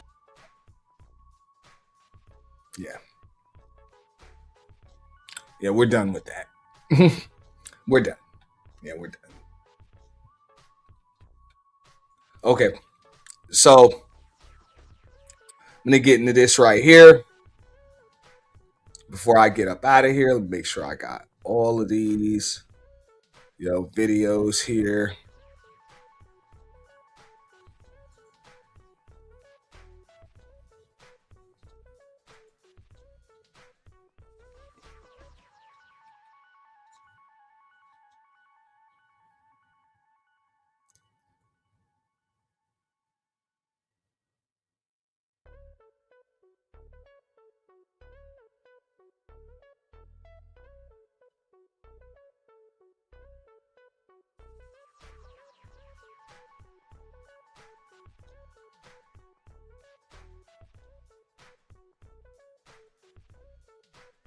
All right, so to provide a little bit of context, when it comes to this, no matter of fact, I don't have the whole thing, so I'm not even gonna bother playing it.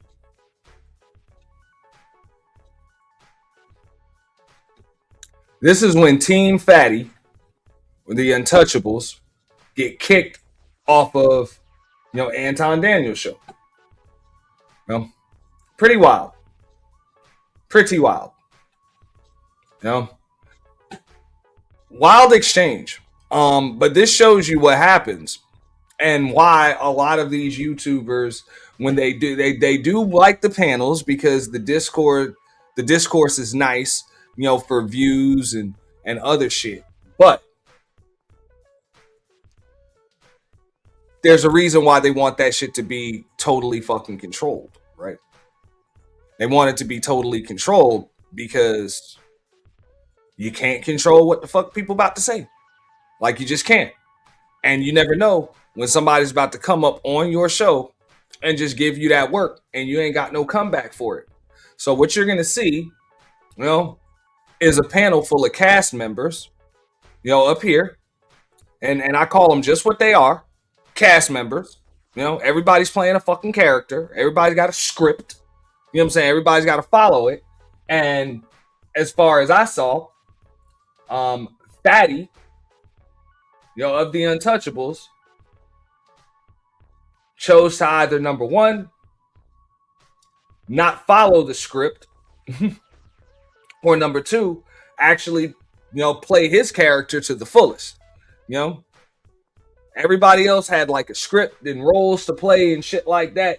And Fatty was like, fuck that. I'm going to just be Denzel. I'm going to be Robert De Niro. I don't give a fuck. I'm playing the same character, and I don't give a fuck what the movie or the script is. I'm the same motherfucker all the time. Real shit, on some De Niro shit. You know, whatever. You know, I'm gonna just be the same motherfucker, and I don't give a fuck what, or Jack Nicholson shit. I'm just be the same motherfucker no matter what the fuck movie is. You know, that's it. So let's get into that. Is how big your dick. So Anton, that might not be pre-selected when it comes to height, now all of a sudden got other things. Maybe he's charismatic, maybe he's actually funny. He can do things to put him on this top 20%, just like this broke man with no money. If I don't qualify to be a part of the conversation based off of the fact that I am married and I have a vasectomy, I've been married for 22 years and I'm not in the dating pool, and this is one of the reasons why I'm very careful about including Fatty and why he contacts me sometimes and we have conversations about whether he should come on the panel. I'm literally trying to. Now, y'all are going to hear the context and how we got to that point, right? And this is just like 3 days ago, whatever, you know, July the 29th. But notice, he said he's careful about contacting Fatty and why he doesn't necessarily want him on the panel. And this is one of the reasons why shows like Fight Club don't exist no more. Anton just shut that shit down, is because the shit ain't controlled. The shit ain't controlled. And that's another reason. I don't see what the purpose is in having a panel. Now, I get it. You don't want shit to go off the rails. You don't want people saying shit that could possibly get your shit flagged or get you struck or something like that. But you should want a blend of personalities, or, you know what I'm saying, some discourse. Like, people aren't supposed to agree. You should want people to be themselves. But somebody that is themselves is going to make people that aren't themselves uncomfortable or aren't being themselves. So you guys are going to notice, you know, like Fatty or not, this is my opinion, but I think y'all will notice it too. Fatty's pretty much the same way on this panel that he is on every panel he goes on. Whether that be, you know, this very panel right here, whether he's on his own show, you know, doing his super panels, or his ladies first show, or, you know, back when he used to be on Fight Club, or when you see him pull up on Sharon's, or when he was on it. He's pretty much the same motherfucker all of the time. You know, like him or not. You know what I'm saying? He's going blitzkrieg with, you know what I'm saying, with talking points, rebuttals, comebacks, and try to pick apart argument like that. That's it. You know?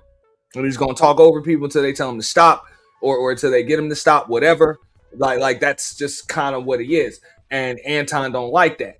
You know? So I'm actually going to spin this back so y'all can hear that part, and y'all will hear everything come full circle. 20% of top men is not always money. Is looks, is charisma, is swag, is how big your dick. So Anton, that might not be pre-selected when it comes to height, now all of a sudden got other things. Maybe he's charismatic, maybe he's actually funny. He can do things to put him on this top 20%, just like this broke man with no money. If I don't qualify to be a part of the conversation based off of the fact that I am married and I have a vasectomy, I've been married for 22 years, and I'm not in the dating pool. And this is one of the reasons why I'm very careful about including Fatty and why he contacts me sometimes and we have conversations about whether he should come on the panel. I'm literally trying to get a different type of deal. What's up, and do a Letitia? different type of thing. What up, Irving? You understand what I'm saying, bro? No, I'm not saying nothing that ruins your platform. You're just getting got. You're just getting embarrassed in front of your people. Just fight back. The I'm Anton trying to Fight Club would listen, say listen to what I'm substantiate saying. your argument. It's getting Just- weird. No, but it's getting weird. Hey, Aaliyah, Anton is not going to fuck up. Listen, it sounds like to me your goal was to get back at Molly, and because Molly wasn't here yet, then you tried to use me, and now you're trying to bait me into you're building a narrative right now, and I'm not gonna do that. So if you'll go. It's too late, Playboy. I already got the video. Welcome back. Yeah. So that's one of the reasons why, I really don't like reacting to reactions. You know what I'm saying? I really don't like doing it, especially if I'm going to be reviewing a panel or something like that. But, that Shaq got it. You know what I'm saying? He got it. And Anton tried to private the video. So basically,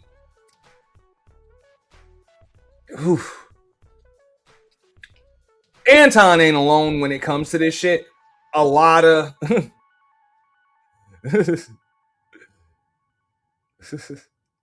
yeah. No, it's all good. I know you probably went back to what I was talking about before. I know that's a conversation that kind of came up on Candy's last night. And you had Keon was up there trying to troll like he didn't know what motherfuckers was talking about. But look, let's just keep it real. We actually had this conversation on your panel, that day when I ended up going at it with Jay Prince on your panel, and I wasn't even talking about him in particular, but a hit dog holler. Like the validation, and I think you brought it up, the validation doesn't come internally, it has to come from the external. So yeah, people are on here seeking it, even though they're not asking for it. Like, yo, please like me, please love me, please do this, please do that. The fact that they've always got their fucking face in the camera, the fact that they're always up on, clicking all of these links all fucking day, and they're always trying to make every conversation about them and everything else, and people want to be the premise of everything. Yeah, people are seeking validation. Most of these people are. People are seeking validation through external sources, things they can't control. And you're actually about to see that right here with Anton, which is one of the reasons why he privated that fucking video.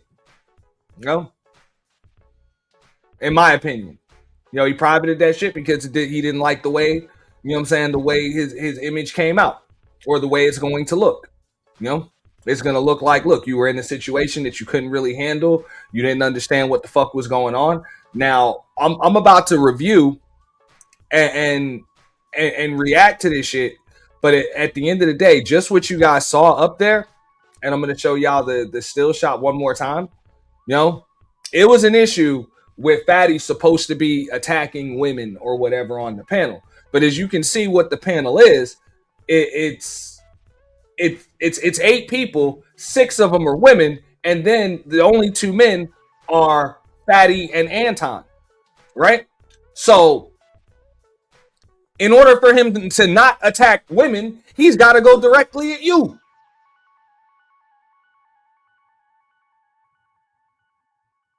That's kind of just the way it's got to be.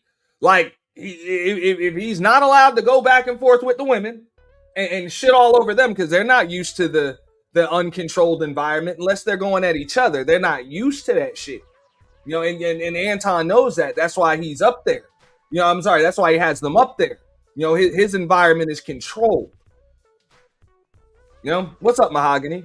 His environment is controlled. So when you have a personality like Fatty's up there, I can understand. No, they can't handle it, or they're not equipped to handle it like that. So I get it. You want to give them a break because you don't want them to look too bad. But at the same time, in order for Fatty to be Fatty, which is he's got to go at somebody, he's got to attack somebody's talking points, or attack somebody. Like, it's just kind of what Fatty does. And it can't be women. That only leaves you, nigga. Duh. There's no Quentin. There's no what's the other Slimmy? There's no Slimmy. There's no Quentin. So that's it. It's just you. So We're gonna get back into that. We gotta move on. It sounds like to me your goal was to get back at Molly, and because Molly wasn't here yet, then you tried to use me, and now you're trying to bait me into you're building a narrative right now, and I'm not gonna do that. So if your goal, it's too late, Playboy. I already got the video. Welcome back. I'm sure we got some of the video. We got ourselves an Anton video. All right. Anton invited Fatty back. So brother Fatty is back. And it goes extra left. It's gonna go extra left. You know, I was at the gym. You know, lifting some weights, lifting some heavy weights, because you know somebody gotta do it. While I was working out, so I showed up for a little bit, and in this conversation, Anton and Fatty get into a heated debate. Now, I'll let y'all know right now. Spoiler alert. It's not really a spoiler alert. Anton got his behind whooped, and he didn't take this very well. And then the panel, like everything started going left so bad. I couldn't understand why it was happening. Even the arguments that I was hearing was like, why is this happening right now? It's like you're trying not to understand, which is a thing I think that's called being disingenuous. But you know, I was like, this is recorded. Why are people doing what they're doing? But, you know, I didn't give y'all the information because the conversation was just about, do like men have a lot of options? Do women have a lot of options? Options is just, the title thing is right here. Is there a real dating recession? And Fatty was like, women have a lot of options. Men don't have options. Just one time. Which is a lie. And this is just my take on it before we get into the review. I would have to disagree with Fatty or Shaq or whatever. Look, women have just as many options as men do. And just based on the numbers, I guess men would have more, but most people's options are just limited because people lack social skills in this day and age. People's best friends are their smart devices, their smartphones. Like that's what the fuck it is. So, people lack social skills. So somebody that lacks social skills, and doesn't leave the fucking house, and sits on the internet doing more arguing with the opposite sex than they do actually meeting, mingling, getting to know the opposite sex and letting the opposite sex actually get to know you without playing a fucking character or whatever. What up, Bridget? Those people are going to have a limited amount of options, and that's what a global pandemic has done to a lot of damn people. It's fucked up a lot of folks' options. It's fucked up a lot of folks' options. So because people lack options, they're not able to make a choice. Like they're not able to make the best choice because the options just aren't there anymore. People, let's just keep it real. People are fucking antisocial. They don't know how to deal with each other. They don't know how to fucking deal with each other. They don't know how to talk to each other. They don't know how to get to know each other. Conflict resolution is all fucked up. As a whole, I'm not saying that's the case with everybody, but it's definitely a bigger problem than it was 15, 20 years ago. I can remember, back in 2010, through the 20 teens up until, the global pandemic, I would go out, bar, club, casino, whatever, family function, friendly get together, whatever the case may be. Somebody about to walk, somebody would walk up and talk to, some woman will walk up and talk to me, spark conversation, whatever. You catch a little eye contact, somebody will walk up and talk to me, or vice versa. I'll walk up and talk to somebody, spark a little conversation, and they give a little sign or a nod back. That's just not like that, because everybody's sitting here like this the whole fucking time now. Everybody's just sitting here like this, just typing. Nobody's even, looking. Nobody's reading the room, literally, so it's fucked up. It's fucked up, and then you got people that taking fucking selfies, posting that shit on the ground. Like, people are going out in the clubs and parties and get-togethers and vacations and shit, and that's all they give a fuck about is getting pictures and selfies and videos and shit so they can post on the gram or their Facebook page or some shit. They don't give a fuck about actually enjoying the atmosphere. you know, enjoying the company of new people or anything like that. It's all about what the fuck can I post online? You know, so like I said, this is what the fuck people are in a relationship with. People's social skills are limited to social media as a whole. I'm not saying that's the case with everybody, but a majority of people, that's kind of what it shifted to. You know, so as far as who has more options, men or women, both men and women are fucked when it comes to options. Therefore, bad choices get made. Bad choices get made. Or no choices get made. Throw the clip. Oh, you know what that was?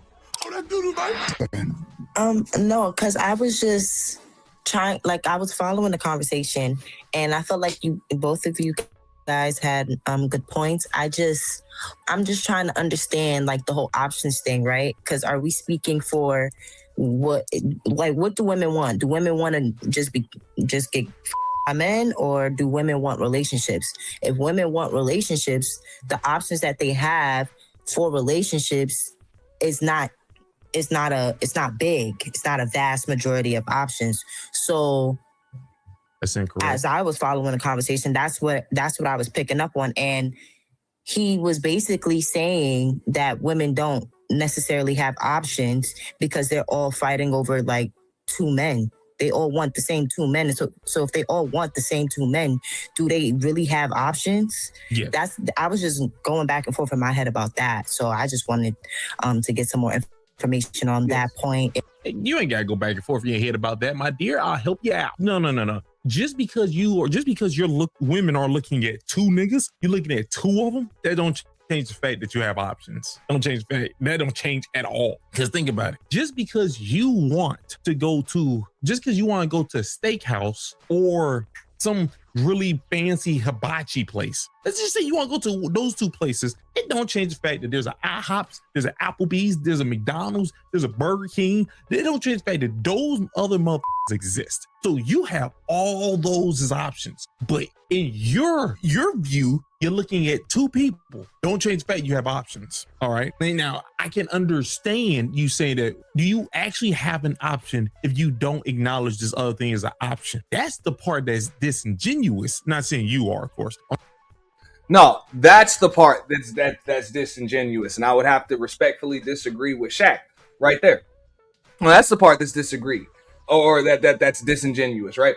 Because, yeah, there might be a steakhouse, there might be a chicken shack, and there's a seafood restaurant here, right? There's a seafood restaurant, there's a steakhouse, there's a chicken shack. But I'm allergic to seafood.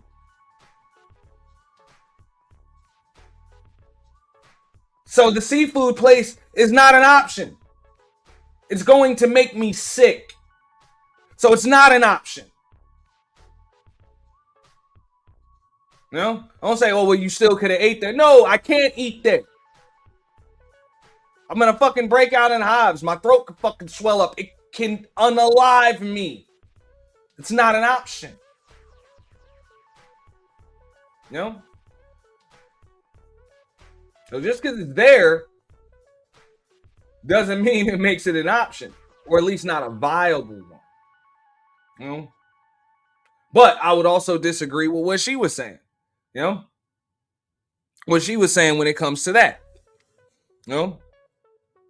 When she's like, and this is something that you never really hear with these arguments and these debates, but this is another reason why I don't get invited to a lot of these damn debate shows, because there is no rehearsal for rebuttal for me. Because they don't know what angle I'm going to shoot at, right? Because she kind of set herself up for this shit. And I'm going to spin it back one more time so you guys can hear it.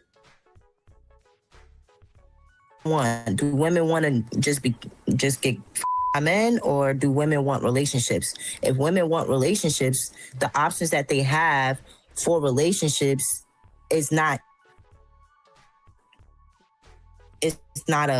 big. It's not a vast majority of options. So as I was following the conversation, that's what I was picking up on. And he was basically saying that women don't necessarily have options because they're all fighting over like two men. They all want the same two men. So if they all want the same two men, do they really have options? Yeah. I was just going back and forth in my head about that. So I just. All right. So I'm going to fast forward, right? I'm going to fast forward, but before I get into it, the flaw in her argument right there, when she's like, well, if women only want two men, does that mean they have options? Now, when I brought up look, I'm allergic to seafood, which I actually am. I'm allergic to seafood. I can't eat anything of the sea, not shellfish, not regular fish, not scaled fish. I can't eat any of it. So the seafood restaurant is off the table. It has nothing to do with what I want. That's why she kept saying, but, women want relationships. Women want this, and women only want two men. Like, nah. Nah, that's why your argument can be so easily picked apart, because you're narrowing down what your options are to what it is that you actually want. You want a relationship, and you want a relationship with a certain person. So why is what you want not an option? Either number one, you want something that either doesn't want you back or that you can't fucking have,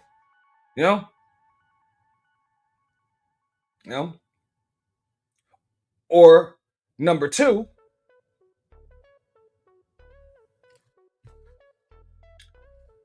you don't even know if you actually qualify for what it is that you want. You don't care about whatever it is that what you want is going to want from you. Like, you don't even care. It's I, me, want. So those are the questions that you would have to ask yourself. If you want relationships, you have to understand what you need to do to get what it is that you want.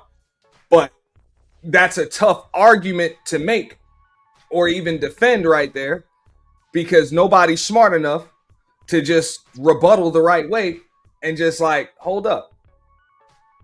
Like, who gives a fuck what you want? What does what you want from you?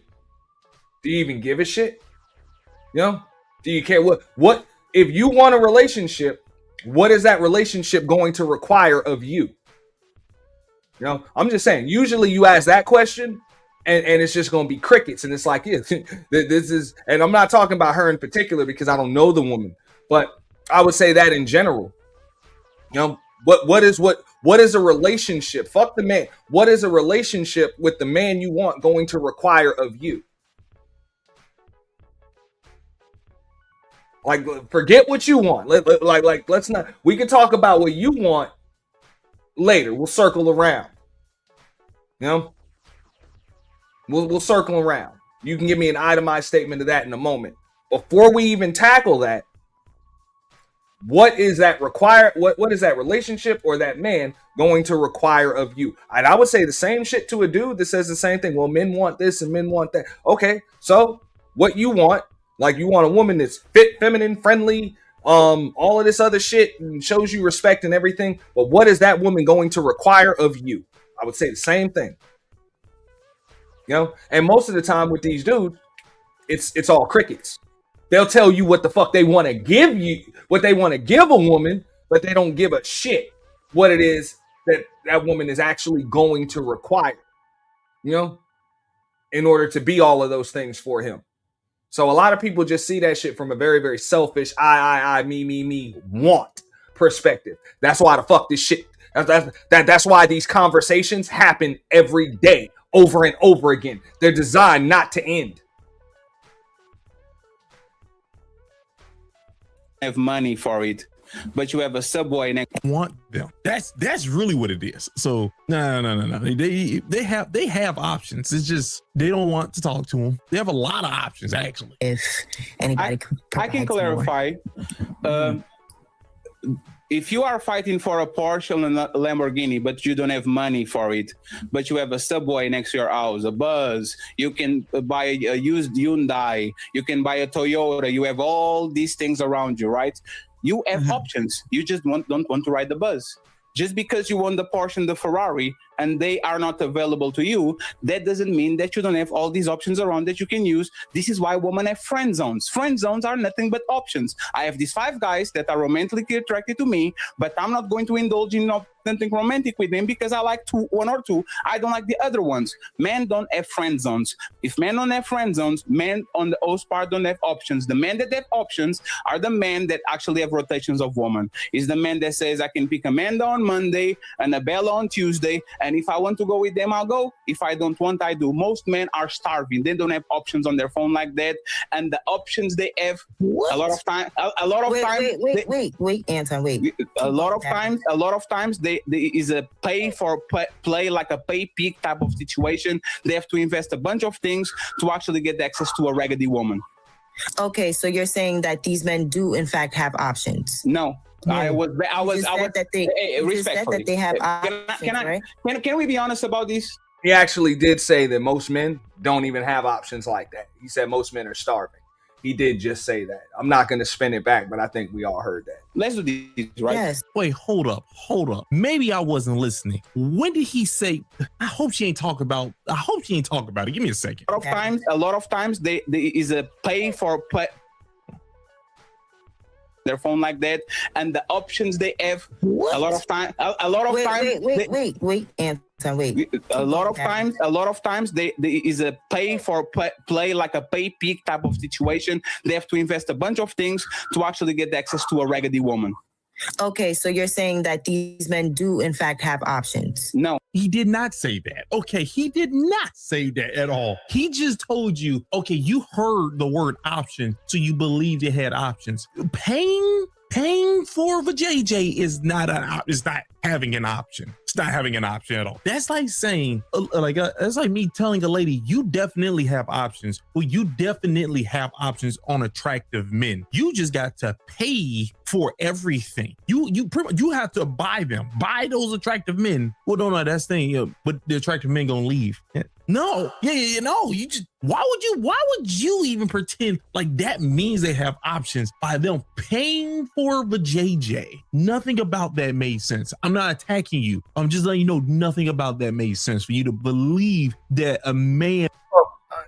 In her defense, right there, I think she was just trying to qualify trying to quantify what the fuck he was talking about. Because I think she even cut Anton. She stopped Anton before Anton interrupted, because I think she was trying to understand what Fatty was saying.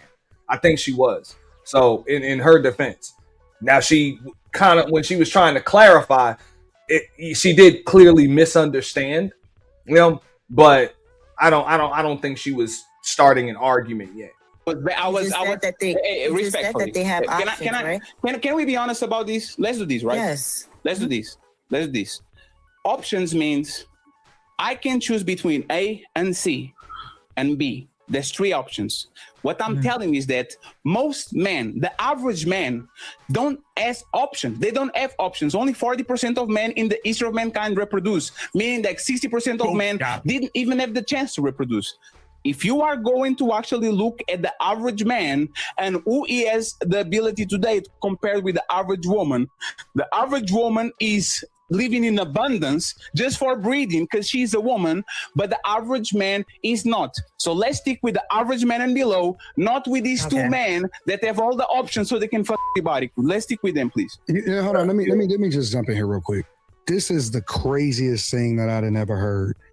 Look at Anton trying to jump in and save her, because look, I think she was trying to have a conversation where she understood things and then even rebutted and stuff like that. She really didn't need saving. She didn't need saving. She wasn't really even given the opportunity to give a rebuttal or argue. So this is when shit is about to go off of the rails, because that was the point. If you notice, and I'm going to bring this shit up so y'all can see it. Let me get this overlay down so y'all can see what's on the top there, the title of this video here, right? You keep saving women. And Anton gets emotional and kicks off Fatty after getting whatever, pretty much after getting cooked. You keep saving women. And y'all just saw it. You know? And with all due respect, that woman didn't need saving. Like it didn't even become a debate yet. Like it didn't even become a debate. But you know, Anton resting in his pseudo femininity, you know, he's listening to the tone, he's listening to the inflection, and he feels as though she's gonna feel attacked. You know? So he's resting in his pseudo femininity right there. You know, and and like I said, so he feels the need to jump in, and I haven't even seen an attack yet. I think they're just they were just having an exchange. You know, that was it. And it seemed like, you know, they were both trying to understand each other, more so her trying to understand him. What he's basically saying is that because women can fuck, then that means that they have. And that now he feels like he has to interpret in a nice way, in a very, very soft serve fucking way. Now you see why the fuck I call this shit the soft serve sector. All of this subset of this nigga, this soft serve shit. It wasn't even that bad. It wasn't even that bad. It wasn't bad at all, really. They were really just having a conversation. Have an abundance of options. That's what I was trying to say. That's not what I said. Hold on. Thing is that because women.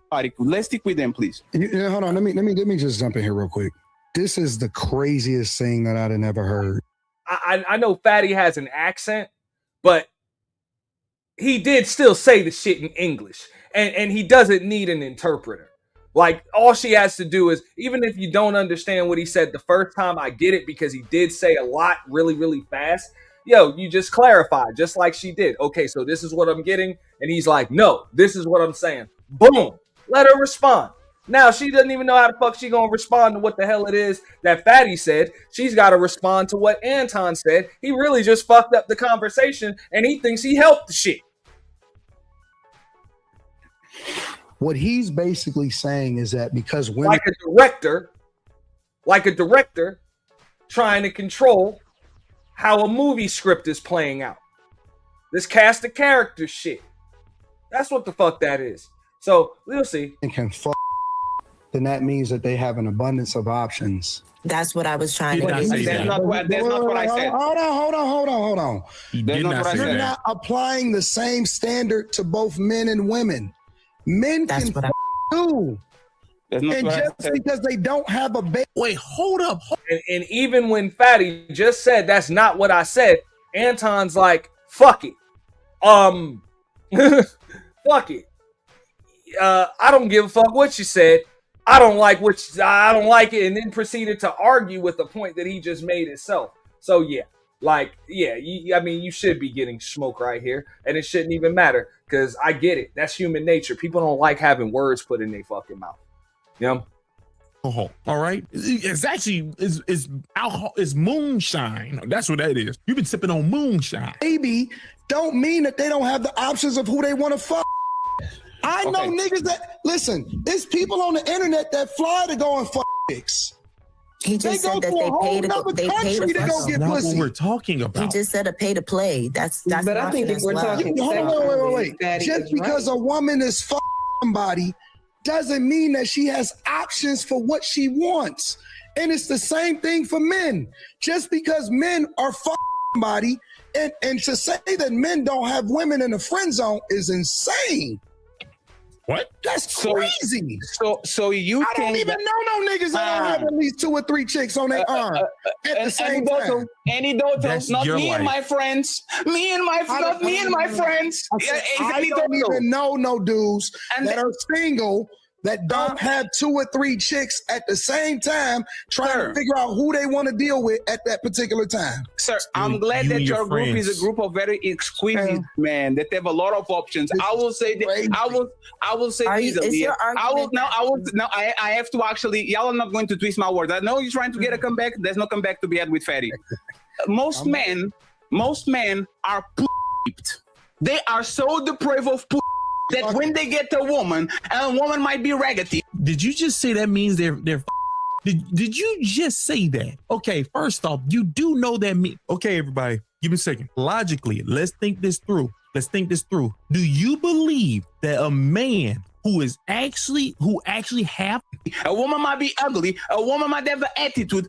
This fetish is out there like that. Unless that's what he's into. No. So you thought what you just said made sense, Anton, and it didn't. A woman might be ugly, a woman might have an attitude, but they pick that woman because they rather have a they get out and get inside then go ahead and starve again and be on the streets. Most of these men are cuffing hoes. They are not just saying, I'm going to have sex with you and I'm going to drop you on the streets. They are starving. Now that you have my point, correct it, please, instead of gaslighting and try to twist my words. No. So let's stay there. Oh, it was not Aaliyah? Wait. Is this a debate, Anton? Wait. Who are Is this a debate? Just to make sure. Stop. Who are the most of these chicks having babies by? Because they're not having them with the top 20% of men. Yes, they are. No, they not. No, they not. They having babies by niggas that's in the hood with them fucking them. I can't niggas. No. And then the conversation just changed, and they stay doing that shit. On a lot of these panels, they stay doing that shit. Like, it's one thing if you want to, because when Fatty and the Aaliyah woman down here, I'm gonna bring this shit up on full screen. When Fatty and the Aaliyah woman were making their argument, you know what I'm saying, we're kind of, just talking. They're talking about options for dating, which could possibly lead to a relationship, long-term relationship. Okay. Fatty kind of went into it a little deeper and talked about it from a sexual perspective, sexual aspect of it. All right. But then, and I get it. Sometimes the dating leading to a relationship and shit, that can happen. When you're talking about a conversation now. But Anton talked about who are these women having babies by. That shit. We learned this shit in the first grade. They be like such and such. This one sitting in the tree. KISSING. First comes love, then comes marriage, then comes the baby in the baby carriage. Like, you literally just went from home plate, home plate it back, which is KISSING, sitting in the tree, to third base. Like, you just skipped, first and second base, which is love and marriage, and then comes the baby. Like, what the fuck? Like, those are two different conversations. Most men don't impregnate every woman they go on a fucking date with. Most women don't get pregnant by every dude they go on a date with. They damn sure don't marry him either. So these are two different conversations right here.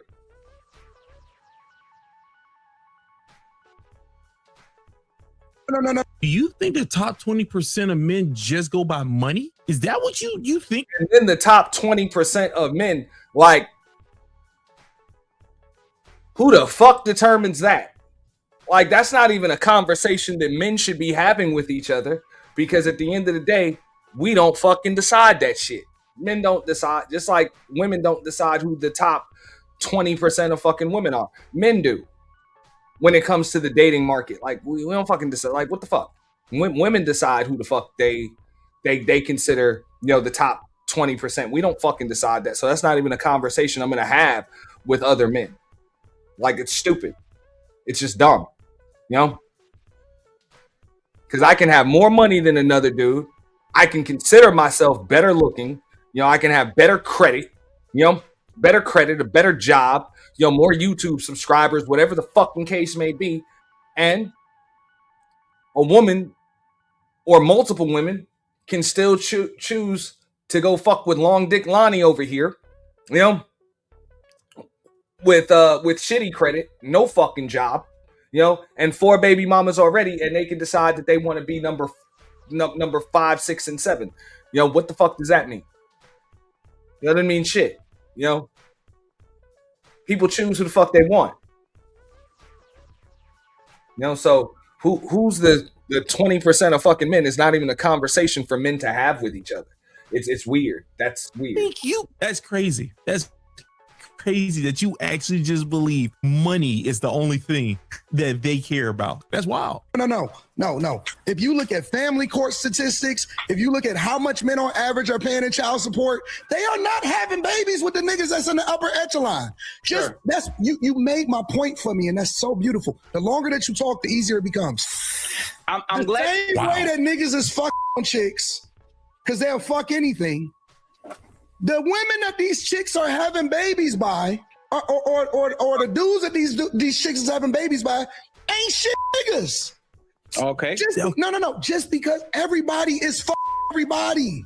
That's what I'm trying to tell you. Point. Women don't have an unlimited amount of options. They got an unlimited amount of niggas that ain't shit niggas that'll fuck them, but that don't mean that they got options. It's just like when a woman says, I had a bunch of proposals, or I had a bunch of dudes that's trying to talk to me. But are they trying to marry you? No, they not. It's a difference between... Wait. Yeah, I mean, that's a good one to pick apart right there.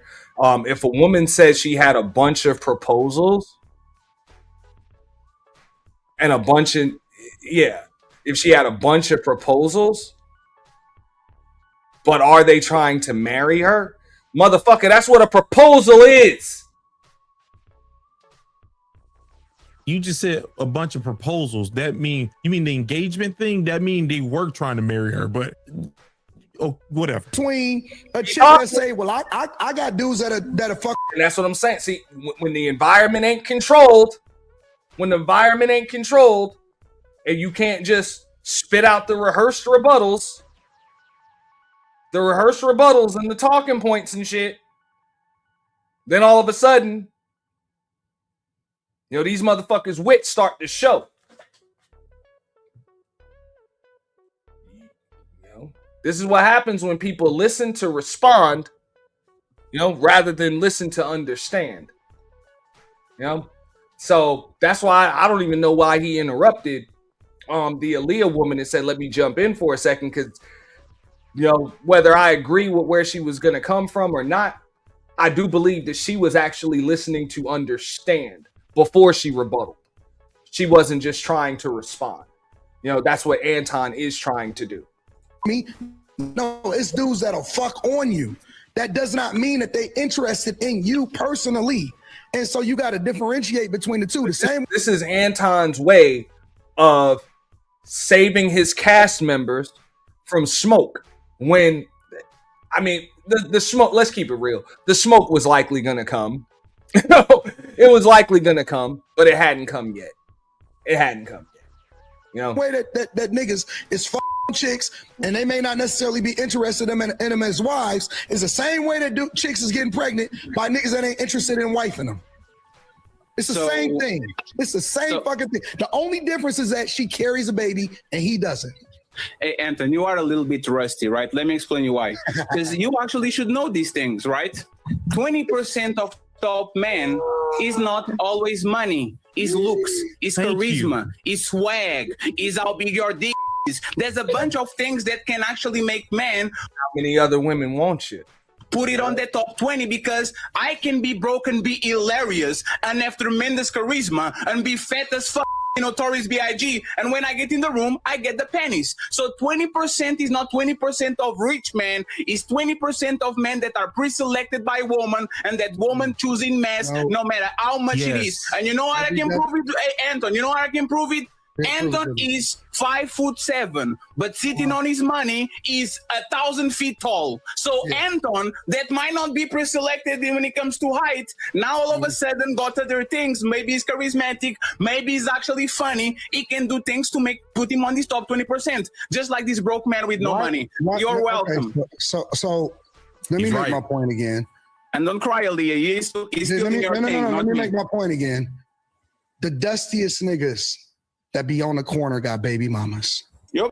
Dude, Jesus Christ. Them dusty niggas who got baby mamas, those women wanted them. You just have to, this is a Anton. This is a line. You know, when you was a little kid, like the line, the teachers used to make kids walk in the line. This is the line. Follow. Just follow. follow the damn line right now. The dustiest niggas. Okay, you're calling them dusty. You know who don't think they're dusty? The motherfuckers who was getting pregnant by them. You think they're dusty. Just like how niggas men don't think, they don't care about money. They don't think you making a bunch of money make you a top nigga. But guess what? Think if you make money make you a top nigga. You don't think niggas with muscles make them a top nigga. Yes, it do. Nigga with a what's the thing called? The golden ratio? His face matches all those goddamn things. A nigga with a chiseled jaw, all those things, women find attractive. And guess what? That puts you in the top 20%. What are you doing? Follow the damn line. And Jay Prince no. And they're not nice looking. They're not awesome. They're not doing any of that type of shit. They got baby mamas. Oh my God. Most of these niggas that come in and get a Lucy on from the cigarettes, they got baby mamas. They not pre-selected, the greatest niggas in the world. They don't look great and all that other type of shit. None of that matters, okay? The other thing again, and we already talked about this in the beginning, is if I'm not qualified to be in the conversation, because number one, I'm not a baby daddy, all right? I don't have any children out of wedlock, none of that type of shit. I'm never gonna have any children out of wedlock. And as a matter of fact, I have a vasectomy. So I'm not even in this. I know people are wondering why, like you see Shaq's face right there. It's like, why does this motherfucker feel the need to say that shit? It is pretty fucking disgusting. Like you feel the need to broadcast it. He's pretty much trying to advertise himself on the open market. Like, look, ladies, I got dough. Yeah, I'm married, but you fuck with me and I can shoot up the club and leave DNA at the scene and it's untraceable. You know, pretty much. I guess that's what the fuck he's trying to broadcast. I don't know. I don't even know how to fuck why that shit even comes up in conversation. This conversation. What I'm trying to understand, and this is and I pointed this out in the beginning. People that are losing a conversation always go to point out what they think about you instead of speaking to the talking point of what we having a conversation about. What do I have to do with any of this? I'm not in it. I'm not. I mean, you really didn't have much to do with any of it, but yet you inserted yourself when you didn't have to. I mean, you could have moderated it, but you actually decided to participate in it. So that's the mistake, you know? Like, that's why. And Fatty used you as an example to state his argument. I'm not dating. I'm not courting. I'm not a part of this conversation. Why do you keep on coming to me instead of speaking to what we talking about in the conversation? It was not about you. My overall point was... Why are you using me as an example? If I've been married for 22 years, sure. Why am I in this conversation? Because... You're hyped and you very easy to understand. What? You use cases that you actually can pinpoint so people can visualize exactly the talking point that you are saying. So if I'm saying that Anton Daniels might not be on the top 20% of height, but then he can make up with things that he gained in life because he's a man and he work hard and all that, I can explain how a man that might not be on the 20% in A might make the list by being top 20% on B, C, and D. That's what you did. Yes. And it's kind of a prop. So what's the problem with that? You use yourself as an example to compare yourself to Aaliyah when it comes to whether or not you would be able to get the same amount of women as Aaliyah would be able to get men. You use yourself as an example. Let me explain why. Wait, no, you don't have, what did you just do right there? You asked him, why is he using you? He gave you an answer. Why are we now talking about this? If you want to switch to something else, we can, I guess. But did he answer your question? Do you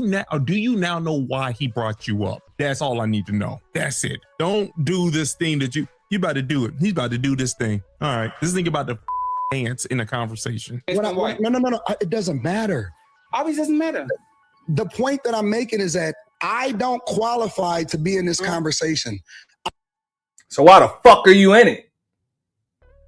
Like you just said it yourself. You've been married for 22 fucking years and you done got snipped. And the title of the topic is right down here where it says, is there a real dating recession. So why the fuck are you even in the goddamn conversation? Why don't you just let Aaliyah, Fatty, and all of the other single people on the panel fucking converse with it?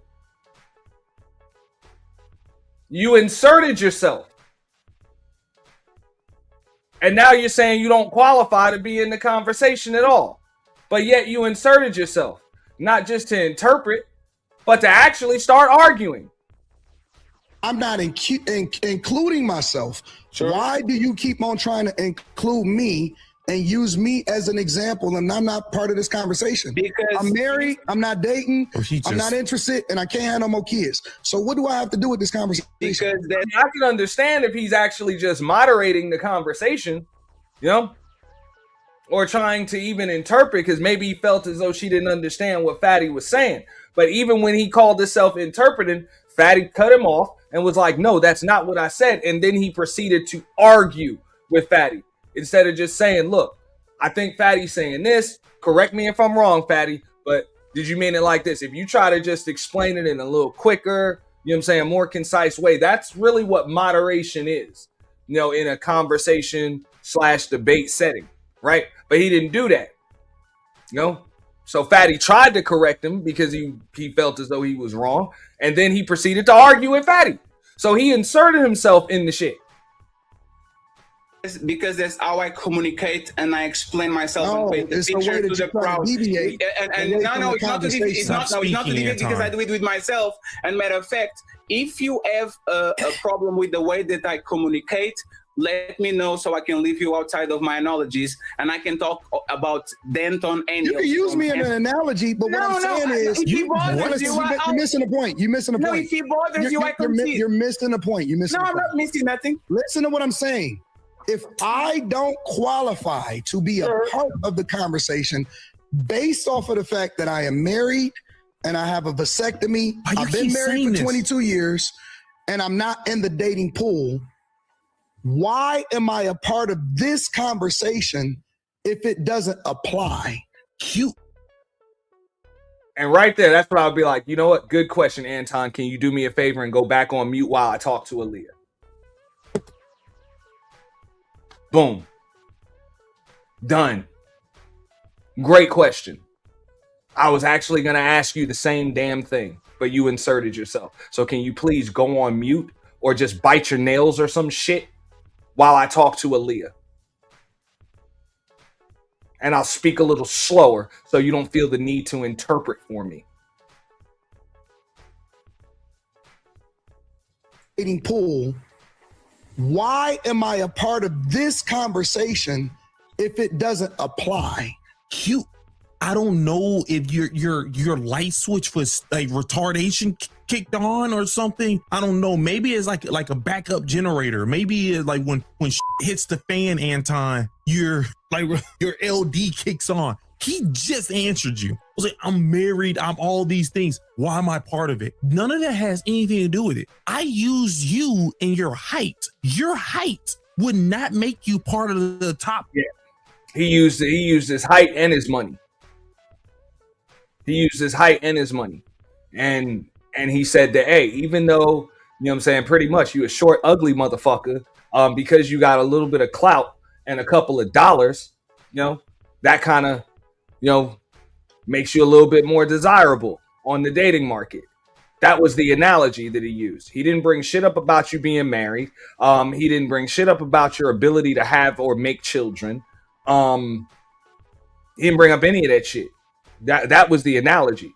20% your height, but you got money, but you are a hard worker. Those two things now put you in the top, in the 20%. Do you know if you did not have those things, you would not be in the 20%? It ain't got nothing to do with your kids. It ain't got nothing to do with you being married. We get to pretend as if you just be a short, ugly, obnoxious motherfucker with no fucking money.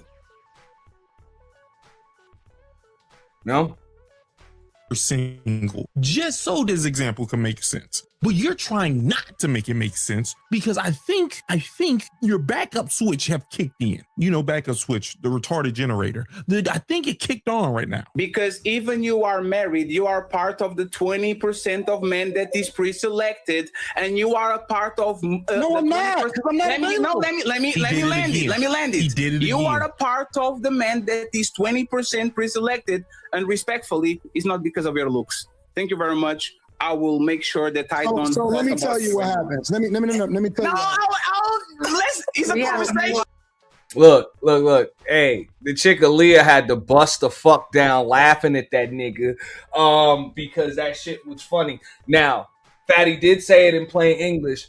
Fatty threw a hell. Hey, and I think that's really what killed it for Fatty. That's why you're about to hear him be removed from the show very, very shortly, because he threw a hell of a shot at the motherfucker and pretty much said, hey, it's not because of your looks, you ugly, short, fat fuck. And he said it in a very respectful way. One more time. And respectfully, and you are a part of. No, I'm not. Let me land it. He did it You again. are a part of the man that is 20% pre-selected, and respectfully, it's not because of your looks. Thank you very much. I will make sure that I don't. So let me tell you what happens. Let me tell you. It's a conversation. Let me tell you what's happening. Mimi, save me. We have to let them Mimi, save me, Mimi. Let me tell you what's happening. And this is one of the reasons why I'm very careful about including Fatty and why he contacts me sometimes and we have conversations about whether he should come on the panel. Is because it becomes an insult type of thing instead of having a conversation about what we're talking about. And so, are you hurt right now? Are you hurt right now from him saying facts? Nigga, that was a fact what he just said. Your money and your hard working skills put you there. Nigga, you're not. Come on, nigga. I'm not even trying to be mean. Anton, look at you. You're not on the handsome scale. You're not handsome Squidward, okay? You're not tall. You're not in shape. Nigga, you don't have a 6 or 8 pack. You have a stomach. Your body looks soft. All right. This is what you got. You have hardworking skills. You have money, and you have a full beard. That's it. Let's be honest, nigga. You wear a bag chaser hat and a black tee all the time. So technically, when it comes to fashion, you're not even there. So what are we talking about? You got offended by a fact? Oh, I don't understand. Cause I can cap back. It's not necessary. I don't even understand guys that judge other guys. That's weird to me. Because nigga, didn't you call a bunch of niggas that women be getting pregnant by Dusty? Nigga, you judged a bunch of men. You judged men right there. You do know that's called judging, right? I'm not the dick police. I'm not gonna try to figure out whether you getting pussy or not. That has nothing to do with the conversation. So I'm gonna opt out. Because I asked you to be cool, and I'm keeping it 100. I'm gonna opt out because I asked you to be cool before the show even started. I said, let's not do the personal insults, and all of this type of stuff. And I'm not doing it. And you hold on, and you responded, and you said, insult? You be nice also. Whoa. And I said, cool. Sure. So I'm gonna opt out, because I'm trying to be a better person. And I'm trying to do a different thing with the platforms as far as getting to the bag. I'm not gonna engage in that, bro. Yes. So nothing that I said was actually a massive insult. It was an observation, and this is why I don't like this Anton and I like Anton from the Fight Club. Is because I'm not the same person. I'm not going to engage with that. I'm trying to do bigger things with the platform. I'm literally trying to get a different type of deal. And do a different type of thing. Anton, I know you are business minded. I'm not going to do the same thing. I'm not going to hit with the low blows. I'm not going to do that, bro. Anton, and so the reason why I invite certain people to the platform, because I got thick skin, so I'm not tripping about me. But the reason I invite certain people to the platform, and I would respectfully disagree. Yo, no, you don't have thick skin, motherfucker. That's why you felt the need to jump in there, because even though it hadn't even gone off the rails, those two Aaliyah and Fatty, that is, were really just having a conversation. It sounded like she was trying to understand what he was saying, and she was just clarifying.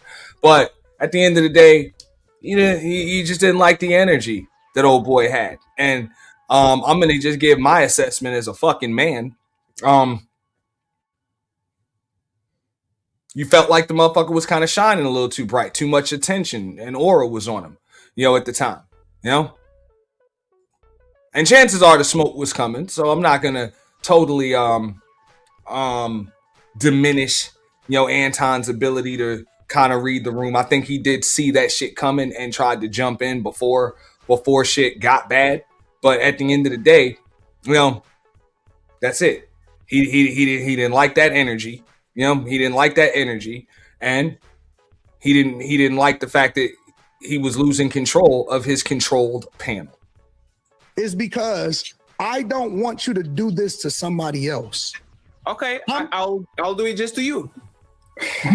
You understand what I'm saying, bro? No, I'm not saying nothing that ruins your platform. You're just getting guts. You're just getting embarrassed in front of your people. Just fight back. How am I getting embarrassed? Yo, that's just funny. He said, you're getting embarrassed in front of your people. So just fight back. Just fight back. But Fatty, he did try to fight back, and he's fucking losing. And he knows it. That's why he just asked you to leave. He did fight back, and he's just saying shit. He's just saying shit. So he probably can't even repeat the shit that he fucking said. Because he doesn't know, because it's just kind of just spewing. But he's just saying shit, at this point. Anton, I'm not embarrassed. The Anton Fight Club would say, substantiate your argument. It's getting weird. No, but it's getting weird. Aaliyah, Anton is not going to fuck us up. We gotta move on. Why would you say that, bro? Why would you say that? It's because I know what you're doing. Why would he say that? Why would he say that? You and him are having a back and forth. First off, I don't know why Aaliyah even said anything. I don't even know why. Nigga, look at your posse around you. Look at Kimmy, look at Molly, look at Mimi, look at Sanchez, look at Brittany. Nigga, why are you the one saying, why are you? This is getting weird. It's getting weird. Him having a back and forth with Anton. It's getting weird because Anton don't have control. And she ain't used to being on Anton's panel where Anton doesn't have control. When he's not able to control the personalities and the script coming from the cast and the characters, that's when it gets weird.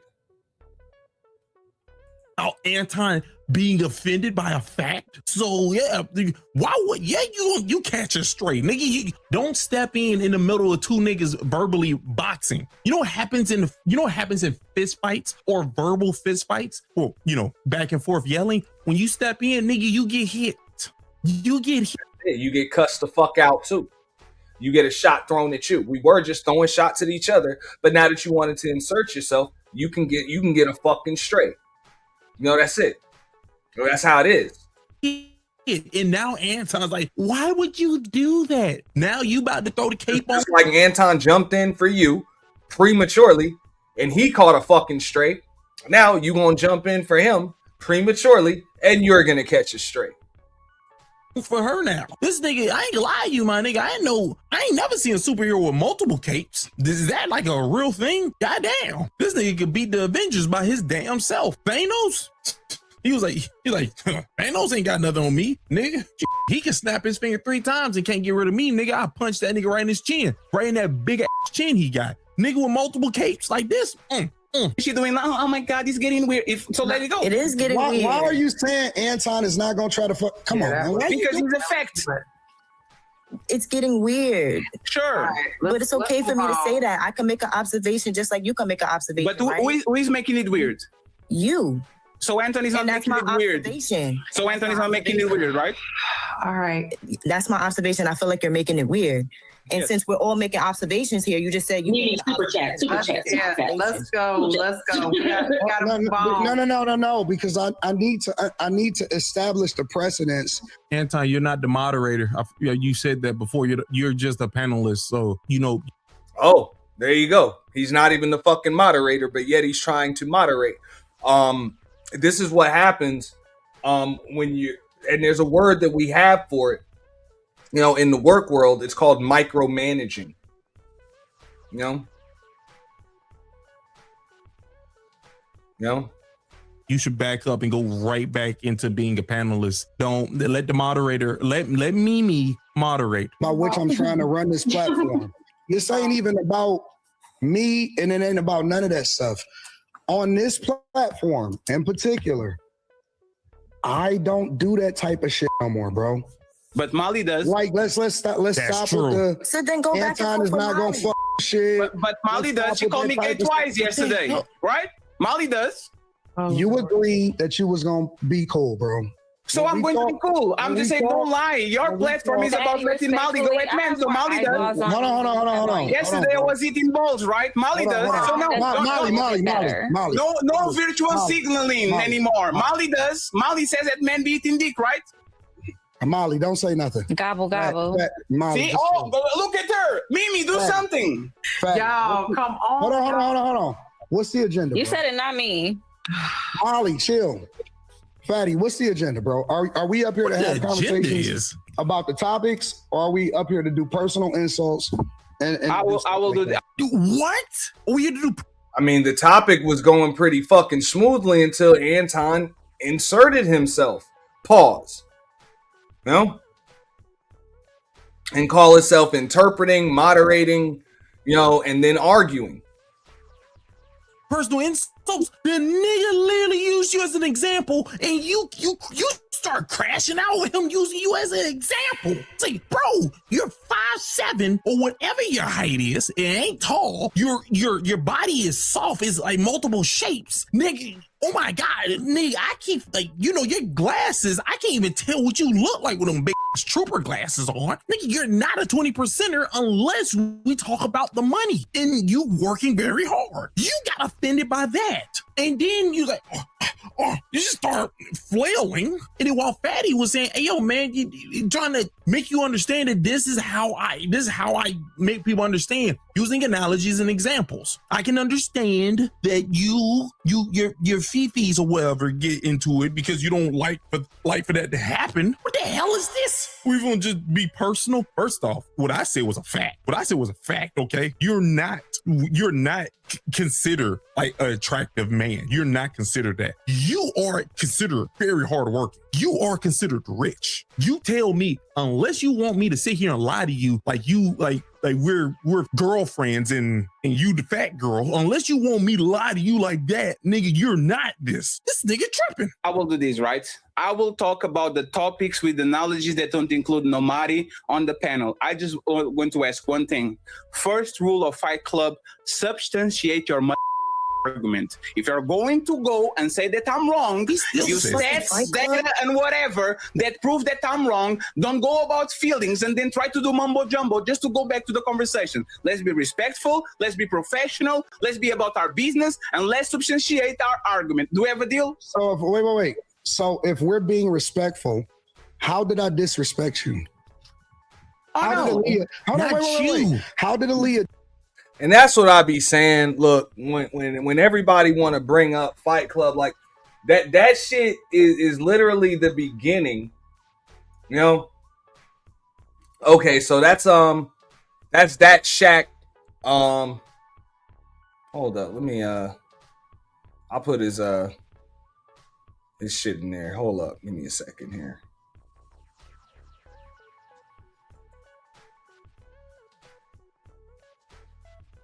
Yeah, that Shaq 2X, you know?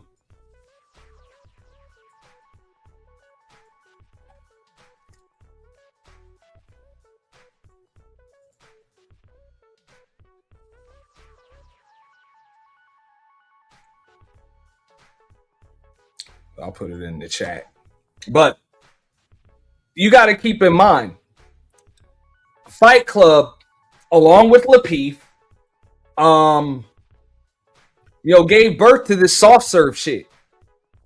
It is what it is. So when people like to talk about the whole Fight Club shit as if that was a anything goes, gloves are off and shit, fuck all that. That's not the case. That's not the case. Because just like Fatty just said, like, the first rule of that shit was substantiate your argument. Every time that I got into a debate or a conversation, I didn't go on Fight Club very often, but when I did, you know, look, I done been on panels where motherfuckers have been, you know, like drugged for filth, like mad days and shit, like all of that shit. People done through all types of personal insults and everything, you know, roasted, shit on, you know what I'm saying? Motherfuckers pull up old shit, you know, old shit, motherfuckers, you know what I'm saying? Pull up ugly ass still shots and photos of motherfuckers and shit. Like real shit. Fight Club was none of that. It wasn't none of that. You know? Facts. Rilla. Fight Club wasn't none of that. That shit was some soft serve shit. You know? And this one didn't even go off the rails. Like it didn't get the chance to. Because as Rilla would say, the hammerhead from Detroit inserted himself when Fatty and the Aaliyah woman were having a respectful back and forth. Like it really did sound like they weren't even able to start arguing because they were too busy trying to understand each other, you know, right there. So I get it. It was more, I'm not going to say a language barrier. It might have been an accent barrier or whatever, but I think she was clearly trying to understand him. That's why she said, okay, so this is what you're saying. And he was like, nah. And he repeated what he said, you know, in a different, a little more clear, concise way. And then Anton just jumps the fuck in and says, look, this is what he's saying right here. And even when Fatty said, look, no, that's not what I said, Anton proceeded to argue with him. And that's how this shit started. So I mean, I'm with you on that, you know, that shit over. Like that shit over.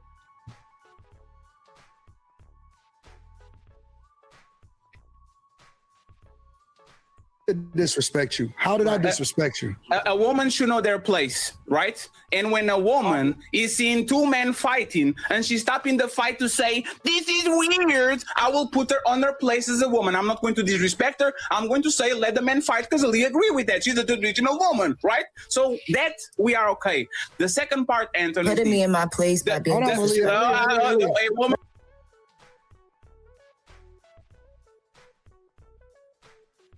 Yeah. Yeah, that's when there's a fucking problem.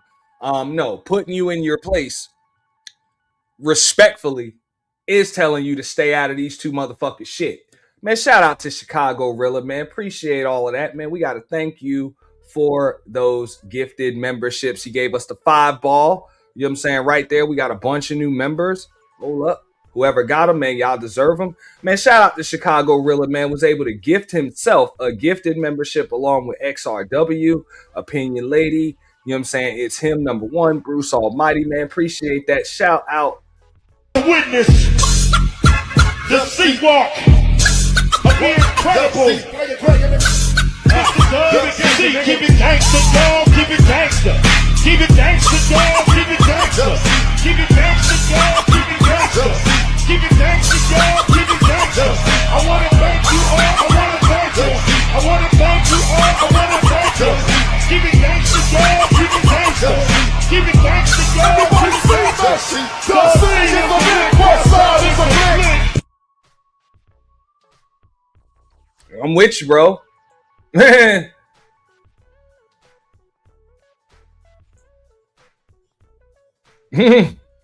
I'm with you.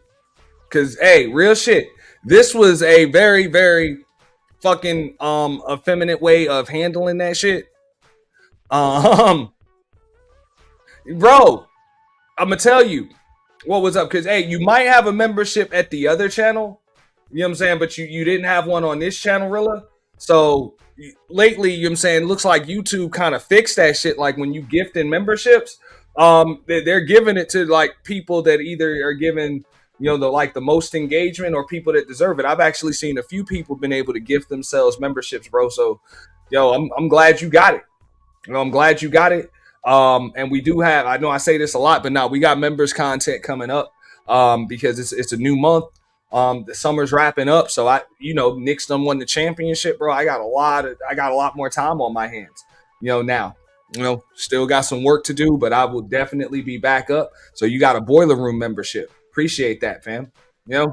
Appreciate it. But shout out to all of the new gifted members, man. Shout out to Chicago Rilla too, man. Looking out, because we need all that. But look, the bottom line is, and you've probably seen this already, Rilla. Anton jumped in and turned a conversation that was likely going to turn into a debate. It was likely going to turn into a debate. I'm not going to lie. It was likely to turn into a debate. But he turned what was a conversation that was just in the process of getting some clarification, which I'm going to back up in a moment so y'all can hear that. One more time. Let me back up right here. That's incorrect. As I was following the conversation, that's what I was picking up on. And he was basically saying that women don't necessarily have options because they're all fighting over like two men. They all want the same two men. So if they all want the same two men, do they really have options? Yeah. I was just going back and forth in my head about that. So I just wanted to get some more information on that point. You ain't got to go back and forth in your head about that, my dear. I'll help you out. No. Just because you are... Clarify. If you are fighting for a Porsche and a Lamborghini, but you don't have money for it, but you have a Subway next to your house, a Buzz, you can buy a used Hyundai, you can buy a Toyota, you have all these things around you, right? You have options. You just don't want to ride the Buzz. Just because you want the Porsche and the Ferrari and they are not available to you, that doesn't mean that you don't have all these options around that you can use. This is why women have friend zones. Friend zones are nothing but options. I have these 5 guys that are romantically attracted to me, but I'm not going to indulge in something romantic with them because I like one or two. I don't like the other ones. Men don't have friend zones. If men don't have friend zones, men on the O's part don't have options. The men that have options are the men that actually have rotations of women. Is the man that says I can pick Amanda on Monday and a Bella on Tuesday, and if I want to go with them, I'll go. If I don't want, I do. Most men are starving. They don't have options on their phone. Okay, so I just wanted you guys to see. Y'all are about to see how Anton even got inserted into this shit. Because that's what it was. They're having an exchange, but it's a respectful exchange. She wanted clarification, to understand what Fatty was saying a little bit further. And he literally started it with, I'll clarify. And then he gave it to her. So was this going to likely turn into a debate? I would agree. Yes, it probably would have, but it had like that, and the options they have a lot of time. Wait, Anton, wait. A lot of times.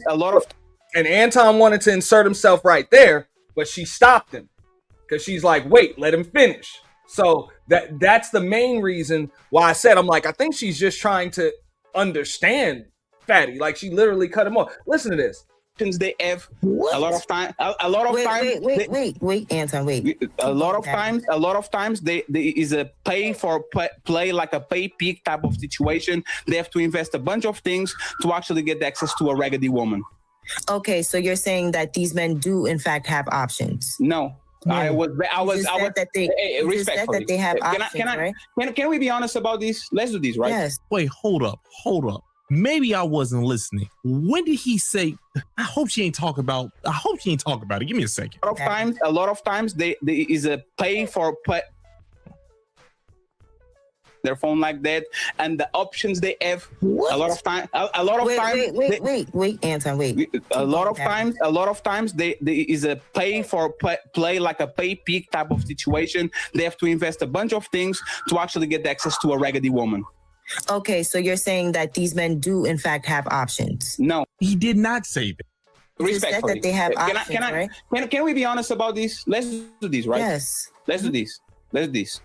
Options means I can choose between A and C and B. There's 3 options. What I'm telling you is that most men, the average man, don't ask options. They don't have options. Only 40% of men in the history of mankind reproduce, meaning that 60% of men didn't even have the chance to reproduce. If you are going to actually look at the average man and who he has the ability to date compared with the average woman is living in abundance just for breeding because she's a woman, but the average man is not. So let's stick with the average man and below, not with these 2 men that have all the options so they can fuck everybody. Let's stick with them, please. Hold on, let me just jump in here real quick. This is the craziest thing that I'd never heard. What he's basically saying is that because women can fuck, then that means that they have an abundance of options. That's what I was trying to That's not what I said. Hold on. You're not applying the same standard to. You see? He literally just put words in Fatty's mouth. Like literally. Even when Fatty tried to correct him and say, look, that's not what I was saying. He tried to put words in Fatty's mouth and then proceeded to argue with those words. All right? And before I get back into it, let me read the super chats, right? Shout out to L Nixon, something to think about. You know what I'm saying? Appreciate that. Get that graphic up there. All right. So he says Anton pays to establish control. He gets away with bashing women while allowing them to disrespect his male co-host and guest. He gets off on allowing Molly's behavior. They just show up for a check. Shout out to L Nixon. You know what I'm saying? Because he is right on the money with that. And I got something for that right there. Ooh. He is absolutely right. That's exactly what the fuck just happened. And it was pretty clear as day. Appreciate that, L. Appreciate that. You know, because he is right on the money with that shit, man. You know? Now, we're going to get back into it. If you guys just popped in, you know what I'm saying? Smash the like button. Do like L Nixon, Chicago Rilla. Gifted membership, super chats, cash apps available too. We appreciate that. The like button, share button is plenty. Both men and women. Men can do. And just because they don't have a baby. Wait, hold up. You can't just build. You can't just build on something he just said. That's not what I said. If I tell you that's not what I said, he say, hold up, let me fully build this thing. You're gonna fully build on something I just told you that's not what I said. Listen, there's people on the internet that fly to go and fuck dicks. He just said that they paid to go get not pussy. what we're talking about. He just said a pay to play. That's But I think if we're talking wait. Just because a woman is fucking somebody doesn't mean that she has options for what she wants. And it's the same thing for men. Just because men are fucking somebody, and to say that men don't have. Now, I would ask you guys, before I play the rest of this exchange, I would ask you guys, how the fuck did Anton even get involved in that back and forth in exchange between Aaliyah and Fatty? How the fuck did he get in there? Why the fuck is he even involved? Because it seemed pretty respectful. It's not like they was cussing each other out. They hadn't even begun to argue yet.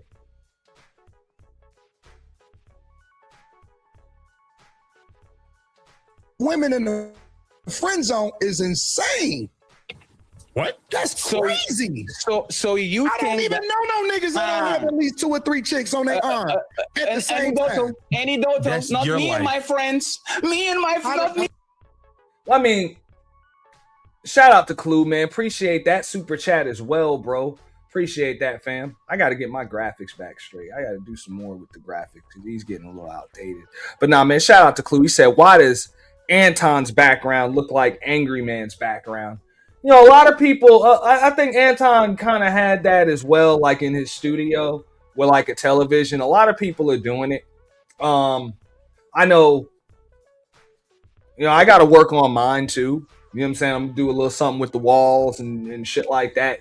You know, every now and then you just got to kind of change things up. But I mean, does it resemble Angry Man's background? Yeah, I would say a little bit, but not really. Like, not really. Not too much. I think Anton understands that. You know what I'm saying? He a little darker than Angry Man, so he can't do the dim light, you know what I'm saying, with the LEDs in the back and all of that other shit, and it still have the same effect. Cause then he just gonna have the eyes and teeth in the camera and shit. So that's why like the whole room is still, you know what I'm saying, lit up, and you know, he got his ring light and all that other shit, and then there's some light coming from overhead and some other shit. So, you know, but does it resemble, I mean, look, let's just keep it real. You know what I'm saying? A lot of people in these spaces have taken their backgrounds, graphics, you know, and shit like that, taking a lot of inspiration from, you know what I'm saying, from Angry Man and, you know what I'm saying, some other YouTubers, but especially in this space. So you see a lot of people that have the ambiance on the TV behind them and shit like that. You know, ain't nothing wrong with that. But I would, you know, I'll give Angry Man his props on that. He's usually pretty good at separating himself from the rest. As far as just making sure that, you know, his shit is still all his own. So I'll give him that. Me and my friends, I don't even know no dudes that are single that don't have 2 or 3 chicks at the same time trying to figure out who they want to deal with at that particular time. I'm glad that your group is a group of very exquisite men that have a lot of options. I will say that I will say easily. I have to actually, y'all are not going to twist my words. I know you're trying to get a comeback. There's no comeback to be had with Fatty. Most men. Thank you, Bridget, because you answered my question. I'm like, how the fuck did he even end up in this shit? Because I really didn't even hear an argument between Fatty and Aaliyah. Like, I didn't even hear it. You know? I think, now, I'll be honest. I do think it was going to get to that point. But I didn't hear that. You know? It was a respectful back and forth. And she even had to cut Anton off because he was just really itching to insert himself in that shit. Which is likely one of the reasons why the video got privated. You know, it's likely one of the reasons why the video got private. And Anton had enough time to watch that shit back, and he realized how stupid he fucking looked. Most men are p***ed. They are so depraved of p***, that when they get a woman, and a woman might be raggedy. Did you just say that means they're did you just... So let's stay there. Oh, it was not Aaliyah? Wait. Is this a debate, Anton? Wait. Who are Is this a debate? Just to make sure. Stop. Who are the most... And Fatty even asked him, like, come on, let's establish the rules of engagement. Is this a debate? Because I got to ask you now, because a moment ago, when I was talking to Aaliyah, it wasn't a debate. So is it a debate now?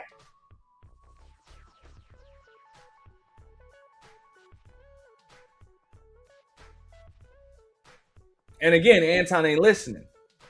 So these chicks having babies by? Because they not having them with the top 20% of men. Yes, they are. No, they not. No, they not. They having the babies by niggas that's in the hood with them fucking them. I can niggas. No. Do you think the top 20% of men just... I mean, to be honest, if that's the case, then that would make those dudes and those dusty niggas on the corner in the hood the top 20% of men. You know? Because they're obviously the most desired and the most attainable. So what the fuck? That would make them, you know what I'm saying, by the women you're talking about standards. Man, shout out to Clue Studio. Appreciate that with the $20 ball. Damn, fam. I'm rich, biatch. He said, look, Clue Studio said, I have this theory that Anton is not cheating on his wife. I think he gets off on all of us thinking that he is cheating on his wife. Your thoughts, Ant? I'll give my thoughts on that. And this is just my opinion. I believe Anton and his wife have an open relationship, you know, which is one of the reasons why he broadcasted he got a vasectomy. You don't have to worry about no illegitimate kids popping up or any of that other shit. That's just my opinion. So if they have an open relationship and the nigga's allowed to do it and she ain't got no problem, it wouldn't be cheating. You know? So even when people say, oh, I should just, she just allows him to cheat. If she allows it, it's not cheating. You know? So to cheat is to break rules to gain an unfair advantage. That's cheating, or control the outcome. That's literally the definition of cheating. So if you're not breaking a rule, You know, and the rules are whatever they have in their relationship. It's not cheating. So I don't think he's cheating on his wife either. You know, do I think he engages in some kind of relations with other women? Absolutely. Absolutely. Whether that's physical relations, whether it's just, you know what I'm saying, like banter, because cheating don't always have to be physical. Sometimes that shit is just, it just has to do with, you know what I'm saying, just when you giving somebody else your attention or whatever, like for real. You know, like cheating it's a lot of aspects to that shit. Because whenever you sharing certain connections with somebody outside of your one significant other, you know, hey, most people would consider that cheating. So, you know, I don't have to just be screwing them. You know? What up, L? What's going on, man? Man, I'm chilling, dog. Chilling. Yeah, I watched this. I watched the show and all the clips. Yeah. Huh? I said just breaking down Anton and his BS. Yeah, the reason why I say he pays to establish control is, first of all, you know, I'm like, okay, so now Aaliyah is over at Lapeef. You know, you see people go back and forth, right? Sometimes when they're interesting enough, you know, other people will offer them opportunities, right? Which is how it works. You know, if you individual content or contractor or whatever, you got your own channel, your own business. So going from place to place to showcase your channel or, you know, whatever you're trying to do, there's nothing wrong with that. But a lot of us know the politics behind that. You know, you'll showcase some people. And as a courtesy, I know you do it. You've done it too when you showcase some people. As far as, you know, them going to other places, you didn't have a problem, you know, with establishing that connection with the person. But you know, you got people that go behind people's back. You know, while they're helping that show, they'll go behind their back, and they'll try to bring people to the show, and it's a bunch of politics, right? And sometimes certain people don't establish credit or give the credit. I will say that about the Untouchables. They really don't care when people go other places. It's just if you sat back and watch how it's been done, it's kind of shady. You know what I'm saying? And then when you hear comments like, I was told not to go over there or not to go here, when Fatty was asking who. I think we kind of know who, but the fact that some people are farming some of the panelists and then playing dirty politics and tell them not to go back. I mean, it's a dirty game, right? And a lot of these aspiring content creators, y'all gotta be careful.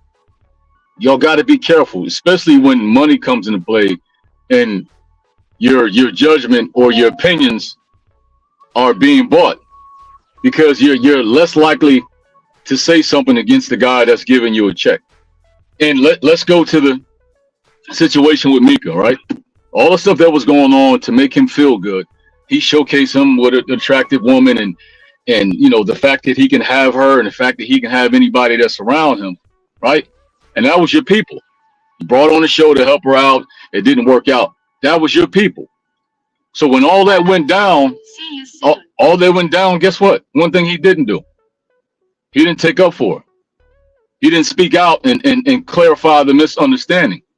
He just cut ties and let it all fall on her, but you were the leader, right? So that comes with getting the check. That comes with filling those roles. And these inspiring content creators, you know, they get all starry-eyed and don't understand what they're signing up for. You got to watch it. You got to be careful. You got to watch out for that. He's not buying your freedom, your free expression. He's buying control. He says what he says. They barely say anything to him, right? But yet those people, they're free to come at Slimmy. They're free to come at Quentin. They're free to come at any other guest, any other male guest on the show. And he sits there and he laughs with that smirk. He gets off on that. So the whole interaction where he's interacting, he's interrupting Fatty's situation, going back and forth in favor of the people on his panel, right? And then when you say something and you address it, then he goes to, well, you have to ask Mimi. I'm not the moderator. Come on, man. You childish, bro. Like at this point, with all the controversy, what's up? Check it out, right? That motherfucker used to do that shit on Fight Club too. That's the only reason why I'm glad that no, you're right. You're right. When people used to come up there to get at motherfucker that smoke, or when they didn't like the way Brittany B, Sway, or Aaron O were handling that show, they'd be like, yo, let me talk to Anton. And every now and then Anton will come out those fucking bushes and say, I'm not in charge here. Aaron O and Brittany. Yeah, you're right. You're right. He did used to do that. And then a week later, he would just pop the fuck up when he didn't like how shit was going and just tell them to shut the show down. Yeah. And you know what? I really don't get into people's personal business. You know, I don't really talk about issues. Yeah, you would pass it off to them when he would get some shit he didn't want to fucking deal with. But then when he wants to exert his control, when he wants to show everybody how in control he is, then he would come and bang the fucking gavel. You know? Yeah. Yeah. So and you know, listen, I don't normally those streams don't exist, but keep in mind, I got them. I got a few of them. You know what I'm saying? But he stayed. I got a few. Yeah. Hey, look, I don't normally talk about stuff like this out in the open, but I'm gonna just say, man, that second show, all the being sensitive and purposely going out of your way to confuse what Fatty was saying, and then acting like your feelings are hurt. When on the first show you allow so much, and you took it personal jabs at him, but on the second show, to do that crybaby shit, and then private the video. That's some weak shit, man. That's some weak ass. That's some I got money, you know, and I'm hiding behind that and all my insecurities. And then when the shoe's on the other foot, I'm gonna act like a kid in private the video, and that was some weak ass shit, man. And you know I don't really talk about shit like this, like you know, especially in this space. I don't think that him or his crew that work like that. They really didn't. So I didn't even see I think the only reason why he privated it was because he watched it back and realized how stupid he looked. I mean, and I think the thing about the check, right? But shout out to, you know, Slimmy and Q and the rest of them, whatever. But hey, I give it to Slimmy, man. It's no way, man. It's no way. It ain't no way. And I can understand why sometimes, you know, it sounds like he's being emotional, but it's the same bullshit every night, man. And then the same smirk, the same laugh. He allow Molly. I don't even know why Molly's there. She just show up to be nonchalant. It's like she don't care about none of the topics. She has the same response to everything, and she know they're gonna kiss her ass. She's gonna get away with it. It's just a free check for her to just act like she don't even want to be there. I don't know, man. Well, what was the other woman's name? Carrie or whatever. We are. Oh, you talking about Miss Sanchez, the one to fix her sound? Well, I just remember when she pretty much just said like she was neglecting her home life, you know, her children, sleep, you know, all of those other things. Yeah. I know you talking about yeah. You know, it's pretty much the same thing. So I get it. Look, this is scripted reality television right here. And you see what old boy does when the cast members go off script. He loses his shit. I mean, my thing is, you have a crew, right? And you claim some of them are your people, right?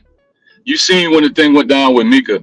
Slimmy was, you know, going from places kind of representing Anton, you know what I'm saying? Like, you know, I ride with him no matter what, right? I mean, and we do have those biases for people we cool with. We're going to be a little hypocritical, right?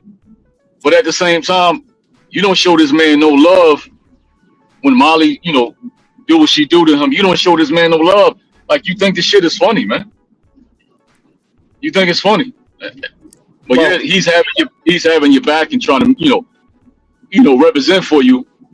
And it just show you how some people treat people that's, you know, claiming, I guess, support them. Well, that's the thing. See, you're a military dude, so I'm going to use this analogy right here, if I'm allowed to. You know what I'm saying? People think that these crews, when they kick off with these crews, are on some Navy SEALs, Army Ranger type Green Beret shit, when it's really some fucking Mission Impossible shit. You know? In other words, they will disavow your entire fucking identity if you get caught. That's it. This message will self-destruct. type shit. And it's not just Anton. I see other channels where you'll have guys that show up all the time. I mean, multiple places. I mean, you know, they're always supporting, they're always donating. You know, they're the first one to be there. And that's your support system. Your day ones, like people that's always there. Like I said, I see it in a few places. And those are the guys that you allow other people to just disrespect them. I don't get it, man. I don't get it. But it happens a lot. I mean, I believe it or not, and I know I don't think Mika really interviewed very well, but I understood where she was coming from. Like she really wasn't protected very much by him. And just like what Clue just said, he put it in the chat where he said he thinks Anton, for the most part, is not smashing, but he likes us thinking he is. That's why he didn't want to fucking protect that woman. I mean, you know what though? I mean, he could be true, you know, but it's just the idea, right? But these ladies, especially the ladies, you got to understand what you're signing up for. Somebody that has to play to his image, and he's giving you the check. I mean, it's really, it looks like a panel of people who are not having an echo chamber, but I mean, you're being paid to have certain biases. So like you said, it comes off as scripted reality. We already know what this person's going to say, what that person's going to say. Mind you, this person, you get away with everything. And the energy they won't have for you, they'll have for the other guys. You'll sit there and you'll laugh the whole time because you can say whatever and you're not going to have that type of reaction. I mean, look, the way I see it, I don't think people just understand. Like most of these folks have either, until this YouTube shit, they've never been part of a crew, or a team, and definitely not been in charge or been, you know, supposed to like lead or help or whatever. This is not about just men protecting women. Like you're supposed to do that shit when it comes to your entire crew. You know, that's a fact. That's a fact. And a lot of that is by establishing pretty much the rules of how your crew is supposed to move, so that way your crew don't get into extra shit. You know what I'm saying? That the whole crew's got to deal with when you ain't around. Most of these folks, this is where a lot of these fallouts and shit come from, is because most of these folks don't establish that. Number two, if you're not gonna do that, then why not get people that can protect themselves so they don't need your protection? Right. And that's another thing. Why ask somebody like Anton why he doesn't just get tough motherfuckers, or that he at least perceives as tough, because I didn't see any reason for him to even jump into this shit with Aaliyah and Fatty, but I felt the need to protect right there. You know what I'm saying? So he really deals with people that he perceives as weak. Now I don't think he thinks that about me, but I think when it comes to these women and shit, he perceives them as weak. That's why he has them around. Yeah, but he's okay with setting up the situation when it goes in the favor of people, especially new people, right? But if you actually press that issue and then that person gets the best of them, yeah, why are you speaking now? Mm-hmm. Why are you speaking now? You know, if they mutually decide to get into a debate, let them have a debate. If they're not being disrespectful, let them have debate. But my thing is, why the hell would I want to come on your show if I can't actually participate in an actually co-ed situation without you getting involved and kind of swaying it? And then when I confront you, you say, hey, well, listen, I'm not involved. This is not my show. This is Mimi's show. Come on, man. Stop playing. And well, he always does that shit. And look at this shit. I'm like, if you got a problem with Fatty going at women, there's only one other motherfucker there that's not a woman. Look at the panel. Yeah, but how can he have a problem with that when he goes at women?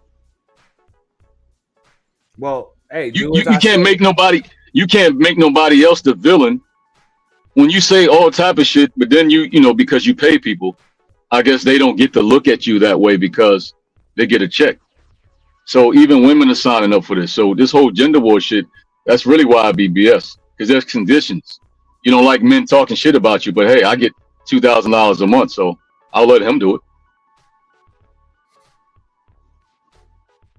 I mean, but then let me come at Fatty because he's a guest and he doesn't pay me. So I'll come at him for the things that I really want to say to Anton, but I can't because he pays me.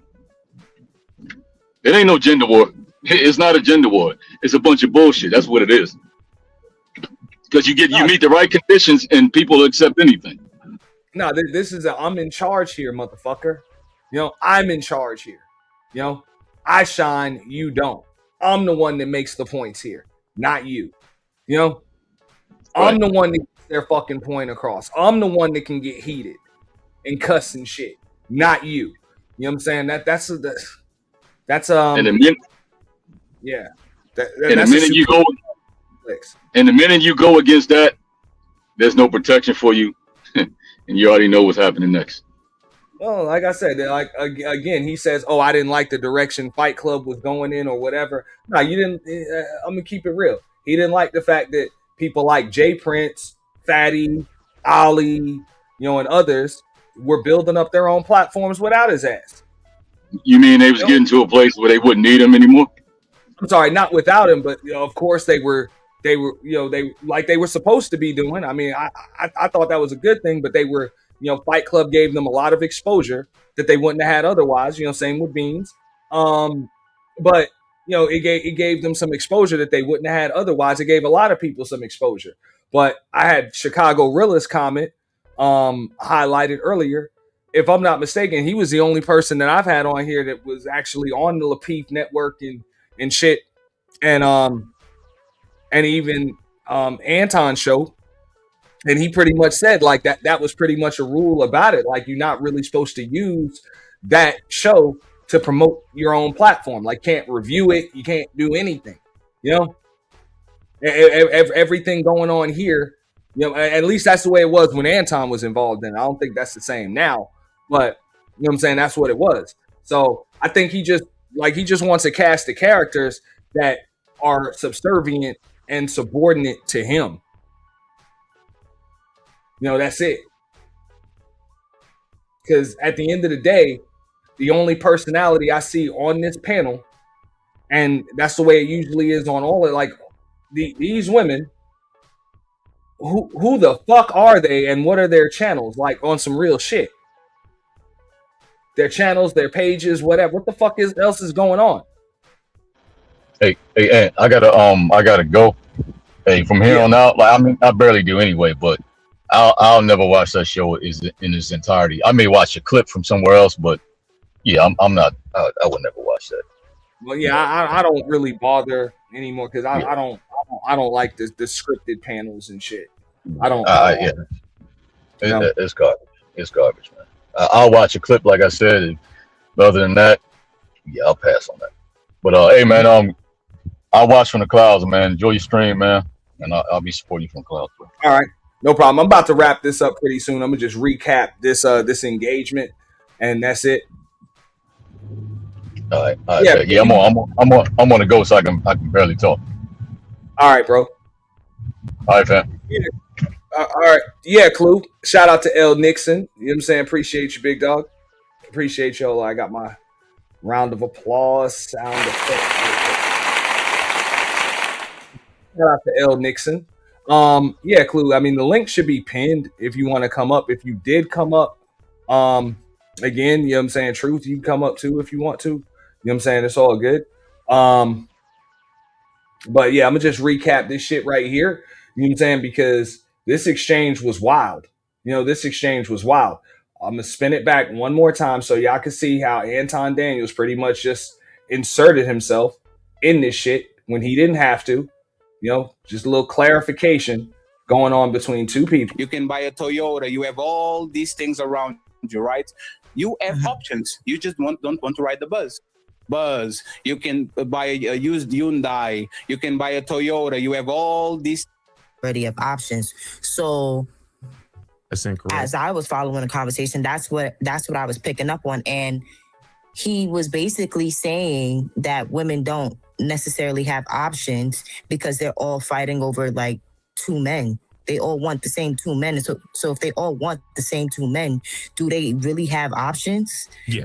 I was just going back and forth in my head about that. So I just wanted to get some more information on that point. You ain't got to go back and forth in your head about that, my dear. I'll help you out. No.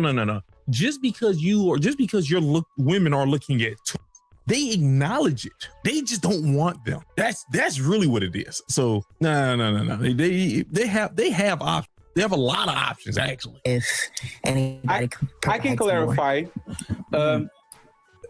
If you are fighting for a Porsche and a Lamborghini, but you don't have money for it, but you have a Subway next to your house, a Buzz, you can buy a used Hyundai, you can buy a Toyota, you have all these things around you, right? You have options. You just don't want to ride the Buzz. Just because you want the Porsche and the Ferrari and they are not available to you, that doesn't mean that you don't have all these options around that you can use. This is why women have friend zones. Friend zones are nothing but options. I have these 5 guys that are romantically attracted to me, but I'm not going to indulge in something romantic with them because I like one or two. I don't like the other ones. Men don't have friend zones. If men don't have friend zones, men on the most part don't have options. The men that have options are the men that actually have rotations of women. Is the man that says I can pick Amanda on Monday and a Bella on Tuesday, and if I want to go with them, I'll go. If I don't want, I do. Most men are starving. They don't have options on their phone like that.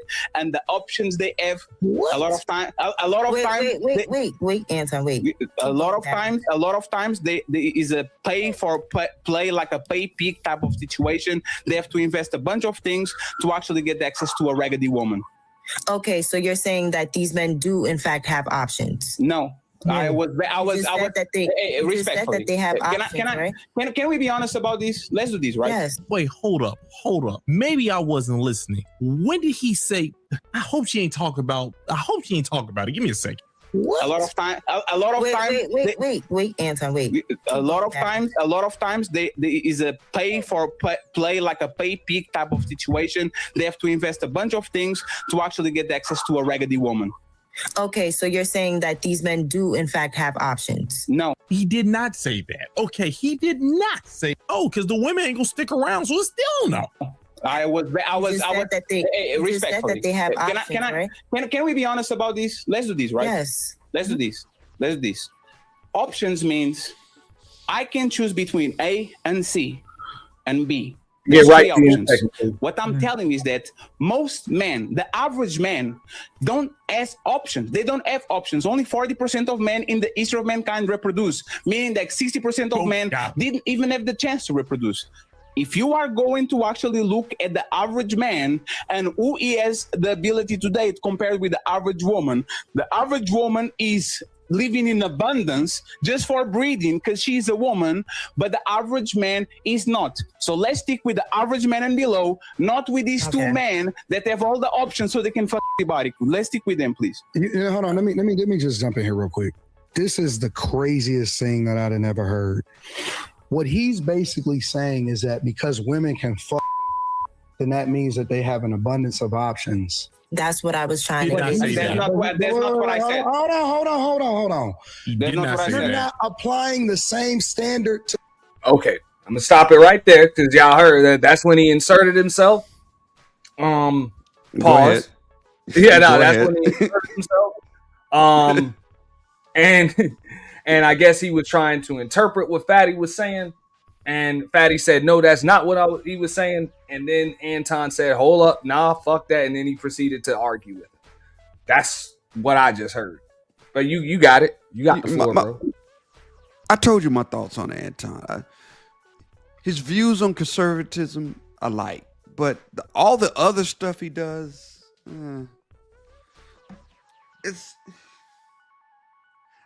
Here's my theory, though, Auntie, about Anton. He met Rita when he was broke as fuck. He's never been a rich single man in his life. What do you think about that, Auntie? He's never been a rich single man in his life. Not a day in his life.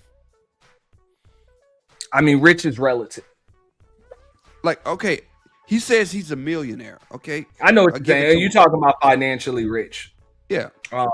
But he's never been a millionaire as a single man. But based on what I know, I would say the same thing because he said he'd been married for 22 years. Yeah. I don't think he was, in that tax bracket. Yeah, 20-something years he admitted ago. that he ain't been single in over 2 decades. Yeah, right. He admitted that when he and Rita were dating, he was broke. He admitted that. So my thing is, he's never been a millionaire as a single man. So he's introduced to all this attention and all this status and all this money as a married man, but he's never been introduced these things as a single man. I mean, I would go a step further. Okay. Like, people use their internet clout to gain internet clout. Mm-hmm. Why doesn't all of that shit is bullshit? It's like the buy my book titled "How to Get People to Send You Money for a Book." You know, so when people talk about the clout and the status, like you talk about clout, your status, your money on your YouTube channel or on social media, but you only have it because of social media. So I can get it if you had all of that shit without social media, and then you came on social media telling everybody how to obtain it, but you only have what you're talking about on social media because of social media. So social media is really all you qualified to talk about. Exactly. I'm not against Anton. I'm not against You feel me? Anton. I mean, when it comes to clout, status, money, and all that other shit, you really only qualified to talk about how the fuck you obtain that shit through social media. I'm not against him. I'm just noticing things. I'm just noticing some things. Is that this dude wants to talk to all the men and all the women about how to be a Christian married man and woman, and how to be successfully married and all that, and get your money up and all that. But sir, Anton, you've never been a rich single man before. You don't know what that life is like. You have no idea what it's like to be a rich millionaire single man, because you've never been a rich millionaire single man before, Anton. That's what I'm saying. Well, I've tried to tell a lot of niggas that shit. They don't know what the fuck that's like to have dough in the bank. You know, you got more money coming tomorrow, and have a box full of money, and you live by yourself. You know, and there's nothing in the house with you but your fucking trinkets, a shitload of dough. You know what I'm saying? You know more of that shit's coming tomorrow, and the next day, and the next day, and the next day, and you really ain't got to worry about shit. I think that's the reason he says, you know how he. And most people don't know that though. Most people don't know what it's like. You know how he gets on the internet and talk about he's flying bitches over. You know, he got a binder full of hoes that's flying out, and he says things like this because he's experiencing being rich and getting attention from women, which he didn't have before Rita. He didn't have that power before Rita. So that's why he says things like, I got a binder full of bitches flying. I'm flying them in Detroit, and we're going to meet up and we're going to do this thing and all that. He says shit like that because he's never been a rich single man before. He was broke when he was single. He's only been he's a rich married man. He's never been a rich single man before. So in that case, and I would ask you this. Yes, sir.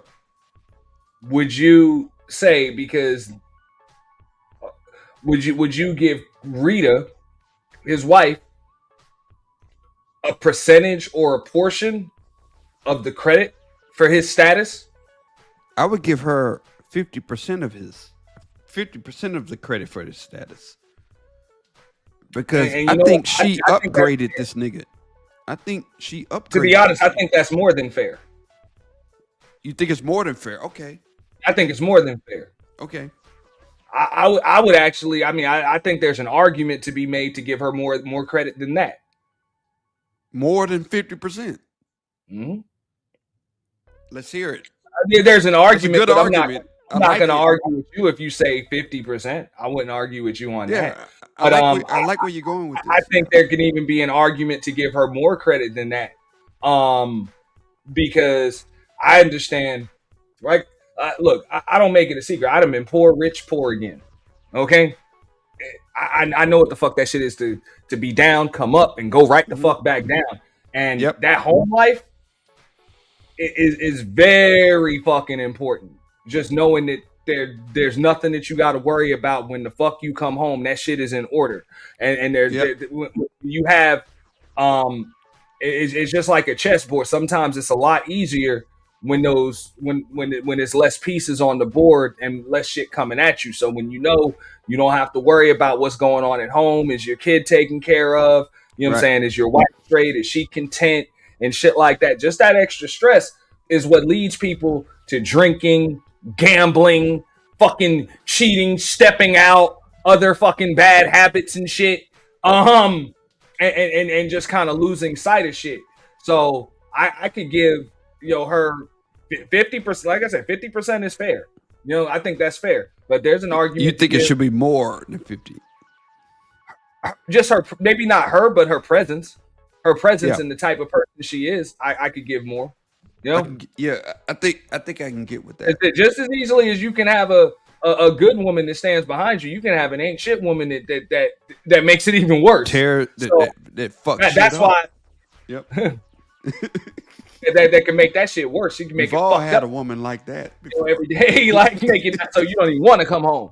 So it's not just having her, but also just having her being behind you and supportive of the shit that you're doing and all of that other shit, and not really giving you shit to deal with. I'm not anti Anton at all.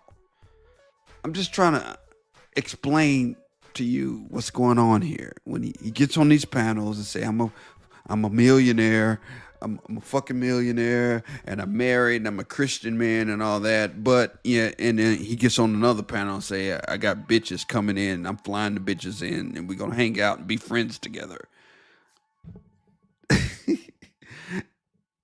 I don't think that's what you think it is. I think something else deeper is going on here. That's all I'm saying. I mean, I wouldn't really delve too deep into that conversation, but you see why here. He's about to kick Fatty off of his show. Okay. Yeah, I'm listening. Somebody doesn't mean that she has options for what she wants. And it's the same thing for men. Just because men are somebody, and to say that men don't have women in the friend zone is insane. What? That's crazy. So you I don't even know no niggas that don't have at least 2 or 3 chicks on their arm at the same time. Anecdotal, not me and my friends. Me and my friends. I don't even know no dudes that are single that don't have 2 or 3 chicks at the same time trying to figure out who they want to deal with at that particular time. Sir, I'm glad that your group is a group of very exquisite men that have a lot of options. I will say that I will say easily. I have to actually, y'all are not going to twist my words. I know you're trying to get a comeback. There's no comeback to be had with Fatty. Most men are p***ed. They are so depraved of p***. That when they get a woman, and a woman might be raggedy, did you just get out and get inside then go ahead and starve again and be on the streets? Most of these men are cuffing hoes. They are not just saying, I'm going to have sex with you and I'm going to drop you on the streets. They are starving. Now that you have my point, correct it, please, instead of gaslighting and try to twist my words. No. So let's stay there. Oh, it was not Aaliyah? Wait. Is this a debate, Anton? So wait. Who are these debate? Just to make sure. Stop. Who are the most of these chicks having babies by? Because they not having them with the top 20% of men. Yes, they are. No, they not. No, they not. They having the babies by niggas that's in the hood with them fucking them. I can't niggas. No. Do you think that family court statistics, if you look at how much men on average are paying in child support, they are not having babies with the niggas that's in the upper echelon. That's you made my point for me, and that's so beautiful. The longer that you talk, the easier it becomes. I'm glad. Same way that niggas is fucking chicks, because they'll fuck anything. The women that these chicks are having babies by, or the dudes that these chicks is having babies by, ain't shit niggas. Okay. No. Just because everybody is everybody. That's what I'm trying to tell you. A point. Women don't have an unlimited amount of options. They got an unlimited amount of niggas that ain't shit niggas that'll fuck them, but that don't mean that they got options. It's just like when a woman says, I had a bunch of proposals, or I had a bunch of dudes that's trying to talk to me. But are they trying to marry you? No, they not. It's a difference between. Wait, you just said a bunch of proposals. You mean the engagement thing? That mean they were trying to marry her, but Oh, whatever. Between a chick that say, well, I got dudes that'll fuck me. No, it's dudes that'll fuck on you. That does not mean that they interested in you personally. And so you got to differentiate between the two. The same way that niggas is fucking chicks and they may not necessarily be interested in them as wives is the same way that chicks is getting pregnant by niggas that ain't interested in wifing them. It's the same thing. It's the same fucking thing. The only difference is that she carries a baby and he doesn't. Hey, Anton, you are a little bit rusty, right? Let me explain you why. Because you actually should know these things, right?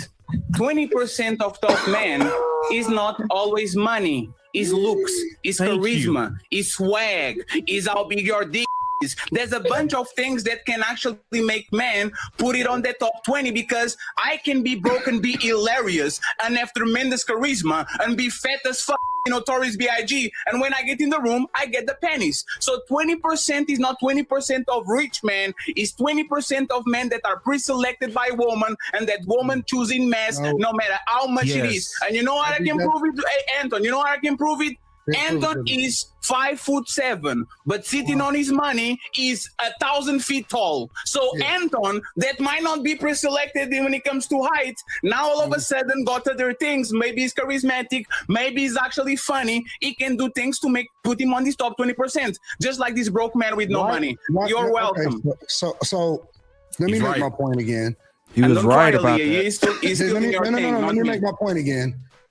The dustiest niggas that be on the corner got baby mamas. Yep. You don't. They got baby mamas. Oh my God. Every single, most of these niggas that come in and get a Lucy from the cigarettes, they got baby mamas. They not pre-selected, the greatest niggas in the world. They don't look great and all that other type of shit. None of that matters, okay? The other thing again, and we already talked about this in the beginning, is if I'm not qualified to be in the conversation, because number one, I'm not a baby daddy, all right? I don't have any children out of wedlock, none of that type of shit. I'm never gonna have any children out of wedlock. And as a matter of fact, I have a vasectomy. So I'm not even in this conversation. Wait, what? What I'm trying to understand, and this is and I pointed this out in the beginning, what? People that are losing. Yeah, he felt the need to volunteer that. What? Did he just say that? Yeah, he felt the need to volunteer it. And he's going to volunteer it. Listen further. Said that publicly? Listen further. Huh? My bad. Go ahead. My bad. Yeah, publicly, yeah. A conversation. What? Always go to point out what they think about you instead of speaking to the talking point of what we having a conversation about. What do I have to do with any of this? I'm not in it. I'm not dating. I'm not courting. I'm not a part of this conversation. Why do you keep on coming to me instead of speaking to what we talking about in the conversation? It was not about you. My overall point was... Why are you using me as an example? If I've been married for 22 years, why am I in this conversation?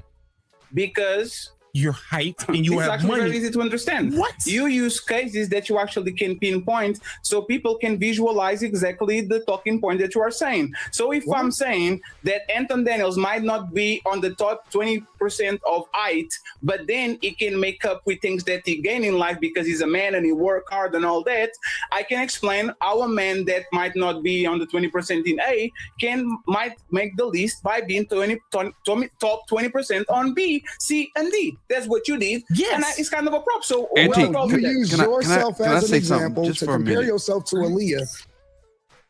Just for a minute.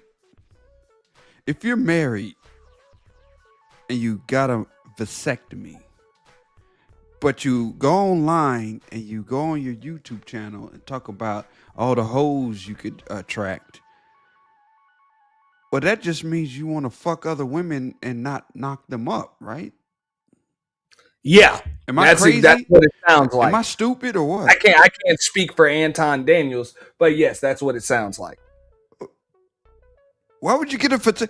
First of all, you got one daughter. You got one kid. You only got one kid. I think that kid would like a brother or a sister. It ain't even a boy. Yeah. You got one daughter. I think she would like a brother and sister. And you gonna get online and brag about getting your shit snipped? you just want to fuck other bitches and not knock them up, right? What it sounds like. I'm stupid. I don't know what I'm talking about. Play the video. I'm stupid. Or maybe crazy. I'm a crazy guy. I don't know what I'm talking about. Yeah. When it comes to whether or not you would be able to get the same amount of women as Aaliyah would be able to get men. You use yourself as Let an me example. explain why. Let me Wait. You don't conversation. explain why. No. It doesn't matter. Obviously, it doesn't matter. The point that I'm making is that I don't qualify to be in this conversation. I'm not including myself. Sure. Why do you keep on trying to include me and use me as an example and I'm not part of this conversation? He actually did include himself. Am I right or wrong? You're right. I watched him do it right There here you on go. the stream. That was my point. I'm like, I watched it. I don't know how many fucking times already. He did include himself when he wasn't even in it. It was between Fatty and Aaliyah, and he included himself. He inserted himself. Yeah, he did. Yeah, I saw it. Now I think I know what he's saying. Like he didn't include himself personally, but he put himself in the conversation, and then he became the premise of an analogy. Yep. You know, but it was still just an analogy. You know, so Conversation. Because I'm married, I'm not dating, he I'm not interested, and I can't have no more kids. So what do I have to do with this conversation? Because that's how I communicate and I explain myself and paint the it's a way picture that to the you try to crowd. deviate And away no, from no, the it's not to deviate. It's not to deviate because I do it with myself. And matter of fact, if you have a problem with the way that I communicate, let me know so I can leave you outside of my analogies and I can talk about Denton and you can use me in an analogy, but what I'm saying is you're missing the point. You're missing the point. No, if he bothers you, I concede. You're missing the point. You're missing. No, the I'm point. not missing nothing. Listen to what I'm saying. If I don't qualify to be a part of the conversation based off of the fact that I am married and I have a vasectomy, I've been married for 22 years. Why you keep saying that? I'm with him. Why you pool. keep saying that shit? I got a vasectomy. Bro, he keep on saying it, and I'm like, Fatty didn't bring up your marriage or your snippage. Yeah, he volunteered that information. Like he volunteered it. Fatty just brought up his height and his money.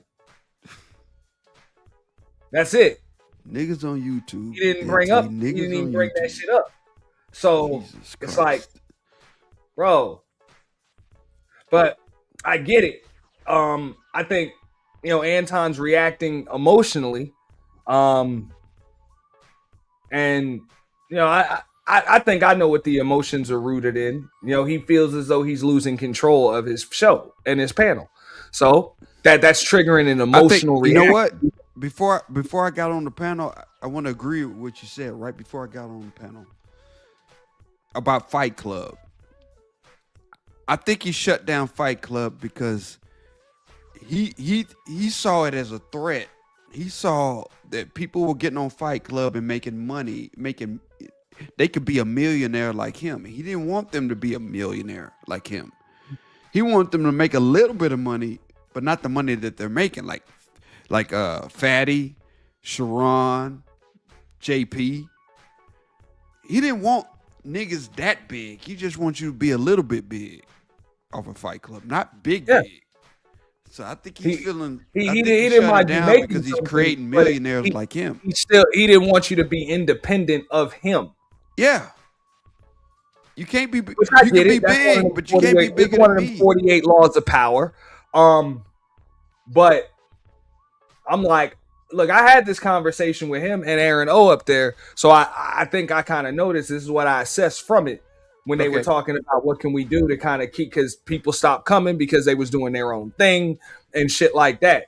That makes sense. And they were more so concerned with keeping the same cast of characters on there all of the time instead of, I'm like, I even said, I'm like, look, from a marketing perspective, bro, you got you a content creator factory right here. He does. Like it's like a plant. Yep. Like, and I had this conversation on Fight Club with him. I'm like, you got a content creator. What up, Wickens Music? Hey, Wicken, that's my girl, Wicken. Hey, Wicken. I'm like, you got a content creator factory. So why not market it as that? Because it's not a threat to you. People being able to come here, show their shit, let the cream rise to the top, and then people go build up their own shit.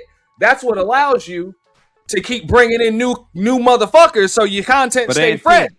But like your panel will stay fresh, and you can market this as what it is. But would that mean that you would have to go from being the king to the king maker? Yes, that's what it's gonna have to be. But here's and some people can't deal with that. Here's the dilemma with the kingmaker.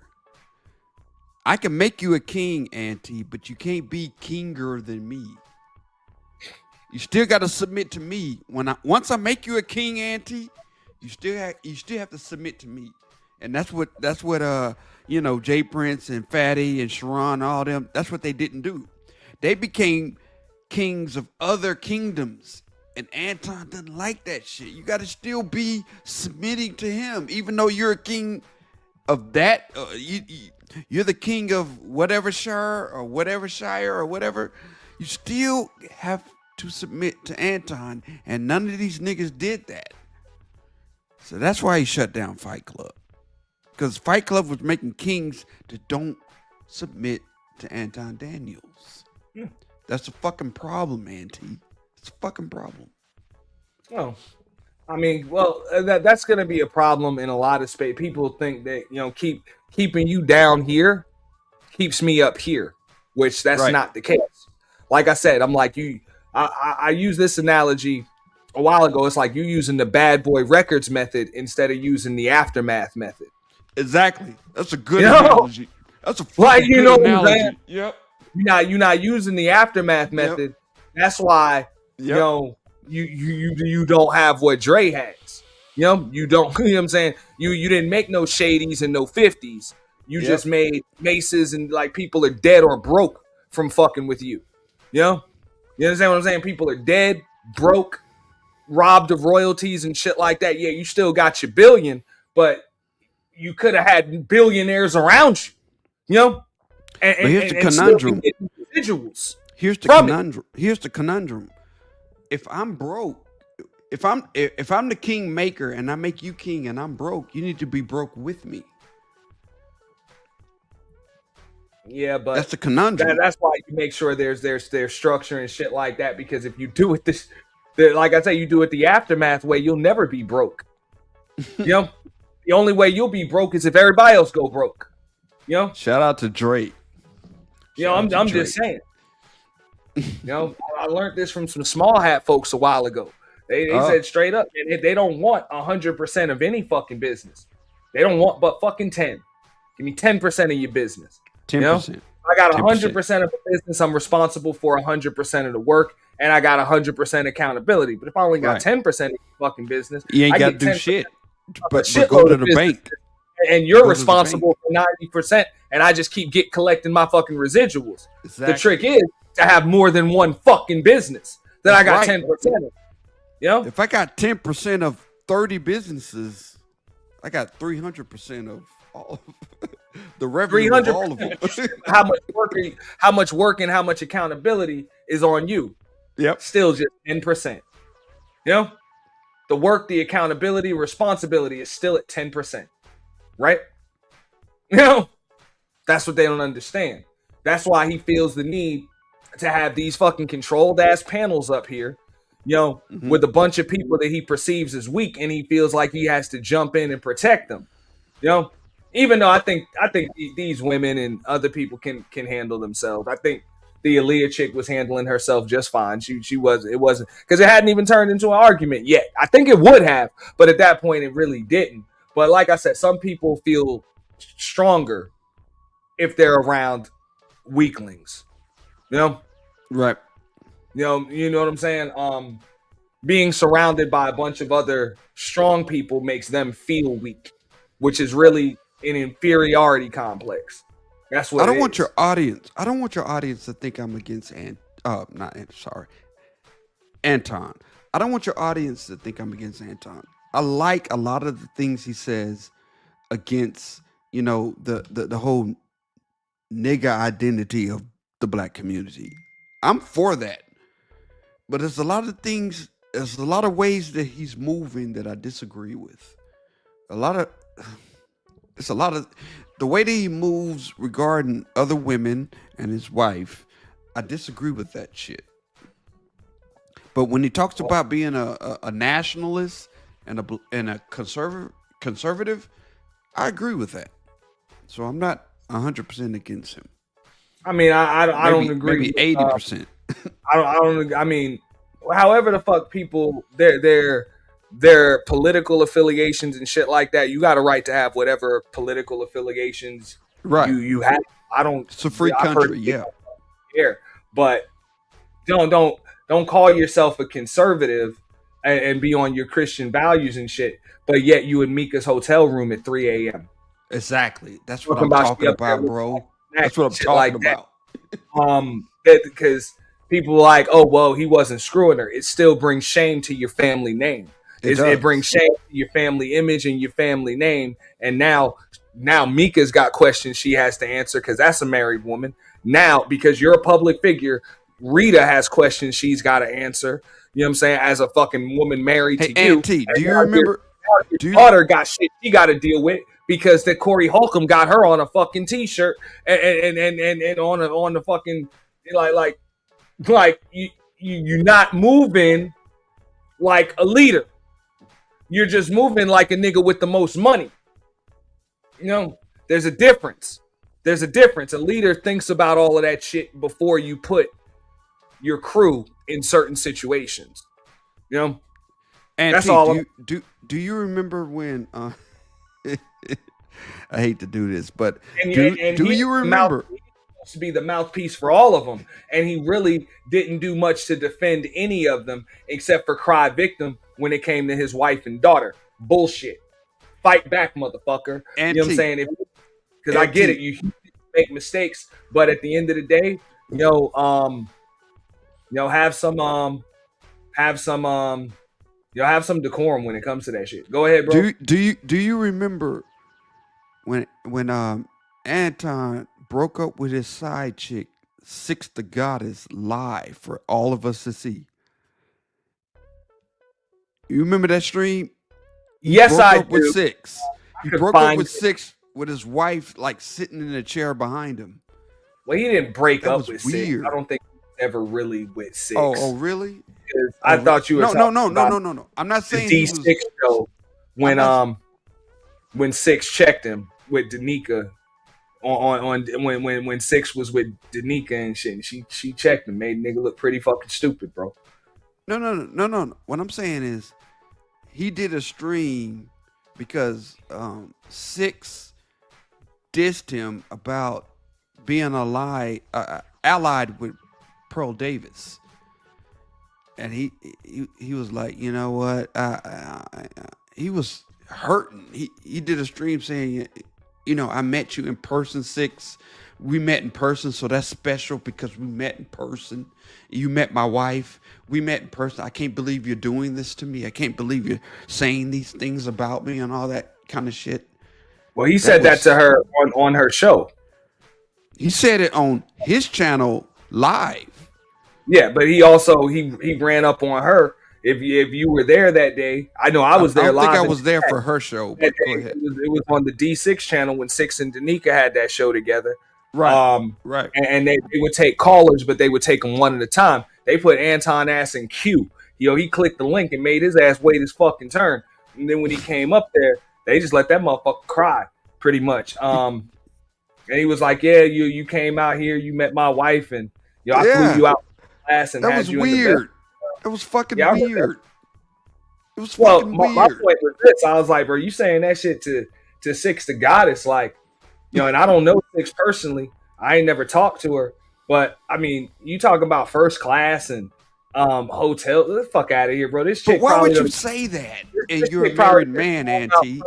She probably done been flown private and then went to private islands. Like the fuck up out of here, bro. You know Why what I'm would saying? you say that on YouTube and you're a married man, Auntie? Why would you say you've flown another woman to Detroit and you're a married man? That's what I'm saying. I don't think he's cheating. I think he likes us thinking he's cheating. As long as we think he's cheating, he likes that shit. Well, I mean, he also mentioned in Six. I remember that day. He mentioned that there were some like he sent her a couple texts or whatever, and she just never replied. Right. And he was like, why didn't you reply? And she was like, because I didn't fucking want to. And as far as, I'm not going to go too deep into it, but that was pretty much the end of it. She was like, because I didn't want to. I answered to it. And, that's kind of what it was. Man, I'm not going to go deep. YouTube got I some reviewed it when weird it happened. motherfuckers. YouTube got some weird motherfuckers. I'm telling you. YouTube attracts a lot of weird dudes. I'm just saying. I mean, at the end of the day, I'm like, that's six to goddess, dog. So, you know what I'm saying? This chick is either flown private or been offered to be flown out private. I'm sure that probably offered or been taken to a private island or two or three. So, fuck. I get what it. the hell? What the hell is a commercial flight and a damn room at the Radisson? What the fuck is that? I get it. I get it. But why would you admit that online as a married man, though? Why would you say that online? Given how and I'm pretty sure on YouTube at least one of them niggas run with with access to the fucking NFL team or NBA team or corporate jet done hit up Six's DMs. Okay, at least once over the years. Six is pretty. I will give you that. Goddamn commercial flight. Auntie, I will give that to you. Six is a very whether or not woman. Okay, I don't know, but I'm just saying I'm pretty sure as a married man, would you admit to that? Well, in his defense with that, and I'm not going to defend Anton or anything else. He did say it was his wife that met her at the airport and shit like that. So, and he always said his wife was the one that set up those pretty much like did his personal assistant stuff. You know what I'm saying? She did the booking. You know what I'm saying? She picks him up from the airport and shit like that and make sure all of the reservations and the accommodations are straight. So in that case, I don't think it's that off the rail. If she's, you know what I'm saying, she's part of the business dealings with that, and she's, wifey's handling the arrangements, right? Now, granted, without context now, I would agree with you on this. As a married man, and especially on social media, is that going to raise some eyebrows and some fucking questions? Absolutely. Right. Now people asking, are you and your wife fucking swingers? Are y'all into some other shit? You know what I'm saying? Like that can raise questions that you really shouldn't have to answer. Like, and you could have just not said that. He didn't have to say that. He didn't have to raise questions. It sends a negative message as a married man to say something like, I flew her in. I was hanging around Six, or I flew a bunch of bitches in on a jet so we can. It looks bad. It looks bad. The red flag is this. The red flag, it tells you what type of person he is because he feels as though he's owed something for that. That's what I told you in the beginning. I told you in the beginning that he's never been a rich single man before. At the end of the day, you didn't fly her out or fly her in out of the kindness of your heart, and you didn't just put her in a fucking room out of the kindness of your heart. You did it for the sake of content. You did it for an interview. You actually just did business. So there's really, you're not owed shit. You got everything you were owed. You got everything you were owed. Nobody owes you shit else. So the fact that you think that you're owed a certain level of respect, because you didn't force her to pay for her own flight and hotel arrangements, damn well you probably wouldn't have got the interview otherwise. You wouldn't have got the content otherwise. So that was just part of that was a cost of doing business. That's what I think. I don't think he's cheating on her. He wants you and me and everybody in your audience to think that he's cheating on Rita. To think it. He wants us to suspect that he's cheating. He's not cheating on. I don't think he's ever had sex with a woman outside of his marriage at all. I'm gonna put that on record. But he likes that we're asking questions about it. He likes that. At 3 a.m. Eastern Standard Time, midnight Pacific Time, you up in Mika's hotel room. brushing your teeth or whatever, or she ain't your motherfucker. And man, I think it's a little bit, man. Hey, but hey, I could be wrong. I wasn't there. I don't know. I ain't. But come on, man. Hey, I don't give a fuck if it is Anton Daniels. You gonna feel comfortable He with that likes motherfucker? this stream right here. Hey, because we're talking about him possibly cheating in your wife's hotel room, and you ain't there after midnight, motherfucker. I don't give a fuck if this goddamn flying monkey looking motherfucker or whoever. You gonna feel comfortable with your wife in anybody's fucking hotel room? Oh damn! You know? Really? And you ain't there? Yeah. Really? You brought this dude out, George Clinton? That ain't George Clinton. That's not George Clinton. Who's that? Oh, that's the bag chasers. Okay. For real.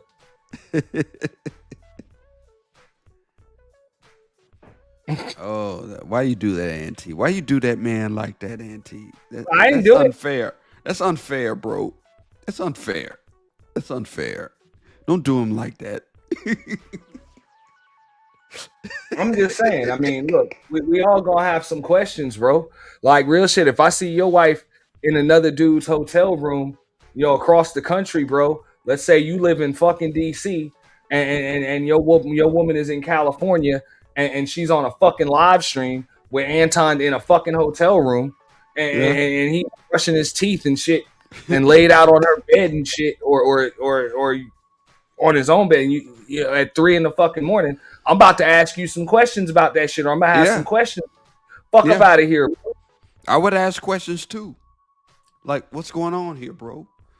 You're the marriage man. You're the Christian marriage bro. Who's this woman? Who this woman? Harpo? Who this woman? Who this woman? For real. Who this woman? Like his wife ain't there and her husband ain't there. So what's up? But we're crazy for asking. We're crazy. Why am I a part of this conversation if it doesn't apply? I don't know if your light switch was a retardation kick. He did it You again. are a part of the man that is 20% pre-selected, and respectfully, it's not because of your looks. Thank you very much. I will make sure that I don't. So let me tell you what happens. Let me tell you. It's a conversation. Let me tell you what's happening. Mimi, save me. We have Super chat, Mimi, save me, Mimi. Super chat. Let me tell you what's happening. And this is one of the reasons why I'm very careful about including Fatty, and why he contacts me sometimes and we have conversations about whether he should come on the panel, is because it becomes an insult type of thing instead of having a conversation about what we're talking about. And so, are you hurt right now? Are you hurt right now from him saying fat? I don't think Fatty insulted him. Did you hear an insult? I don't know. I think he was explaining what was being said. I mean, he did throw a shot when he just said he was like, it ain't because of your looks. So that is a shot. But I don't think that was a low key burn, a little bit of a burn. Like, I mean, he pretty much said like, women will fuck with you, but it ain't because of your looks. But I mean, who takes that? Who take it personally, bro? I don't give a fuck if women call me ugly, but if a dude does it, I take even less fucking credence to that. You give a fuck. Yeah. Like I don't care. Say whatever the fuck out of here, bro. That ain't no fucking insult. I want all motherfucking dudes to call me ugly. Every fucking dude. Call me an ugly, please. Makes me feel better about myself. That means they're gonna let their guard down when. Go ahead. Yeah. Because I can cat back. It's not necessary. I don't even understand guys that judge other guys. That's weird to me. Because nigga, didn't you call a bunch of niggas that women be getting pregnant by Dusty? Nigga, you judged a bunch of men. You judged men right there. You do know that's called to be cool. I would agree with that. Like you did try to define what the top 20% of men are. like, which that's really something that women would, when you're talking about the dating market. I mean, if you want to talk about the employment market, the business world, or whatever, then yeah, as men, we can discuss that. But when it comes to the dating market, men don't fucking decide that shit. So that's a little sus right there. Who the fuck am I supposed to tell? Who am I to tell women or men what the fuck women should be choosing? Right. You're not in that position as a man. Exactly. Or not to say what they should be choosing or say what their top choices are. Nah, they can tell me what the fuck their top choices are, and whatever their reasons are behind it. That's for women to decide. Right. For women to decide. Like the same way the other way around. Like, and as men, we know that shit. We all done been there, where you with a chick and either some dudes or even other women might ask your chick, "Hey man, what do you see in him?" Like, we done all been that nigga that that a motherfucker asked that question about. Who gives a fuck? It don't matter what you think. You know what I'm saying? I ain't with you. Like, I ain't with you. So who gives a fuck? She with me. So what she sees in me is really none of your fucking business. That's right. It's between me and her. For real. Bottom line. And I'm keeping it 100. I'm gonna opt out because I asked you to be cool before the show even started. I said, let's not do the personal insults and all of this type of stuff. And I'm not doing it. And you hold on, and you responded, and you said insult? You be nice also. Whoa. And I said, cool. Sure. So I'm gonna opt out, because I'm trying to be a better person, and I'm trying to do a different thing with the platforms as far as getting to the bag. I'm not gonna engage in that, bro. Yes. So nothing that I said was actually a massive insult. It was an observation, and this is why I don't like this Anton, and I like Anton from the Fight Club. Is because I'm not the same person. I'm not going to engage with that. I'm trying to do bigger things with the platform. I'm literally trying to get a different. Auntie. I mean, nigga literally just said, I ain't the same person. I switch up. Yep. Anton doesn't like. Okay. In Anton's mind, he created Fatty. So Anton thought that there's no universe where Fatty can disagree with me because I built this nigga. That's what Anton thinks. I built this nigga. Why is he fighting against me and I built him? He wouldn't be shit without me, Anton Daniels.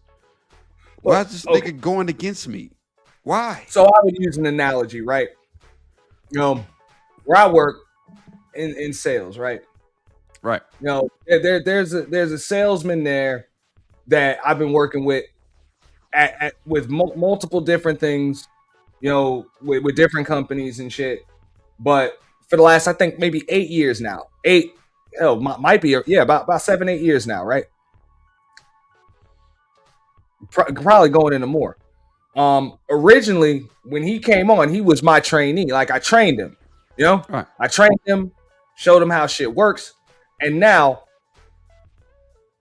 this motherfucker puts up more business than me and has for a while. Does that mean I made him? Absolutely not. The fucker was a great salesman before he came on. I just showed him how shit worked with the fucking company. But Anton doesn't see it that way. The son bitch is still like, the motherfucker can sell ice to an Eskimo. Like, he's a hell of a fucking salesman. So he's great at what he does. So does that take away from me by him doing well? Nah, because I still do well too. But he's really up here. He's one of the best fucking salesmen that I've ever dealt with. I didn't make him, I just showed him how shit works. That's what these people don't understand. Just because somebody gets their start on your platform does not mean that you made them. But Anton would disagree with what you just said. You didn't upload his videos for him. You didn't do his editing. You might have gave him some advice here or there. You didn't do his networking for him and shit like that. To be honest, if it wasn't for the platform that Fatty grew on his own, without Fight Club, like post Fight Club, chances Yeah, are Fatty wouldn't even be invited to this show right here. But guys like Anton think that I created Fight Club, so you owe me. You owe me. I created Fight Club, and you benefited financially off of Fight Club. I want my check. I want. You owe me. I want your loyalty. That's what guys like Anton. That's how they move.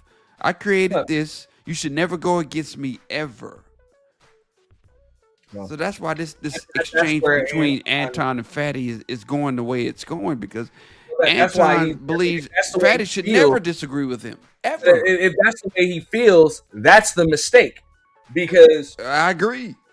Even if that were the case, right? And I don't think it is, but even if that were the case, dumbass, why the fuck did you end Fight Club? Because people were like you said before I got on the stream. People were making money off of it. People were paying their whole mortgages off of Fight Club. Look, it's like this, right? If I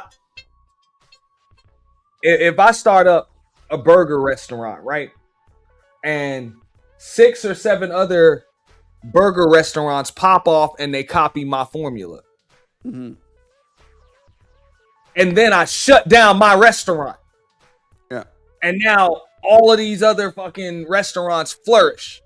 Yep. In my absence, how the fuck can I say that I made them?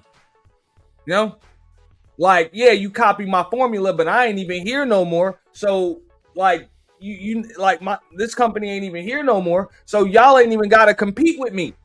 Like, I left the lane open for you. But the secret agreement is, start your restaurant off of my formula, but you can never talk shit about my restaurant or me. That's the underlying agreement. That's what Anton. That's why Anton is feeling this way. He's like, Fatty, you were supposed to be my son. You were supposed to be behind me. Why are you going against me? That's why he's feeling that way. But was Fatty my going opinion, against of course. Or was Fatty just having an exchange with Aaliyah, and then Anton started an argument? But I just you're showed not you the shit real time. You're not supposed to think for yourself when I built you via Fight But I'm just Club. saying, hey, Anton started the argument though, bro. Didn't we just see that? But that's Like, why I'm he just saying, we started it. saw that. That's why he started it, in my opinion. That's why he started it. So he started it just so he could tell Fatty, don't argue back with me. Yeah. I think that. Yeah. Or you can argue back with me, but you better argue my way. Yeah. That's as far. I know you think it's reaching, but I think that's what it was. I think that's what it was. I mean, that's why I said it, because It's weird, you know what I'm saying? I obviously see it like that too. That's some cult leader shit, but I think that's what I don't agree with you on much, Clue, but I think we can agree. That's what it looks like. And would you call it some cult leader shit? Yeah. The whole bag chaser thing, I think Anton, I think he wants I think it's a cult. I think it's a cult. Now I've studied cults. I've read on cults. I've researched cults. The first thing that cults do, every cult does, is disconnect you from your family. That's like job Nixon number one. brought it up perfectly, right? Look at what you got up here. You got some eye candy. You got a bunch of chicks on fucking mute, and you got a moderator that's not even moderating. What the fuck? Exactly. What the fuck? Like you micromanaging, and I don't blame her for not jumping in as the moderator, because he called himself jumping in as a like he. Which one's the moderator? Mimi here. Mimi, oh, no. yeah. Okay. That's why she's got that top left spot. And if you watch the show, he says a lot of good things That's about why Molly. Anton Molly's my he said, girl. That's my baby girl, Mimi is Molly. the My moderator. baby girl. My baby girl, Molly. Molly, I love Molly. Molly, I love you. I love you so much, Molly. He says that. He loves Molly. This is a married fucking man speaking. Y'all. I'm just saying. I mean, I done watched him go from, panelist to protector to interpreter to moderator. Now you're a debater, and then you just drop the hammer and kick Fatty off the fucking show. Now you're owner again. Now you're in charge. That's the clear example of just micromanaging. It's weird. It's And weird, I'm bro. just being real. Grown adults. It's weird. This is why you see the crew around him that you see. Most motherfuckers ain't trying to work with a motherfucker like that. You can't work with a motherfucker like that. You can't work for a motherfucker like that. Right. Right. Who grown ass adults that know what the fuck they're doing, don't need to be told how to do their job and then somebody stepping in and then doing their job for them. So even when he jumped in for Aaliyah, like you heard how Aaliyah had to stop him and like, look, wait, Anton, because he was just itching to jump in and interject. And she was just trying to understand where Fatty was coming from. So she could probably rebuttal and then actually debate what he's saying. But he didn't even give her the chance to even understand that shit. He just like, look, here's what he's saying. And then Fatty's like, no, that's not what I'm saying. And then he's like, wait, and then proceeded to argue with him. So it's like, bro, you put words in his mouth, in Fatty's mouth, and then proceeded to argue with those words. Yeah. Which I get it. That's a YouTube tactic. A lot of people do that shit on here. I've done it a few times, so I'm guilty. Because I'm just saying, I'm a little seasoned when it comes to that shit. And I'm also a trained professional, so I know when people are doing that. Like, you know what I'm saying? I'm a salesman, so I know when people are. I'm a trained professional, so I know how to combat it. I'll say that shit to people over and over again. Like, yo, are you making a statement or are you phrasing? I was like, are you asking a question? Or are you phrasing a question? Or are you phrasing a statement as if it's a question? Or is this just a rhetorical question? Like, for real. Because I need clarification. Because when you ask me a question, I'm going to proceed to answer it. Like, off rip. But if you put words in my mouth, I'm going to clarify and make sure that you don't get that shit twisted. Because I'm pretty clear with my words. But that's how it goes here. Type of deal and do a different type of thing. Anton, I know you are businessman. I'm not going to do the same thing. I'm not going to hit with the low blows. I'm not going to do that, bro. Anton, So the reason why I invite certain people to the platform, because I got thick skin, so I'm not tripping about me. But the reason I invite certain people to the platform is because I don't want you to do this to somebody else. Okay, I'll do it just to you. You understand what I'm saying, bro? No, I'm not saying nothing that ruins your platform. You're just getting guts. You're just getting embarrassed in front of your people. Just fight back. How am I getting embarrassed? Anton, I'm not embarrassed. The Anton Fight Club would say substantiate your argument. It's getting weird. No, but it's getting weird. Aaliyah, Anton is not going to fuck up. We gotta move on. Why would you say that, bro? Why would you say that? It's because I know what she's doing. Why would he say that? Why would he say that? You and him are having a back and forth. First off, I don't know why Aaliyah even said anything. I don't even know why. Nigga, look at your posse around you. Look at Kimmy, look at Molly, look at Mimi, look at Sanchez, look at Brittany. Nigga, why are you the one saying, why are you? This is getting weird. It's getting weird. Him having a back and forth with Anton about Anton being a. But it's okay for me. What do you think about that, Clue? He's not reading the room. Well, I mean, even when he just checked Aaliyah right there, when he's having his back and forth with Anton and pretty much just told Anton, yo, that's it, bro. You're getting cooked.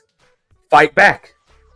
He was like, you don't want me to do this shit to somebody else? No problem. I'll just do it to you. It's me and you now. Substantiate your argument.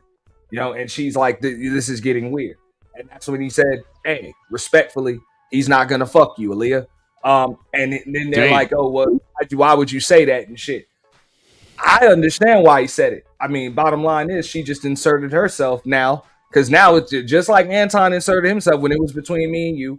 Anton came into the shit and he made him, he wanted to take the heat off of you and put it on himself. Now it's on it. Now it's on him. So now me and him are going at it. And now you want to insert yourself. Yeah, he said that's it. You want to jump in the middle of a fucking fight, you might catch a hand. Like you might catch some hands. That's what it is. Would I have said the same shit Fatty said? Probably not. But I don't think he's wrong for saying it. Like, you just inserted yourself in between two fucking men going at it. I don't either. Yeah. Like, that's it. And you ain't even the moderator. You ain't even the fucking moderator. You could have stayed your ass on mute. You know? But now since you want to open your mouth, bitch, you can get it too. Fuck out of here. You know? To say that, I can make an observation just like you can make an observation. But who is making it weird? You. So Anthony's not making it weird. So Anthony's not making it weird, right? All right. That's my observation. I feel like you're making it weird. And since we're all making observations here, you just said you need super chat. Let's go. We gotta move on. No, because I need to establish. And me personally, I think that this is why Anton privated this damn video. It went from Anton trying to save her and the rest of the women, because he just said that he didn't want him to do that to anybody else. End quote. It went from him trying to save them to them trying to save him. Yep. It's flip. It flip. Flip. You know? That's what I saw. And that's not a good look. Not a good look. No. Not a good look at all.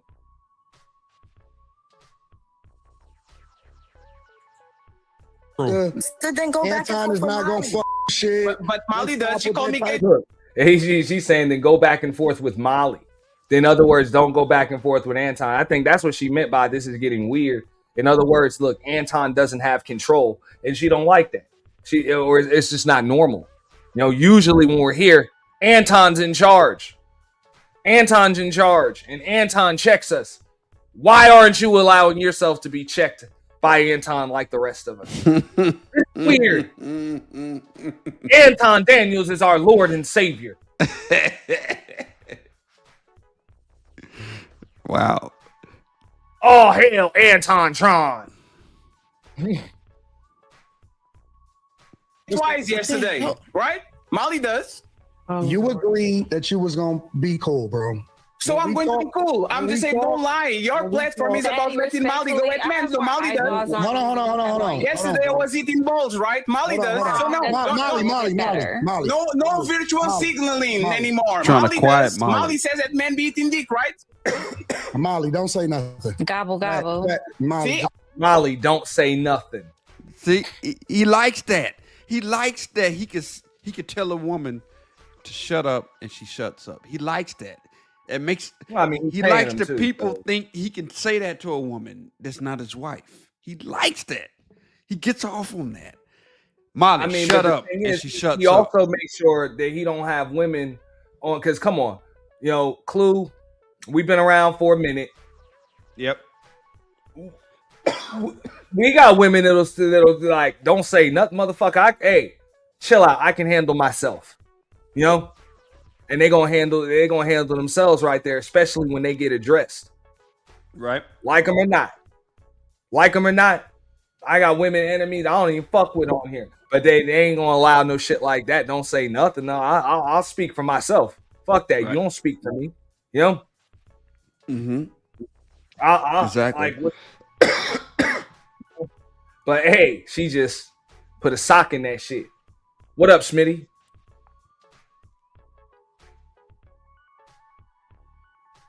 You on mute, bro.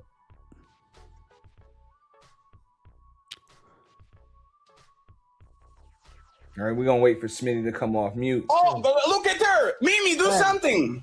Y'all, come on. Hold on. What's the agenda? You bro? said it, not me. Molly, chill. Fatty, what's the agenda, bro? Are we up here to have conversations about the topics, or are we up here to do personal insults? And I will do that. Do what? Oh, you to do personal insults? The nigga literally used you as an example, and you start crashing out with him using you as an example. Say, bro, you're 5'7" or whatever your height is. It ain't tall. Your body is soft. It's like multiple shapes, nigga. Oh my god, nigga! I keep your glasses. I can't even tell. On the now, even when he says like, I thought we were gonna have a conversation about the topic. You see, this is where Anton be fucking up. The topic is right here on the screen. Is there a real dating recession? Yeah. Yeah. Why or why not? It sounded like him and Aaliyah, until Anton inserted himself, that was the conversation about the topic. It didn't change up until he decided to insert himself. Pause. Yeah, that needs a pause. It does need a pause. Yeah, that's why I'm kind of careful about saying he inserted. I'll say he included himself. Yep. He was in addition to. Yeah. He added himself to, but he chose to do that. So that's when shit changed. And to be honest, it really didn't change. I don't think it changed until, you know, the fact that he couldn't substantiate his argument. That's what I mean. He even started talking in circles and shit. He was like, when these women talk about they had all of these proposals, but yeah, are these men trying to marry you? It's like, yo, that's what proposals are. That's somebody proposing marriage. He was like, yeah, so he's just saying shit. He's just saying shit. And that's what happens. You know, emotions usually lower the IQ. Like, people usually don't think clearly when emotions are involved. So I believe that he might have started to feel a little anxiety, uneasy. I broke this down when he had the interview with Tasha K, and Tasha K started asking Rita questions off camera. You can see. Wait a minute, Anton talked to Tasha K when? Yeah, I gotta see that video. I should still have it. It might be on members. I gotta see that. Okay, I'll see what's up. YouTube is getting on my shit about playing music on both of my fucking channels. But yeah, we'll get a playlist together. I got you, Sheila E. You know what I'm saying? We'll plan it this time. Oh, but Real Sisterhood is Sheila E. Hey, yeah, hey, Sheila E. The Quiet Storm, the one and only. Salute to you, Sheila E. That's the real sisterhood. Yep. But nah. So if you do get the chance, I mean, it's on Tasha K's her website. Her website. So I know I did have to get a subscription to it to break it down in full. But I think some other people reviewed it too. If you check it out, you'll be able to see. You know, he was extremely comfortable. But you know, Tasha K does her wine. She's got wine and shit. So it's live in person and shit like that. Anton ain't no drinker like that. You know? He ain't no drinker.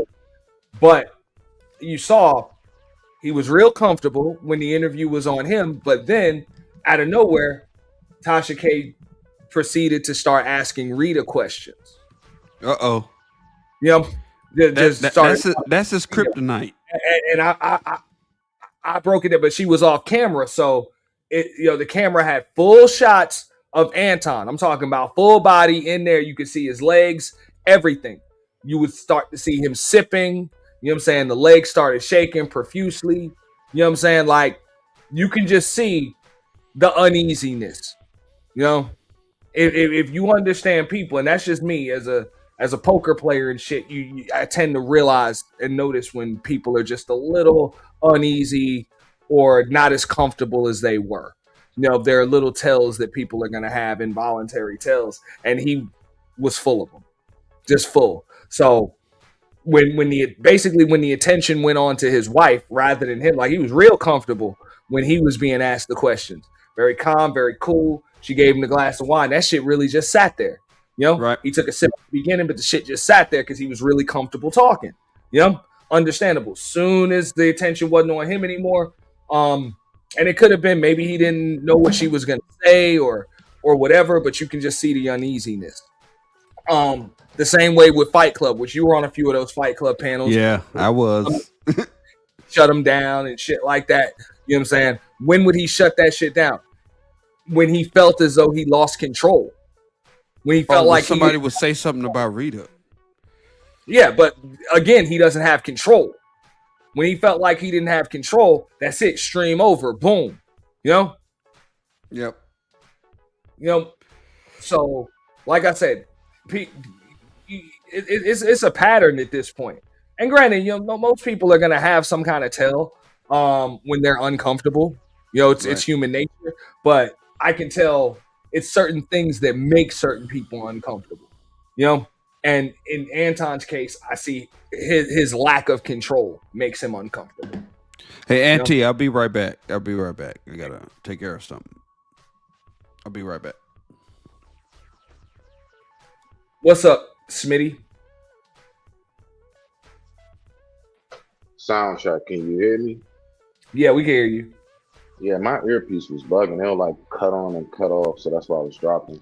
Nah, what's up with you, brother? I came to hang out with you for a little bit. Salute to the show. This is all nah, like I said, I'm just recapping the end of this, and then I'm gonna probably head out of here. So I don't know if That's Q will fine. make it time. Now I'm past the 7-hour mark. So Oh, okay. it's Well, cool. I mean, I'll make my comment quick and you covered a just lot give of me a little topics. Yeah, I'll make my dialogue quick and you can just finish your monologue of what you're talking about, bro. When you're ready to end it, yeah, I'll hear you. I'll go ahead and roll out.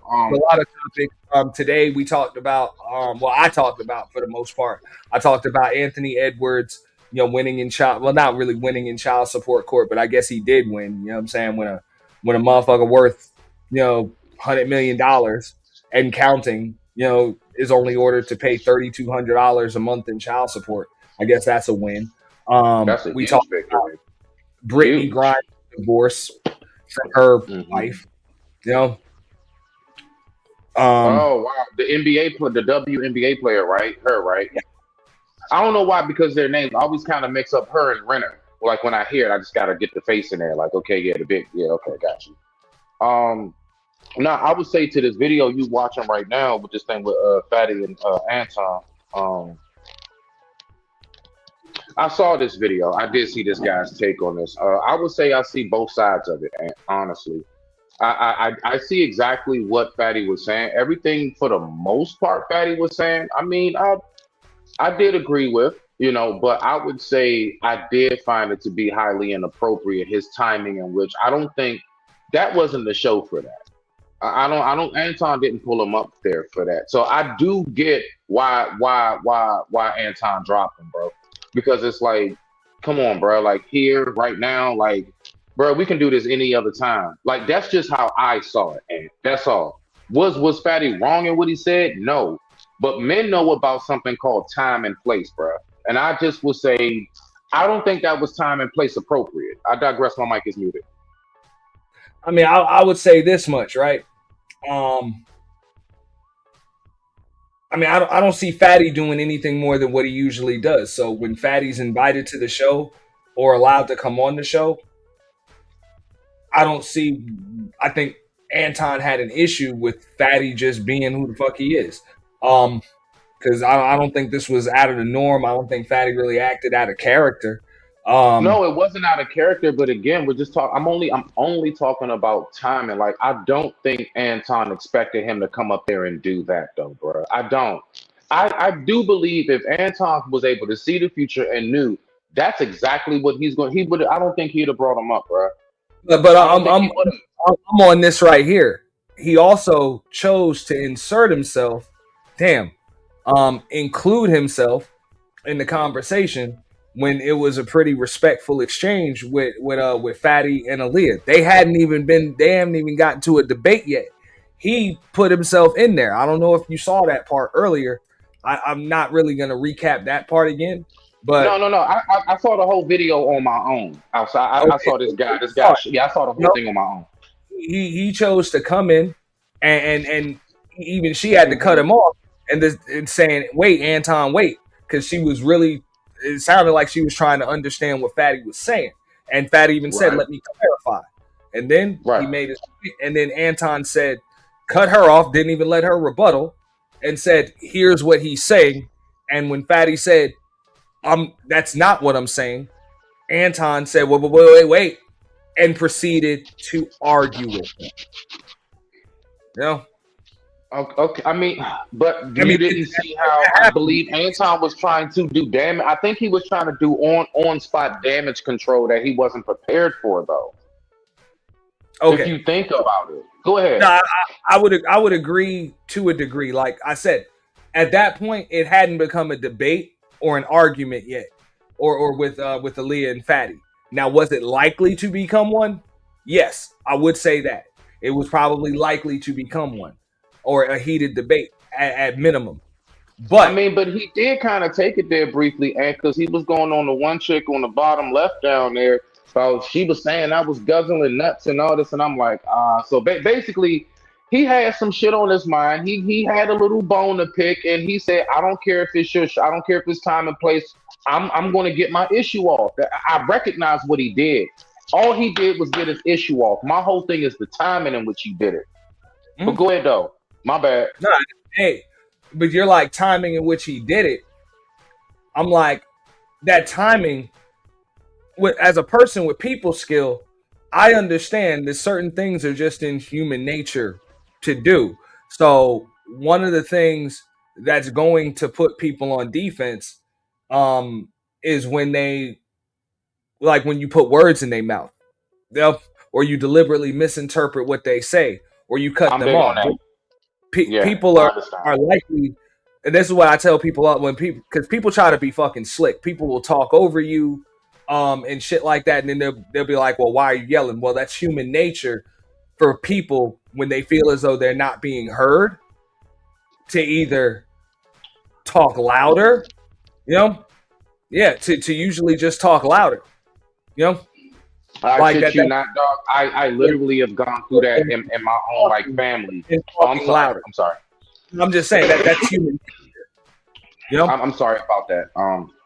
Yeah, no, I was just agreeing with you 1,010% because I literally have said that like to my lady at times. We kind of got into a little back and forth. Even with my own mother, I've said, I'm not playing, my own mom, like, Mom, are you yelling? I'm not yelling at you. Like, times I might be on the phone with her. I might just something we don't agree about, just normal family shit, right? And I might be like, no, I'm not yelling. It's just every time I'm in the middle of saying something, you start talking over me. My voice goes up. It goes up naturally. I'm not trying to yell. It's just gonna go up. So I know firsthand what you're talking about with the voice going up when somebody talking over you, dog. And that's what I'm saying. It's human nature. So when people try those tactics on panels, I don't fall for it. And I'll let people know it's human nature that when somebody talks over you to either, and don't get me wrong, some people, it's in their nature to just stop talking. When people feel as though they're not being heard, it's like, okay, well, why bother even talking? Because you're not listening to me any fucking way. Like they'll stop when they get, when someone's talking over them or someone's pretty much showing that they don't hear what the fuck you're saying. But other people, they're going to just keep talking and then talk louder. Oh, so really, please, my bad. But rarely are people. Rarely are you going to find people that keep the same tone, inflection, and the same conversation pattern once they feel as though they're not being heard or understood. Not even just that. Also, it'll fluctuate depending on what a person starts talking about. I could start off calm. I get to a certain point in the story I'm saying, you might hear a little more emotion. I might start getting a little revved up some because I'm feeling something inside. But the number one thing I really hate when you was talking about something, when you like, all right, fine, I'm going to let you talk. I swear on life, and I can't stand this shit. When they keep on cutting you off, I did a short about it. When they keep cutting you off, and then you finally say, you know what? Go ahead, man, since you got so much to say. And then they turn around and say, nah, I ain't got nothing to say. Bro, I be wanting to break something. I be wanting to break some shit, and like, dog, you hounded me down for me not to say what I wanted to say, just for me to let you talk. And now you gotta say, I ain't got I ain't got I want to say nah. And it's generally with women. I ain't gonna lie. Yes, I put a sex on that. I get that with my girl a lot. Now, go ahead, since you want to cut me off. I ain't got nothing to say. Yes, you do. Yes, you do now. Oh, you gonna say it now? Like, bro, I hate that shit. But go ahead, Ant. Go ahead, though. I like that. No, I mean that's another. I mean, bro, trust me, men do this shit too. And I just noticed in my profession in sales, and even on these panels, it happens. You know what I'm saying? It happens. That's why there are certain things where it's cool to cut people off, but there's a certain way to do it depending on who you're talking to and the type of conversation that you're having. Like even when you want to prove a point, like I was saying this on the show a while ago, when you can, okay. So I can say something, right? Like I can have a question for you, right? And I can just word the opening a little different and it'll get a different reaction from you. Like I can say, do you mind if I ask you a question? You know, now usually if I ask you like that, you're probably going to get on the defense right there before I even ask that question, because your ears kind of stick up and know I'm The probably way you worded it. It is the way you worded it. I'm probably going to ask something that will offend you. Right? Right? I'm just saying, if I say, do you mind if I ask you a question?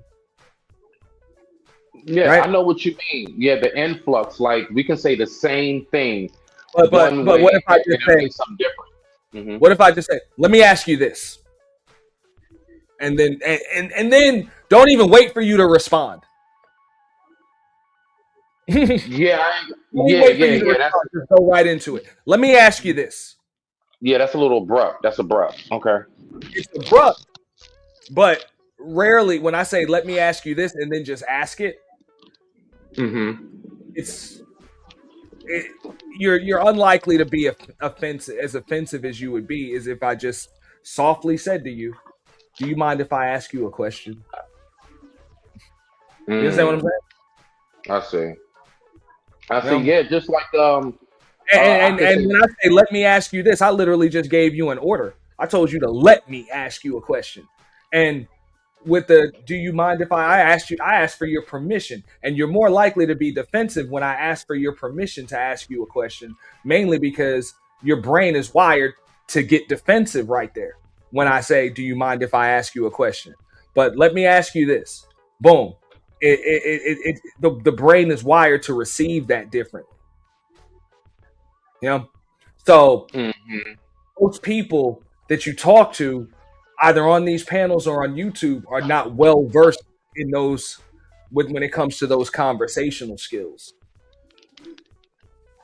That's why I tell them I'm a trained professional. Like I literally do this shit for a living. And I have 25 years now. So I understand. You know, most people, you know, they fucking, you know what I'm saying? They were working a forklift or some shit, and then they ended up on YouTube. Or you know what I'm saying? Or they were mopping floors or some shit, and they ended up on YouTube. And no disrespect to them, but that's not what they do for a living. No, I know what you're saying. I mean, look. I was a chef, bro. I'm an example. I was a chef. I'm here on YouTube.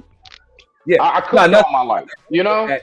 Say I don't knock anybody, but if it's not your perfect like that level of conversation, and like literally my fucking paycheck, my salary is predicated on my ability to get people to say yes, to get people to say yes, part with their money. Nah, what I was going to say briefly to what you're saying, I do get it. I understand that there's most people don't want to say yes or part with their money, but it's my job to get them to do that. You know? So even when people say to me little shit like, "Oh, I don't like how you talk to me," I don't give a fuck personally because my method works. You know, my method works because I got a whole fucking life around me to prove it. I got you. And your ass, you wipe asses for a living, or you drive a fucking forklift, or whatever the fuck it is that you fucking do. It's cool, but you don't do this. You know? So, like I said, my methods work. Wouldn't be in my best interest to change them. Are you? I just wanted to make sure because I gotta remember, Ant take long ass pauses. Your pauses be tripping me up. I ain't want to. Yeah. Okay. My bad. I was going to say briefly. I get exactly what you're saying. For example, we could say two words, two different ways, and that can either have somebody say hello or want to fight you. And those two words is what's good. You know this from the hood, man. Depending on how I said, hey, what's good? You might be like, hey, what's up? If I see you and I'm staring at you and I go, so what's good? I said the same words, but you're going to take that different, right? That ain't the what's up. That's the home. So what type time you want? What's good, right? So I get you on that. I was just throwing in that small piece. Go ahead, rock out with the video so you can get up out of here.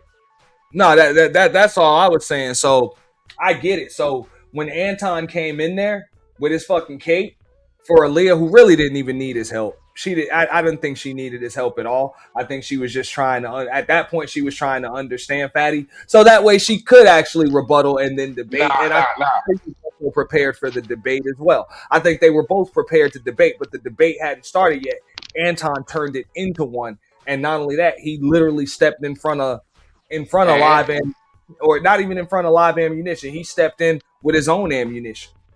I can't let you do that one, Ant. I gotta get that one to Anton on that one, bro, because we know how the internet, not even just this space, the internet works. If Anton would have just sat there, and if it appeared, because you know, Fatty can come off very abrasive and aggressive. So if he came off too strong and Anton sat there and did nothing, he would get endless backlash for that, for Rabbit Ears not protecting the women, bruh. You know that's a thing. He had to because of the PR code when it comes to these spaces and social media.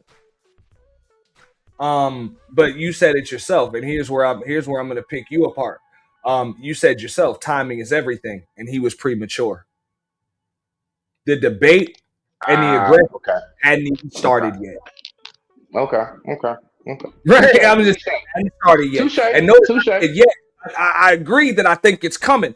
Just like you saw it was coming, and I think Anton knew it was, but it hadn't come yet. Got you. I mean, but in last part though, but I it's hard for me because I am huge on saying prevention is better than the cure. If he saw the fire was about to get a little wild, was he wrong for dousing it with water before they had to dial 911? I don't know. I'm just, you know what I'm saying, bro? I say this all the time. Go ahead. Every fire does not require the same methods to putting it out. Some, yes, you douse it with water. Others, you need to stomp out. And others, you deprive of oxygen. Like an electrical fire. That's true. You don't put water on electrical fire. Facts. Depends on what type of fire it is. I think he proceeded preventing that fire. Yeah, that fire you see coming, putting some water on it would have been the best method, but he didn't do that. He didn't deprive it of oxygen neither. He proceeded to start stomping it.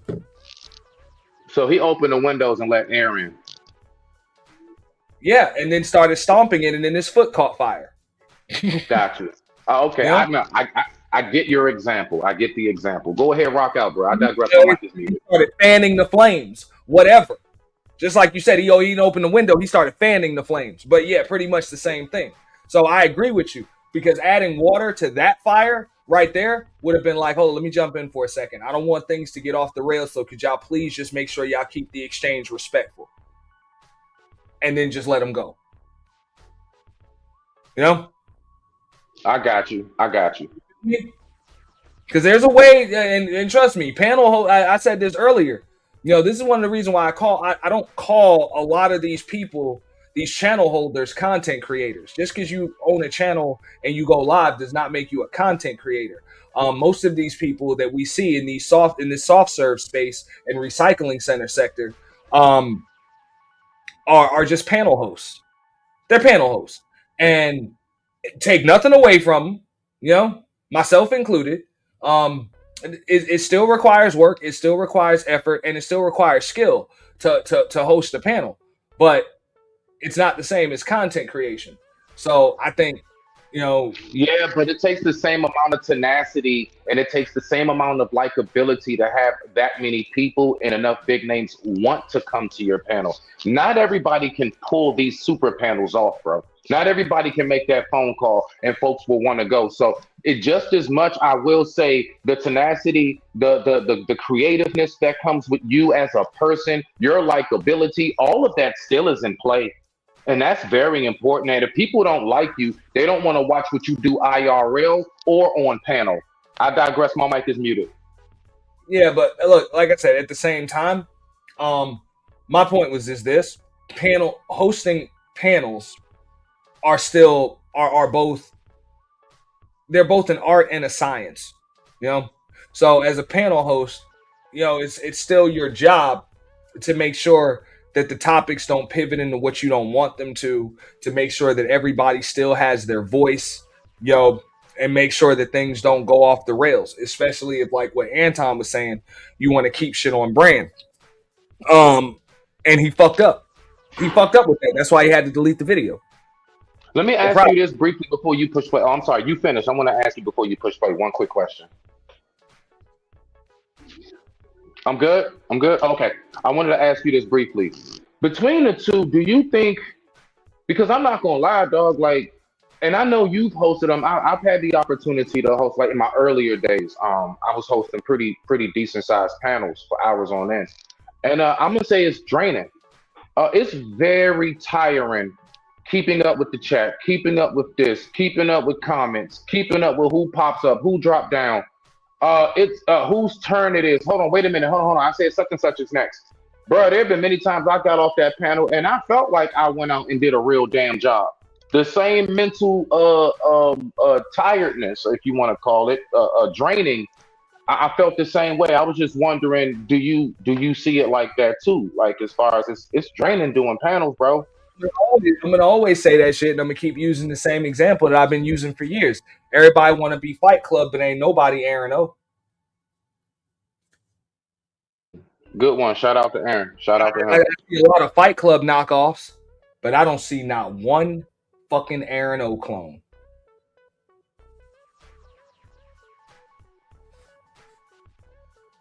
No. And I'm always say it. Aaron O was the perfect host for that show. No. Now, was he perfect? No. But was he the perfect host? I believe so. No. Because nobody's perfect. And believe it or not, like the imperfections are what make it like the perfect show. You know, just being able to kind of let shit go out of hand from time to time, but then being able to moderate and all of that stuff, being able to make sure that the bounties and the money, there is like no real bias as far as that shit's concerned, you know, and the credit, like I said, I see a lot of people that want to knock off Fight Club, but I don't see anybody that even somewhat mirrors Aaron O. I don't see anybody that does it. So I would have to say, and I don't even know if Anton understood that shit, but he legit had lightning, like he had lightning in a bottle, you know, with Aaron O. And he fucked that up. I don't know if he fucked it up or whatever, but he let that go. You know, it was a good host to have. Panel, I just want to ask one thing. First rule of Fight Club: substantiate your argument. If you're going to go and say that I'm wrong, you stats, data, and whatever that prove that I'm wrong. Don't go about feelings and then try to do mumbo jumbo just to go back to the conversation. Let's be respectful. Let's be professional. Let's be about our business and let's substantiate our argument. Do we have a deal? So wait. So if we're being respectful, how did I disrespect you? How did Aaliyah disrespect you? How did I disrespect you? Aaliyah didn't disrespect him. And Anton's disrespect came with putting words in his mouth and not allowing him to clarify when he tried to say that's not what he said. You know, that's when the conversation went left. And that's human nature. Like, that's human nature. Just about anybody is going to react like that. When you try to interpret their words for them and you're dead fucking wrong, and then you don't allow them to clarify. They're either, number one, going to tune you out, or number two, start arguing with you. A woman should know their place, right? And when a woman is seeing two men fighting and she's stopping the fight to say, this is weird, I will put her on her place as a woman. I'm not going to disrespect her. I'm going to say, let the men fight because I agree with that. She's a traditional woman, right? So that we are okay. The second. All right, now I'm going to bring up some more. Again, we're looking at body language. You don't have a whole body shot of Anton. But right here, notice, hands are still in the air, and now he's literally had to bite his lip. So he's clearly not listening to understand. He is listening to respond. I'm sorry. He's actually just waiting to talk. He's not listening at all. He's just waiting to respond. You know, I'm gonna back this shit up a few seconds so y'all can see. Years, I will put. I disrespect you. A woman should know their place, right? And when a woman is seeing two men fighting and she's stopping the fight to say, this is weird, I will put her on her place as a woman. I'm not going to disrespect her. I'm going to say, let the men fight because I agree with that. She's a traditional woman, right? So that we are okay. The second part, Anthony. Putting me in my place by being woman. Don't say nothing. Let me answer. What? What's Aaliyah, what do you, so Aaliyah, you're telling me two men arguing back and forth, like they're in an actual argument. You saying, oh, this is getting weird when you're literally pointing out it. Fatty got the get back from yesterday, eating balls and eating dick and all the shit Molly said while y'all were laughing. Now that I got that out of my way and we are even, now we are going to start brand new, and I'm going to show you how Fatty can be business. And what I tell you, Smitty, why I said this to Clue, that's why she said this is getting weird, because she wasn't used to Anton not having control. Like, no, we kiss Anton's sphincter over here. Pause. Why aren't you doing it? You're not on code, Mr. Fatty. And she even said, well, maybe she's not familiar with them. Sorry, Aunt, go ahead. But no, I was asking you. You can feel free, but you notice how she just jumped in there with that, like, yo, this is Anton. This my way, and we are even. Now we are going to start. Now we are going to start. Now we are going to start. See. I see what you're saying on the body language cues. I get it, the body cues. I get it. I'm not going to say that because I don't like to go in anybody's head because I tell people stay out of mine. It's a one-seater. But I can say that I can see how you can come to that conclusion based upon how you're describing it and you're doing frame by frame. I can see how you can come to that conclusion. I'm still leaving the door open for maybe she's just not familiar with Fatty, because all of us who familiar with Fatty knows that's just what he does. We all know that. And it sounds like the way she's responding to him, it's like it sounds like she don't really know who he is. I think she think he's just another guest. I don't think she knows he actually, he's up there too. And I don't think she's aware of him and Anton's history. They've gone back and forth for quite some time as well. Correct. So I think to me, it could also be, I'm just leaving it open to land it. It could be, it seemed like she's one of them people, she's not hip to the history. But I digress, my mic is muted. But you can be on to something too, though. You can be on to something. To be honest, she shouldn't have to. And then even, Anton waiting to respond, at this point, I can understand that. Because he's like, he's done. He's done, and he's like, Fatty, get the fuck out.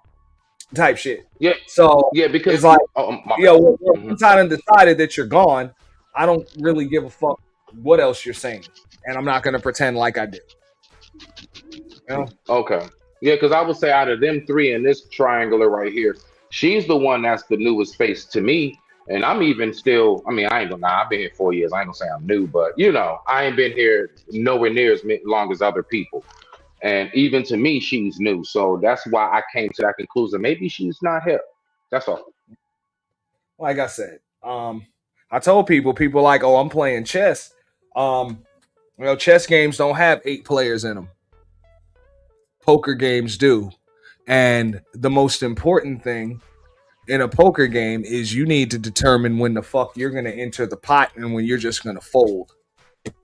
Like, as soon as you see your cards,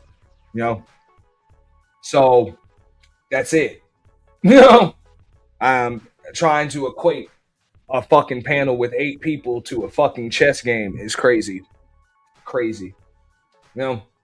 But that's why I think people's analogies are pretty fucked up in these spaces. And it's a game of incomplete information because you don't know what the fuck people are going to say. Start brand new, and I'm going to show you how Fatty can be business minded and actually can be about topics and not for shit. Do we have a deal? So, no, we don't have a deal. Oh my Okay, God. so This- you got it. Because I respect you as a person, and I respect our history, and I respect you as a man, I'm just gonna ask you to respectfully leave, and we don't have no problems whatsoever. That's I love crazy. you. I'm gonna support your platform. I'm gonna still subscribe to what you got going on, but I can't have you going off on people like Aaliyah, who wasn't even here yesterday, who never said nothing negative to you, who never insulted you, who never had any kind of negative. Molly said people are gargling balls. Yeah, but he didn't go off on Aaliyah. Not what I heard. Did you hear him go off on Aaliyah? No, but we both know he might have been on his way. That's possible, but no, he didn't. It was so we can't get him for conspiracy. I don't believe in arresting people for something. This isn't the Minority Report. You know what I'm saying? So Or the I'm not going to fucking Terminator for a crime. like the Yeah. Terminator. Right. I can't do that. Yeah. We're gonna time travel, and we're just gonna terminate you for shit before you do some shit, or just like you said, Minority Report, whatever. Yeah, dog, we're gonna arrest you for some shit you haven't even done yet. No, that was my point. Just like it's a time. Yeah. So on that point, it's like, so when you ask the question, I have to say no. Do I know he was on his way there? Of course I do. GPS was locked and loaded. That nigga was 15 minutes around the corner. He's about to pull up. But did he? No, he did not. He never made it to the door. So he did. I would agree with you there that the best indication of future behavior is past behavior. Well, I think we would all pretty much agree that yes, it was coming. It was likely coming. But it hadn't come yet. So even if you were going to try to, because notice how quick once throw he some saw, water okay, before it flamed up, there was a way to do it, and he fanned the flames instead of controlling them. because I mean, think about because the fact is, I can tell he wanted to get his issue off either way. That's why he even jumped over the sis over there on the bottom left. He had to get it off. Whether it was to Anton, whoever, he was going to get his issue off. Like, that's just what he do. You know what I'm saying? So I'm hip to that, right? That's all I'm saying. Because that's how I kind of know. Like, that's why I came to the conclusion. Nah, I think it was on its way. Because notice, as soon as all that was happening, he go right over talking about some, yeah, but she was saying that was guzzling balls and da-da-da-da-da. The last Johnson was like, yeah, nah, he had a bone to pick. He wanted to get his shit off. I think, honestly, it was premeditated. Fatty knew what he was going to do when he went up there. He knew what he was going to address. He knew if he was going to stay on topic. And I think it was premeditated. I think Anton was premeditated more, and I think it's more so proven that it was premeditated that he was going to kick Fatty off that panel whenever Fatty didn't just fall in line.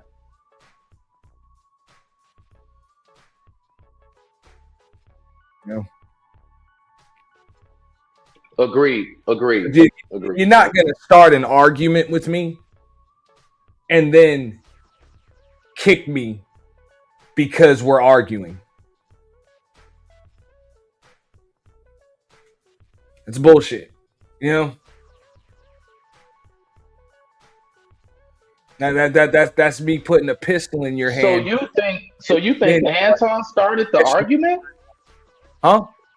Anton started the argument in your eyes? Really? In my eyes, yeah. Wow. I saw him trying to stop him. Okay, but no. Okay. Was to get back at Molly. And because Molly wasn't here yet, then you tried to use me, and now you're trying to bait me into you're building a narrative right now. And I'm not going to do that. So if you'll go.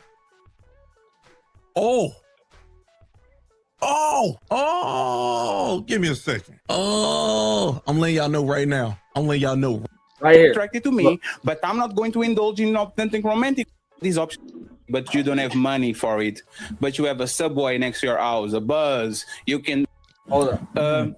Listen, if you are fighting for a, it's just they don't want is our option. Other thing, you're looking at two pieces of birth It don't change the fact that you have options. Don't change the fact. That don't change at all. Because think about it. The Ferrari and they are not available to you, that doesn't mean that you don't have all these options around that you can use. This is why women have friend zones. Friend zones are nothing but options. I have these 5 guys that are romantically attracted to me, but I'm not going to indulge in nothing romantic with them because I like one or two. I don't like the other ones. Men don't have friend zones. If men don't have friend zones, men on the most part don't have options. The men that have options are the...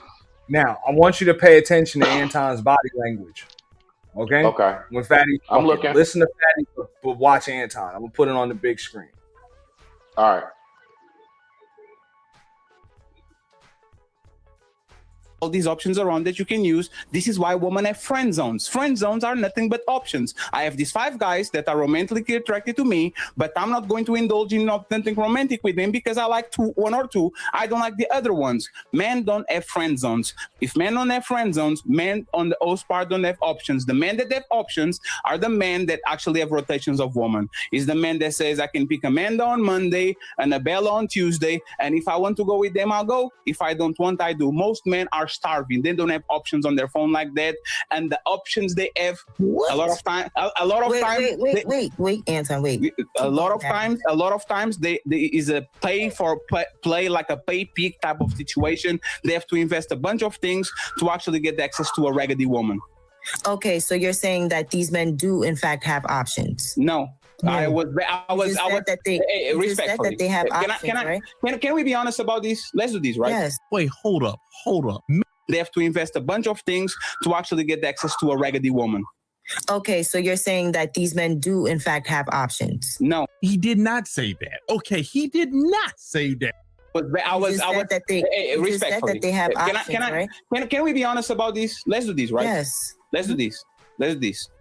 Options means I can choose between A and C and B. There's 3 options. What I'm telling is that most men, the average man, don't ask options. They don't have options. Only 40% of men in the history of mankind reproduce, meaning that 60% of men didn't even have the chance to reproduce. If you are going to actually look at the average man and who he has the ability to date compared with the average woman is living in abundance just for breeding because she's a woman, but the average man is not. So let's stick with the average man and below, not with these 2 men that have all the options so they can fuck everybody. Let's stick with them, please. Hold on, let me just jump in here real quick. This is the craziest thing that I'd have never heard. What he's basically saying is that because women can fuck, then that means that they have an abundance of options. That's what I was trying to say. That's not what I said. Hold on. You're not applying the same standard to both men and women. Men can too. And just because they don't have a baby. Wait, hold up. You can't just build. All right. Exactly. Somebody doesn't mean that she has options for what she wants. And it's the same thing for men. Just because men are somebody, and to say that men don't have women in the friend zone is insane. What? That's crazy. So you I don't even know no niggas that don't have at least 2 or 3 chicks on their arm at the same time. Not me and my friends. Me and my friends. I don't even know no dudes that are single that don't have 2 or 3 chicks at the same time trying to figure out who they want to deal with. All right. So Smitty, you seen all that? Yeah. That's where the argument started. I see.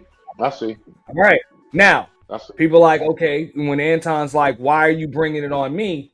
He's the one that just came with the anecdotal rebuttal. Right. I don't even know anybody. I don't even know. So you're talking about your life, and even Fatty said that shit. Like, yeah, me and my friends. He's like, I'm talking about the average men and below, like most people. Which most people aren't your fucking friends. Right, because we know Anton's not hanging with the average. Anton doesn't have friends that make $50,000 a year. We're just going to cut that. But yeah, you know what I'm saying. I don't think he has friends that he's not paying. That's just my got you. But no, at the same time, so you see that. So when you asking me like earlier, can you see how where I'm coming to the conclusion that Anton started the argument? No, I see it, but then to the point of what you said, he has friends that he pays. The friends that you pay are not friends; those called employees. But go ahead, I hear you. You know, you can disagree with me, and I'll leave it at that. But no, I know what you said. I'm just saying, like, I mean, I'm just in my how my brain works. That's all. I'm not going against what you said, but like, if somebody tell me like, yeah, these are all my friends, and I pay them all, I'm like, they're all on your payroll. I will not rebuttal you. I'll just be like, okay, we'll just agree to disagree. That's fine. Okay. But okay. Time when I said that Anton started the argument, you know, he included himself in their back and forth exchange, and then proceeded to argue with Fatty. He put words in his mouth and then proceeded to argue with him, and then kicked him for an argument occurring. Yeah. No, I get you. You know, that's why a lot of us don't like to do certain. I get why certain people don't like to go to like some channels and have certain talks or whatever, because it's like, nah, I'm not going to get to say what I have to say. You know, I even heard AM, shout out to him, saying the same thing the other day. He said the only place and time that I can really cook is when I come back over here to Beano Nation, because any and everywhere else, I'm gonna get cut off. I'm gonna get stopped. I can't just thoroughly get my whole nothing out. It's gonna be too many other voices. So I do get you on that, and I feel the same way. No, I'm just saying. Look, I sat there and watched him literally turn a conversation into an argument. You know, a conversation that really didn't even have to do with him. And it's easy for him to, the Fatty that is, to bring up, you know, Anton's height and his money, because he mentioned, hey, the dudes I know, you know, my friends, whatever. You speaking from an anecdotal perspective. So boom, no problem. You talking about your friends? Let's talk about you. You know. So, yeah. You know, as far as I'm concerned, you know, that's Anton crashing out. Well, not crashing out, but kind of losing it. No, it's all good. I'm about to get up out of here. It's about time for me to end this one. 8 hours deep, way above schedule here. Let me just fix this, change this, end this. Yeah. So on that note, that was fun. You know, we talked about Brittany Griner's divorce. You know, we talked about Ant Edwards and his baby mama drama. You know, we kind of went in depth and detail about Fatty of the Untouchables being kicked off of Anton's show and really gaslit into being kicked off. You know, that's what it is. And we also had a little monologue about how the best indication of future behavior is past behavior, especially how it corresponds to this space. Yeah, that's what it is. You know, people use panels as war zones, and they try to compromise the actual channel holder. You know, when they don't necessarily get to fulfill whatever the fuck personal agenda, or, you know, let's just keep it real. Folks are creatures of habit. Like, that's just human nature. Human beings are creatures of habit. And most of these people, you know, especially in these spaces, these live streaming sectors, are used to having the same conversation every fucking day for years. So they're going to make any conversation about the same shit that they converse about and conversate about every damn day. You know, it's the game, and they don't give a shit what the fuck you doing or what the hell your channel is. And this is just the dynamic, you know, when you drop a link and you open up a panel. So I want to give a shout out to all of the panelists that I had up here today. Shout out to Big Brenda Clark. Shout out to L Nixon. You know, shout out to, you know, the Clue Studio. Shout out to Clue. Shout out to Smitty. You know, shout out to everybody that supported the show too. You know what I'm saying? Fuck it to Modatika. I hate if I mispronounce that. Sorry about that. You know what I'm saying? Shout out to Annie as well. You know what I'm saying? With the jewels, dropping them jewels and them gifts. You know what I'm saying? All of the new members, you know what I'm saying? We got 10 members today. We're going to start having a membership goal too. We'll definitely be a lot more live, live more often on the Boiler Room. And we will also be going live from the home of the official YT Purge. Sheila E., we're gonna find a way to get that party popping. We're gonna find a way to get that party popping. It's just YouTube been on my shit every time I fucking play music. It's I don't know. They let some channels get away with that shit, and then mine you should just be able to you know what I'm saying, they used to just give me a few claims here or there. Now they shutting streams down and shit. So kind of annoying, but it's kind of just how YouTube moves. But we're gonna figure out how to get it done. I know you got my email. Hit me up with the exact date, and we're gonna find a way to get that shit going. Shout out to Sheila E., because we still owe you a party for that. If there was any other panelists that I missed, you know what I'm saying, appreciate you. I know I spent most of this time up here by myself, but this is always a pleasure. Shout out to everybody that came through in the chat. I know Brownie, Candy Cane, Truth was in the chat earlier, XRW, Bridget M. You know what I'm saying? Anybody else that I missed? I know there's a bunch of people that was here a little earlier. You know what I'm saying? Shout out to all of y'all. IB Wody as well. Just saw that. I'm not going to scroll through this anymore. But, man, I appreciate all of y'all, you know what I'm saying, coming through. On that note, I'm about to dip. Make sure you guys like the stream, share the stream, support the stream through Cash App, Super Chat, Super Thanks if you're catching the replay. You know what I'm saying? Salute. I'm out. Peace. Bitch, what would you do if I won the lottery? I'd take half and leave your ass. Well, bitch, I won $10. Here's $5. Get the fuck out.